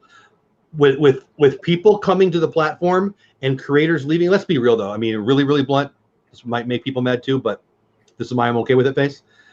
Those people who are quitting, they're not competitors. I don't think anybody's a competitor. I think if Steve grows and Kelly grows, Jeff grows because of Steve and Kelly. Yep. So well, and that's the difference between what our community is and what other people perceive our community is. Because our community is not the Disney community. It's just not. Our community is people like this that we associate with inside the Disney community. That's our community, but we grow together and we support each other. And that's different than those that have all the drama and try to tear everybody down. Those people are not going to be growing. Well, I mean, they might, but it won't be. I'm actually arrogant enough to believe that we're going to help those people. I actually think, like, you can't change people. People are going to be who they want to be.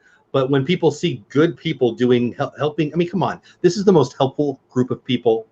You know, somebody gets sick in the community and everybody's reading about it, thinking about it, sharing the information, doing more than that.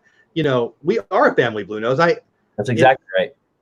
It's really, it's the best. Like this is, I mean, we're about to get into another election year and the whole world's going to flip their, you know what? Started today.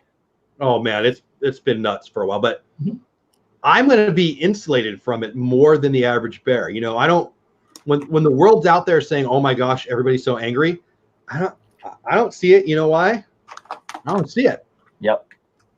You want to yell? You know how many people are mad on Facebook? Because I don't. I have no idea. Because I don't let that stuff bother me because, look, a lot of people get mad at me because I do my own research. I do my own. What? People tell me this is the way you should be doing things. You don't just take the thumbnails message and freak the heck out. Exactly. So I don't do any of that stuff. I don't listen to the one guy on YouTube that says cop is going to come after you for $42,000. No. I got people making fun of me because this guy called the FTC. You're too stupid to call the FTC. You're making fun of. You know how long it took? Yeah. FTC's phone number. It was not hard. I mean, Yeah, exactly. on hold for a while, but So like I said, I do my own research. I go get my own team of lawyers to ask them questions. People I know have nothing to do with anything that these people are trying to make money on, because those people are trying to throw those videos out for us to go click and watch. Ian Corzine is still out there calling himself the YouTube. I mean, Ian, don't think you're here. You might be a nice guy. I know you're a lawyer. And here's what I know about lawyers.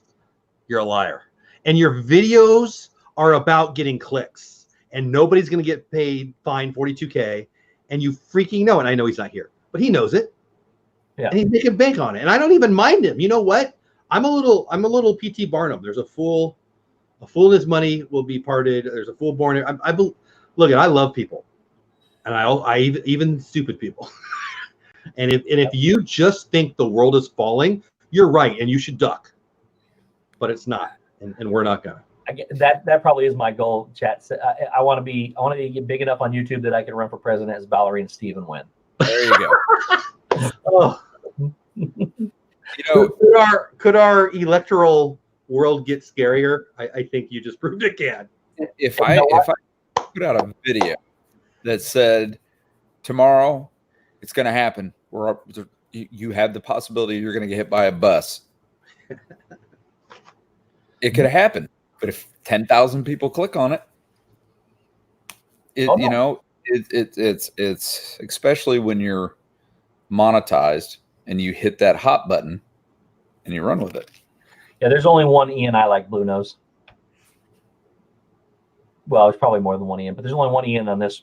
No, I didn't. I understand now. Took me a second. Yeah, I mean, I've watched the guy, and I think he means well, but I also think he means to get. And I don't mind clickbait. You know what? If the book, I used to love Barnes. I still love Barnes and Noble. I still go on Barnes and Noble. I shop in Barnes and Noble, and sometimes the book title looks really good, and sometimes it's a really cool cover, and sometimes the book sucks, and sometimes you have to go past the cover. And I get it. Yep. You're going to click on a video because of the name, the title, and the thumbnail, and those are your only things you have unless you already know that content creator. Right. So I want to get better at thumbnails. Yep. My title for my COPPA video is, I don't know, whatever it said, and some of you aren't going to like what they said. I understood that I was fooling the stupid, Yep. and I was okay with it. It's clickbait. And yeah, I didn't lie, Yep. but it certainly, if you're freaking out, you should watch this. And I think I did it to calm people, and I did calm people. But man, if you want to waste an hour, you go read some of those comments, man.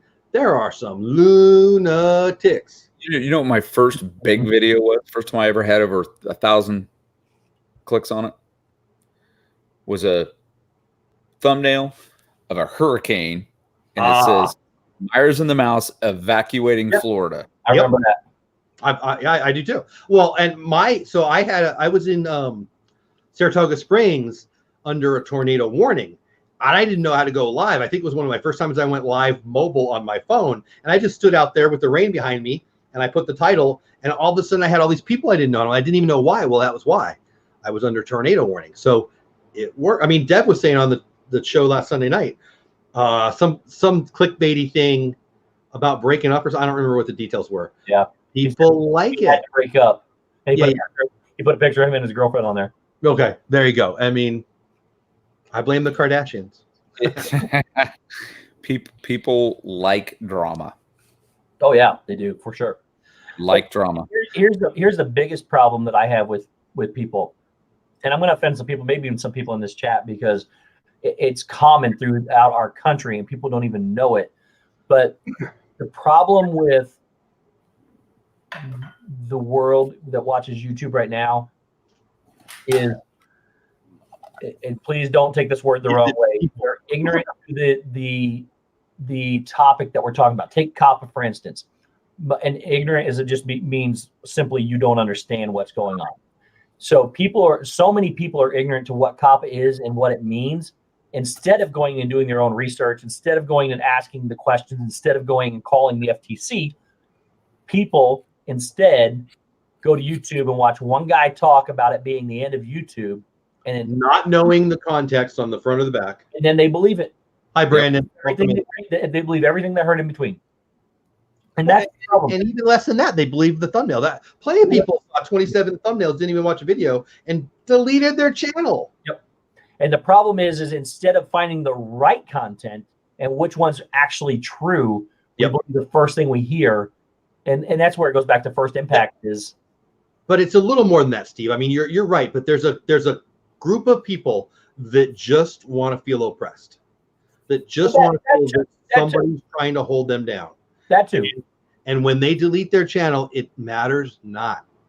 People were mad at me because I got a few comments that said, "How dare this guy," meaning me, "tell people to delete their channels." I said, after I read this information to you, if you still think FTC is going to fine you $42,000, maybe the best thing to do is to delete your channel to not have that fear in your life. They were offended by that because they wanted to be. Yep. You need a sarcasm font. Yeah, I might be sarcastic. It is what it is. But you know what? Hey, I almost didn't do that video. Like, you're talking about how big your video was. This, for me, was my biggest video by far. I'm up like 750 subscribers or something from this one video. Wow. And this one video has over 4,000 watch hours. I spent a year and a half trying to get to 4,000 watch hours. This one video, how come I couldn't be the first one, right? But it's a blessing. It's awesome. And I almost didn't post it. I did a silly video about the Little Mermaid Live. It got 900 views. That's one of my top 15 videos ever. I almost didn't post it. So my point is, just create things you like and good things will happen. I mean, I'm not saying just throw darts, but there's something to be said for just coming to work that day, right? Like you were saying, Kelly, earlier, you just ask people to give 100%. Dude, I haven't given 100% in my whole life for anything. And I don't think anybody has. I think we do I got 45 things that I want to do all the dang time, right? I mean, I know you do, Steve. I know you do, Kelly. Mm-hmm. I don't know that any of us should be doing anything other than doing what makes them happy. And for me, that's supporting my family and making sure they're comfortable and having an outlet to have some friends and to create and do things I like. And I think those things get blessed. And I mean, I think I see proof at both of your channels. I mean, you guys are both crushing it and having a good time, right? Are you more happy? Not that you were unhappy, but are you more happy now with this channel than before? Since I started doing YouTube, am I more happy? Yeah, I'm suspecting both of you weren't unhappy people, but are you happier with this in your life or less happy? Oh, Go ahead, Steve. Oh, no, yeah, I'm 100%. I know your answer. I mean, of course you are. It's more than just having a YouTube channel, though. It's the community. Jeff, I hugged you down at the Beverly Challenge when we. I remember it. I mean, it's the community. It's the friends we make. I've got lifelong friends out of this that I've had an absence and void for in my life. And me too. And I didn't know I had that void. I didn't either. I didn't have a clue that I had that void. In fact, I would argue I probably didn't. It probably wasn't a void. This is just an improvement. Well, and tonight this is Corey was taking the night off, Corey Meets World. And I came back and I thought, oh my God, I've got a complete day, a night where I don't have to do anything. I'm going to relax. I'm going to edit videos. I'm going to film videos. I'm going to do this. Yeah. I started, got my camera out, got ready to do my first vlog for Vlogmas. I went, I'm going to go live. And then I sat into a day for a couple hours. And then I came over here with you guys. I mean, it's like, I'm addicted to it now. This is where I want to be. Well, I think I've said to you before, Steve, I think maybe on a stream and maybe one-on-one, I kind of made fun of streaming before I got into it. I did it because I wanted to watch hours and I saw I can do math. And then oh my gosh, this is fun. Oh my gosh, not everybody's a lunatic. I mean, I really like you. I like Mike Wheeler, Brandon. I just got to know you. Dances with Goopy, Stacy Rogers. I mean, just keep going down the list. And you guys, I mean, these are sorry friends in real life. These are my real friends.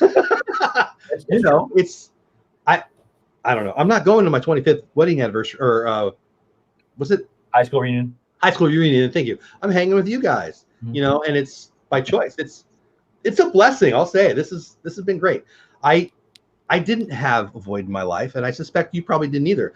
You have this because it's awesome. Like I don't not have seconds in bacon because I need more bacon. I just like bacon. I like you guys. Sorry, I didn't mean to cut you off, Kelly. What were you saying? No, it's the same thing with me. I mean, Ivone and I have found another passion that we enjoy, and it's allowed us to do it together, which we enjoy. I have made some amazing friends. Yep. You know, and I do, like Jeff said, I've got friends in my life that are here, and I was content. I was happy. But I am way more happier. I have people that I have found that have similar interests, that are similar thinking people as me. Yeah.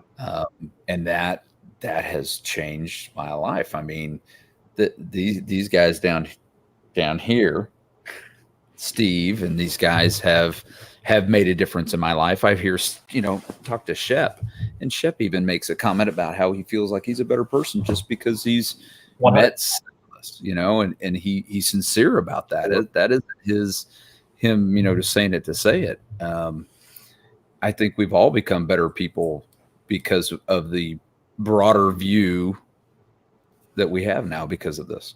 I agree. Well said. Well said. I believe deeply that you're either getting better or you're getting worse. You can't just sit on the couch and watch reruns of whatever and get better. You're getting better or you're getting worse. And I like building skills. I mean, that was my whole vision 2020, do a video a day. I wanted to get at least not bad at video editing and it's fun.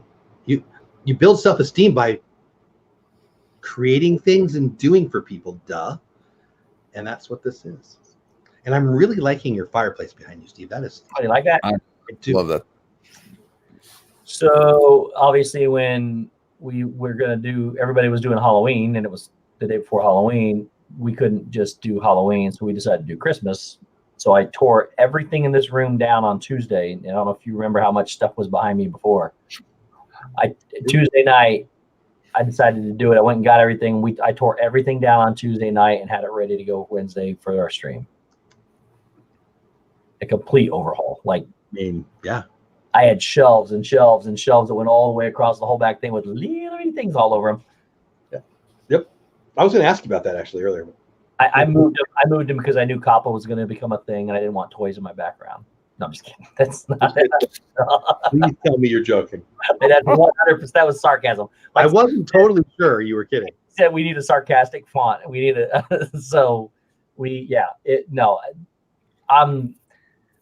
I understand what's going on. I understand. And my first question I asked every single person is, have you been fined in the last 6.5 years? Thank you. Because it's been around that long. Heard of anyone else who has? So, have you heard of anyone the FTC has ever fined that was a human being? Well, no, because they go after the companies that are collecting the data. That's the violation. I'm not collecting any data except for going, hey, Jeff, break that law. Jeff, when are you going to Disney World? That's me collecting data, but that's the extent of it. I'm not collecting the data that's against the law to collect. That is the argument, by the way, though. You're kidding, but here's how I can collect data. If you go into my comments and say, hey, I'm 12, and here's where I live, and here's I've collected that data. Yep. And I did not ask for parental, and I did not receive parental consent. Well, and there's also a clause in it that says that whether it's offered free willed or if you collect it, because you can reject it. But even if that's against the law, anyone with even a 5% of their brain not on hold can figure out that I did not have any intent, nor did I get any value from collecting that data. By the way, I didn't keep that data. I didn't store that data. I didn't act on that data. Somebody just send me a comment. You're good. We're over 13. You're a good town still. You're all right. Somebody put in the chat, they were talking about having superficial relationships. You know what's crazy is when 6 or 7 people travel halfway across the United States to meet somebody they've never met before. And they hug in the first 5 seconds they meet each other. And I'm not even talking about us. I'm talking, we went down there to meet Mike Wheeler. We hung out with Mike Wheeler. We have found people you got Cricket Fox over in Australia who checks in on us. How are you doing? And you are concerned about those people. Stacy's family is going through a lot of stuff right now. those are things that actually concern us, and we think about and we talk about. When Taylor was going through his surgery, the community sent him stuff to help him get through some of the struggles he was having. Yep. What kind of mad, crazy world is it where people can care about each other? Oh my gosh, look at this community. I just, it's more than just a YouTube channel. It's more than being monetized and getting $20 from YouTube. We do it because we enjoy it. Steve and I had our moment down there where 100%. We're just guys with a camera. I don't understand what's going on here. Guys that sit behind the camera and talk. I don't understand how we could possibly make a difference in someone's life. And that was actually when we met Mike Wheeler. And I still don't understand it, but I've had to accept the fact that people think we do, and that matters to people. And just no, they don't think you do. They do. Well, and here's the difference. Like, so Lena from Paper, Scissors, and Vacations on she lost her brother this week in a fire. Right. She turned to us for comfort and to help get her through that time. And we message her off that. So I do know that is making an impact in that kind of regards. But just to give people something to do. And one person told me, if I wasn't here watching you, I would be doing something somewhere to harm myself or somebody else. And it's those kind of things if you're just like literally just sitting here behind a camera, but you're doing it the right way and you're making a difference in somebody's life. That's what I set out to do when I did it. I wanted to make people happy.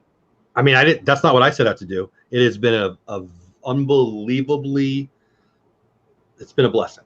Yeah. It's been something that I didn't know was there. I had no idea would be an opportunity. I mean, so my wife hurt her back. I took her to her chiropractor this morning, and she's doing her thing. And my mom called me, and we're having a talk. And I read to my mom. I'm 50 on Christmas Day. I read this email that I got 2 days ago to my mom from somebody who watches my channel that was saying very, very nice things. And it's amazing. Like, I've run a nonprofit since 1990. Oh, I've been in nonprofit. I've been running nonprofits since the late 90s. And I can tell you, we make an equivalent difference to people in their lives. And I believe I was running a nonprofit. And that's not saying I wasn't doing good stuff. Mm-hmm. Like, it's real stuff. It's people who are loving and hurting and needing friendship and needing advice and just needing a friend and blah, blah, blah. It's all awesome. They just need somebody to care is what it is. And that's where, if you're a genuine person and you truly care about people and care about what they're going through, and you show an effort and you call on them, like Mike Wheeler said, when his mom went to the hospital, I was the first person he contacted because I care about what happens to Mike and I care about what happens to his family. Isn't that amazing?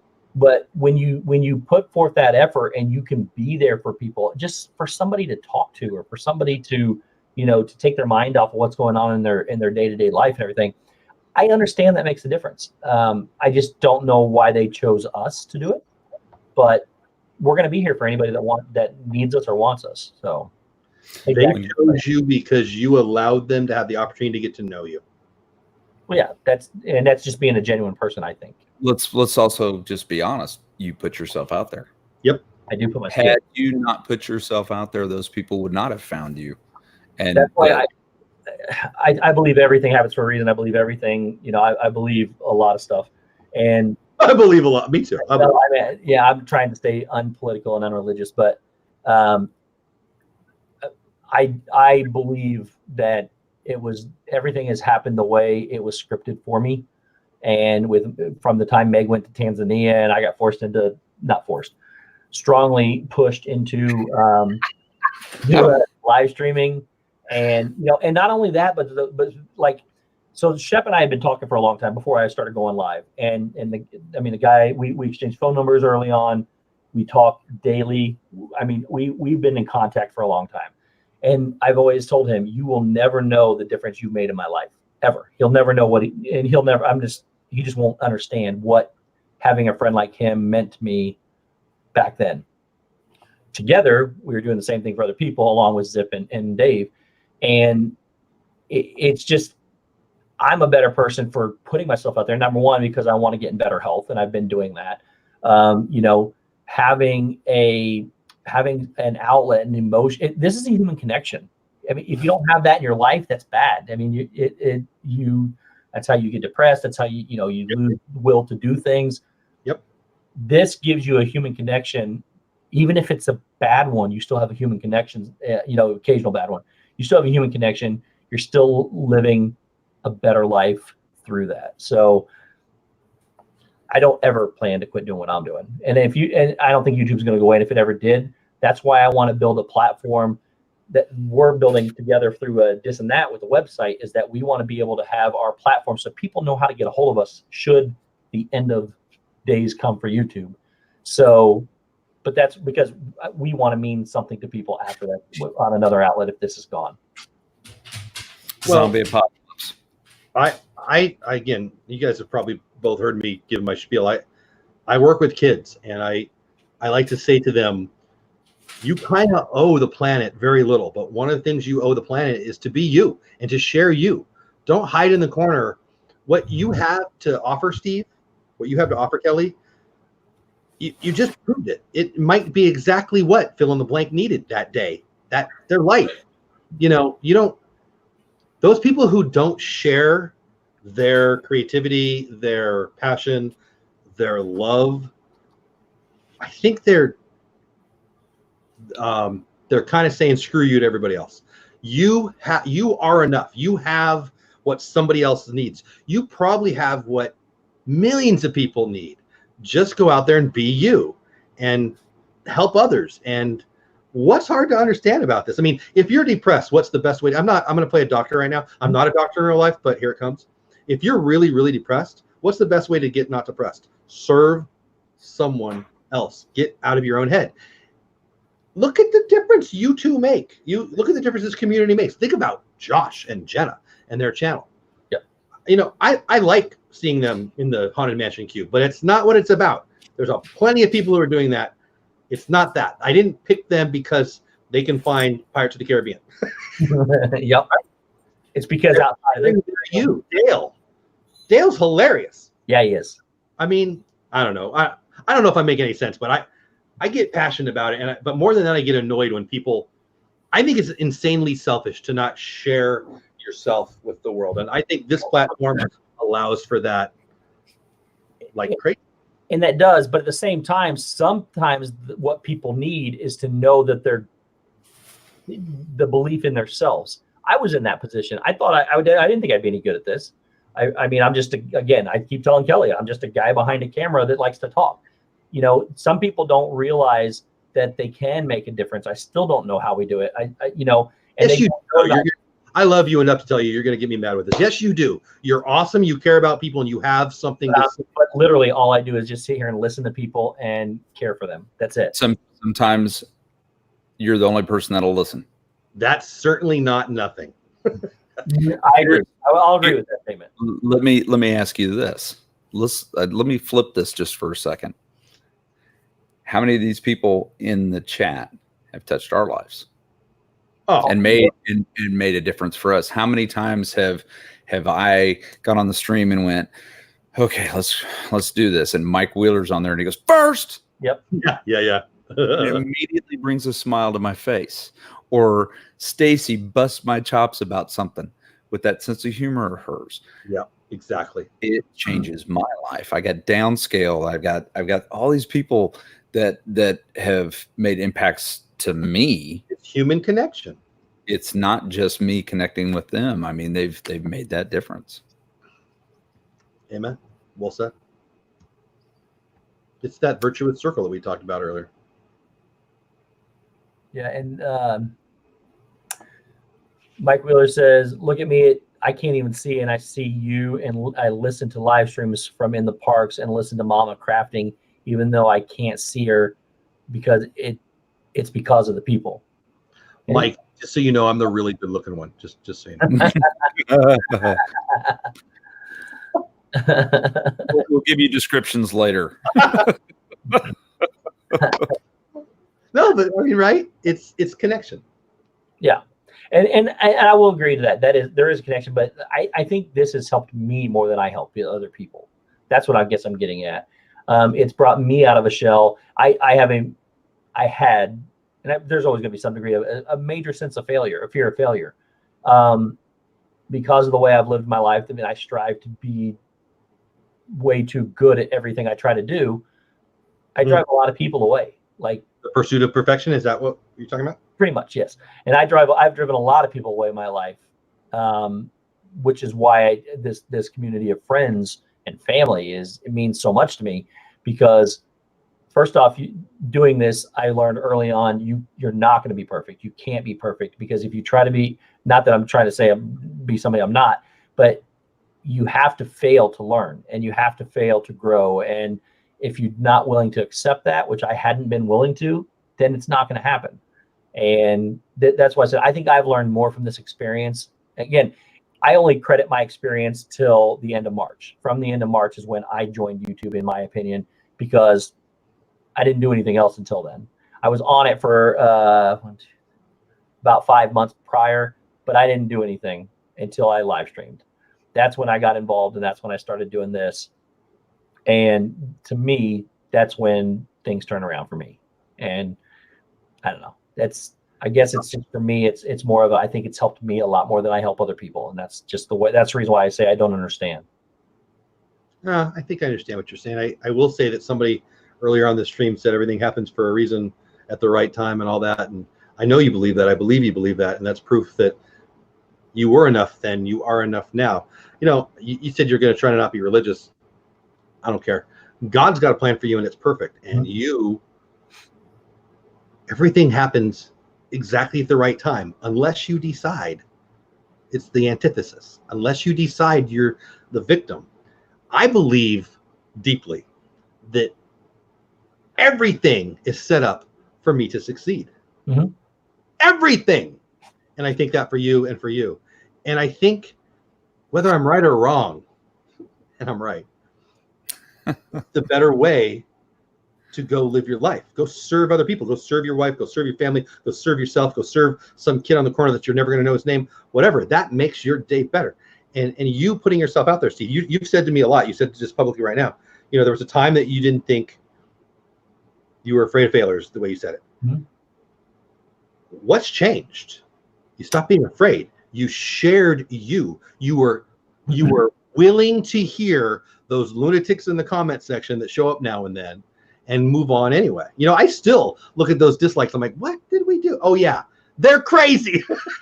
Yep. Right? Tell me I'm wrong. I mean, it was about that's what it is. So it's just I guess it's just kind of just like anything you're gonna do in life.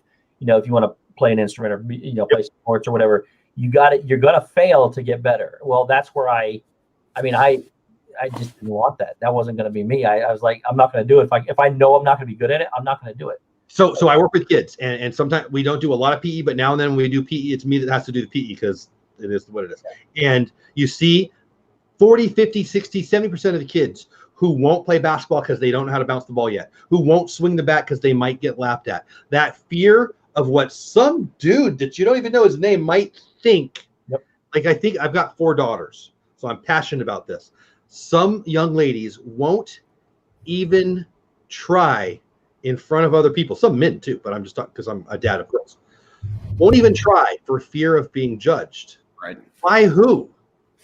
By what? Yeah.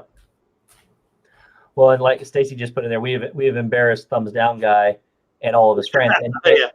And honestly, I remember the day I got my first thumbs down, and I remember it like wholeheartedly. And I was, you know, I knew that's what I was keeping me from actually live streaming and everything.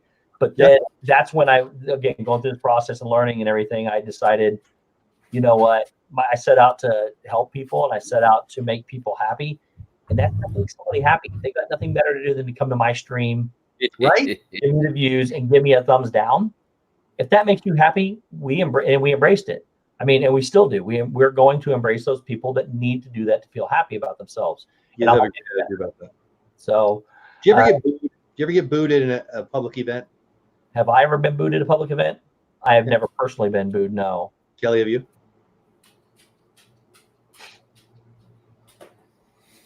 I mean, yeah, I had to be the bearer of bad news that no one liked, and I got booed before, but it wasn't because of what I was doing. It was what I had to the message I had to convey. When LeBron's getting booed, it's not because he sucks. No, it's just because He's the best, and he's going to beat the team that we're rooting for. When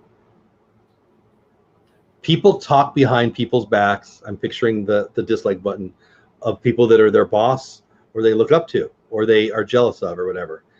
These people that have those negative comments or those dislikes, they're not saying anything to us. They're not.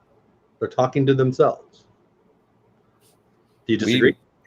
We got excited when we got our first thumbs down. We celebrated it. We were like, we have done something right. Yes. Because if somebody is coming in and having to give us a thumbs down, we've made it. Video that's crushing it with 50K or whatever have the most thumbs down? I think it did. Of course it does, and that's a function of the math for sure. But I would do percentages. I don't do numbers. That goes back to one. That goes back to the Babe Ruth thing. I don't even have my screen up that shows me thumbs up or thumbs down. I rarely ask for likes because I don't think of it, but whatever. Well, I even had so far now, which I thought was the greatest. It would have killed me before, but I had somebody name 3 trolls after me. Oh yeah, well, one was Steve's troll, one was Steven's troll, and one was a really bad one. But I've got a guy that has a bunch, including one is "I will knock you out in one punch." My name. So nice. Yeah. Nice. See, when people bully and everything, even again, if they give me a thumbs down and it makes them feel better, mission accomplished. But the other way that you can help stop that too is to not let it affect you and embrace it, and just not that they're there because they need to try to make you feel bad. And if they don't succeed in that, then they'll move on. You can't be bullied unless you give the person permission. The whole Babe Ruth thing. Babe Ruth is known for what? How many home runs he had? Right? He was such a great home run hitter. How many strikeouts did he have? More than anybody else. You got to swing the bat to be successful. Yeah. And you're going to if we could just teach, I was about to say young people, but just human beings, that failure is not the end, that it's a path to success. Life would be a lot easier. Failure teaches us what not to do. It's you really didn't fail. You just learned what not to do. I mean, what is that? Edison said that? I think it was Edison.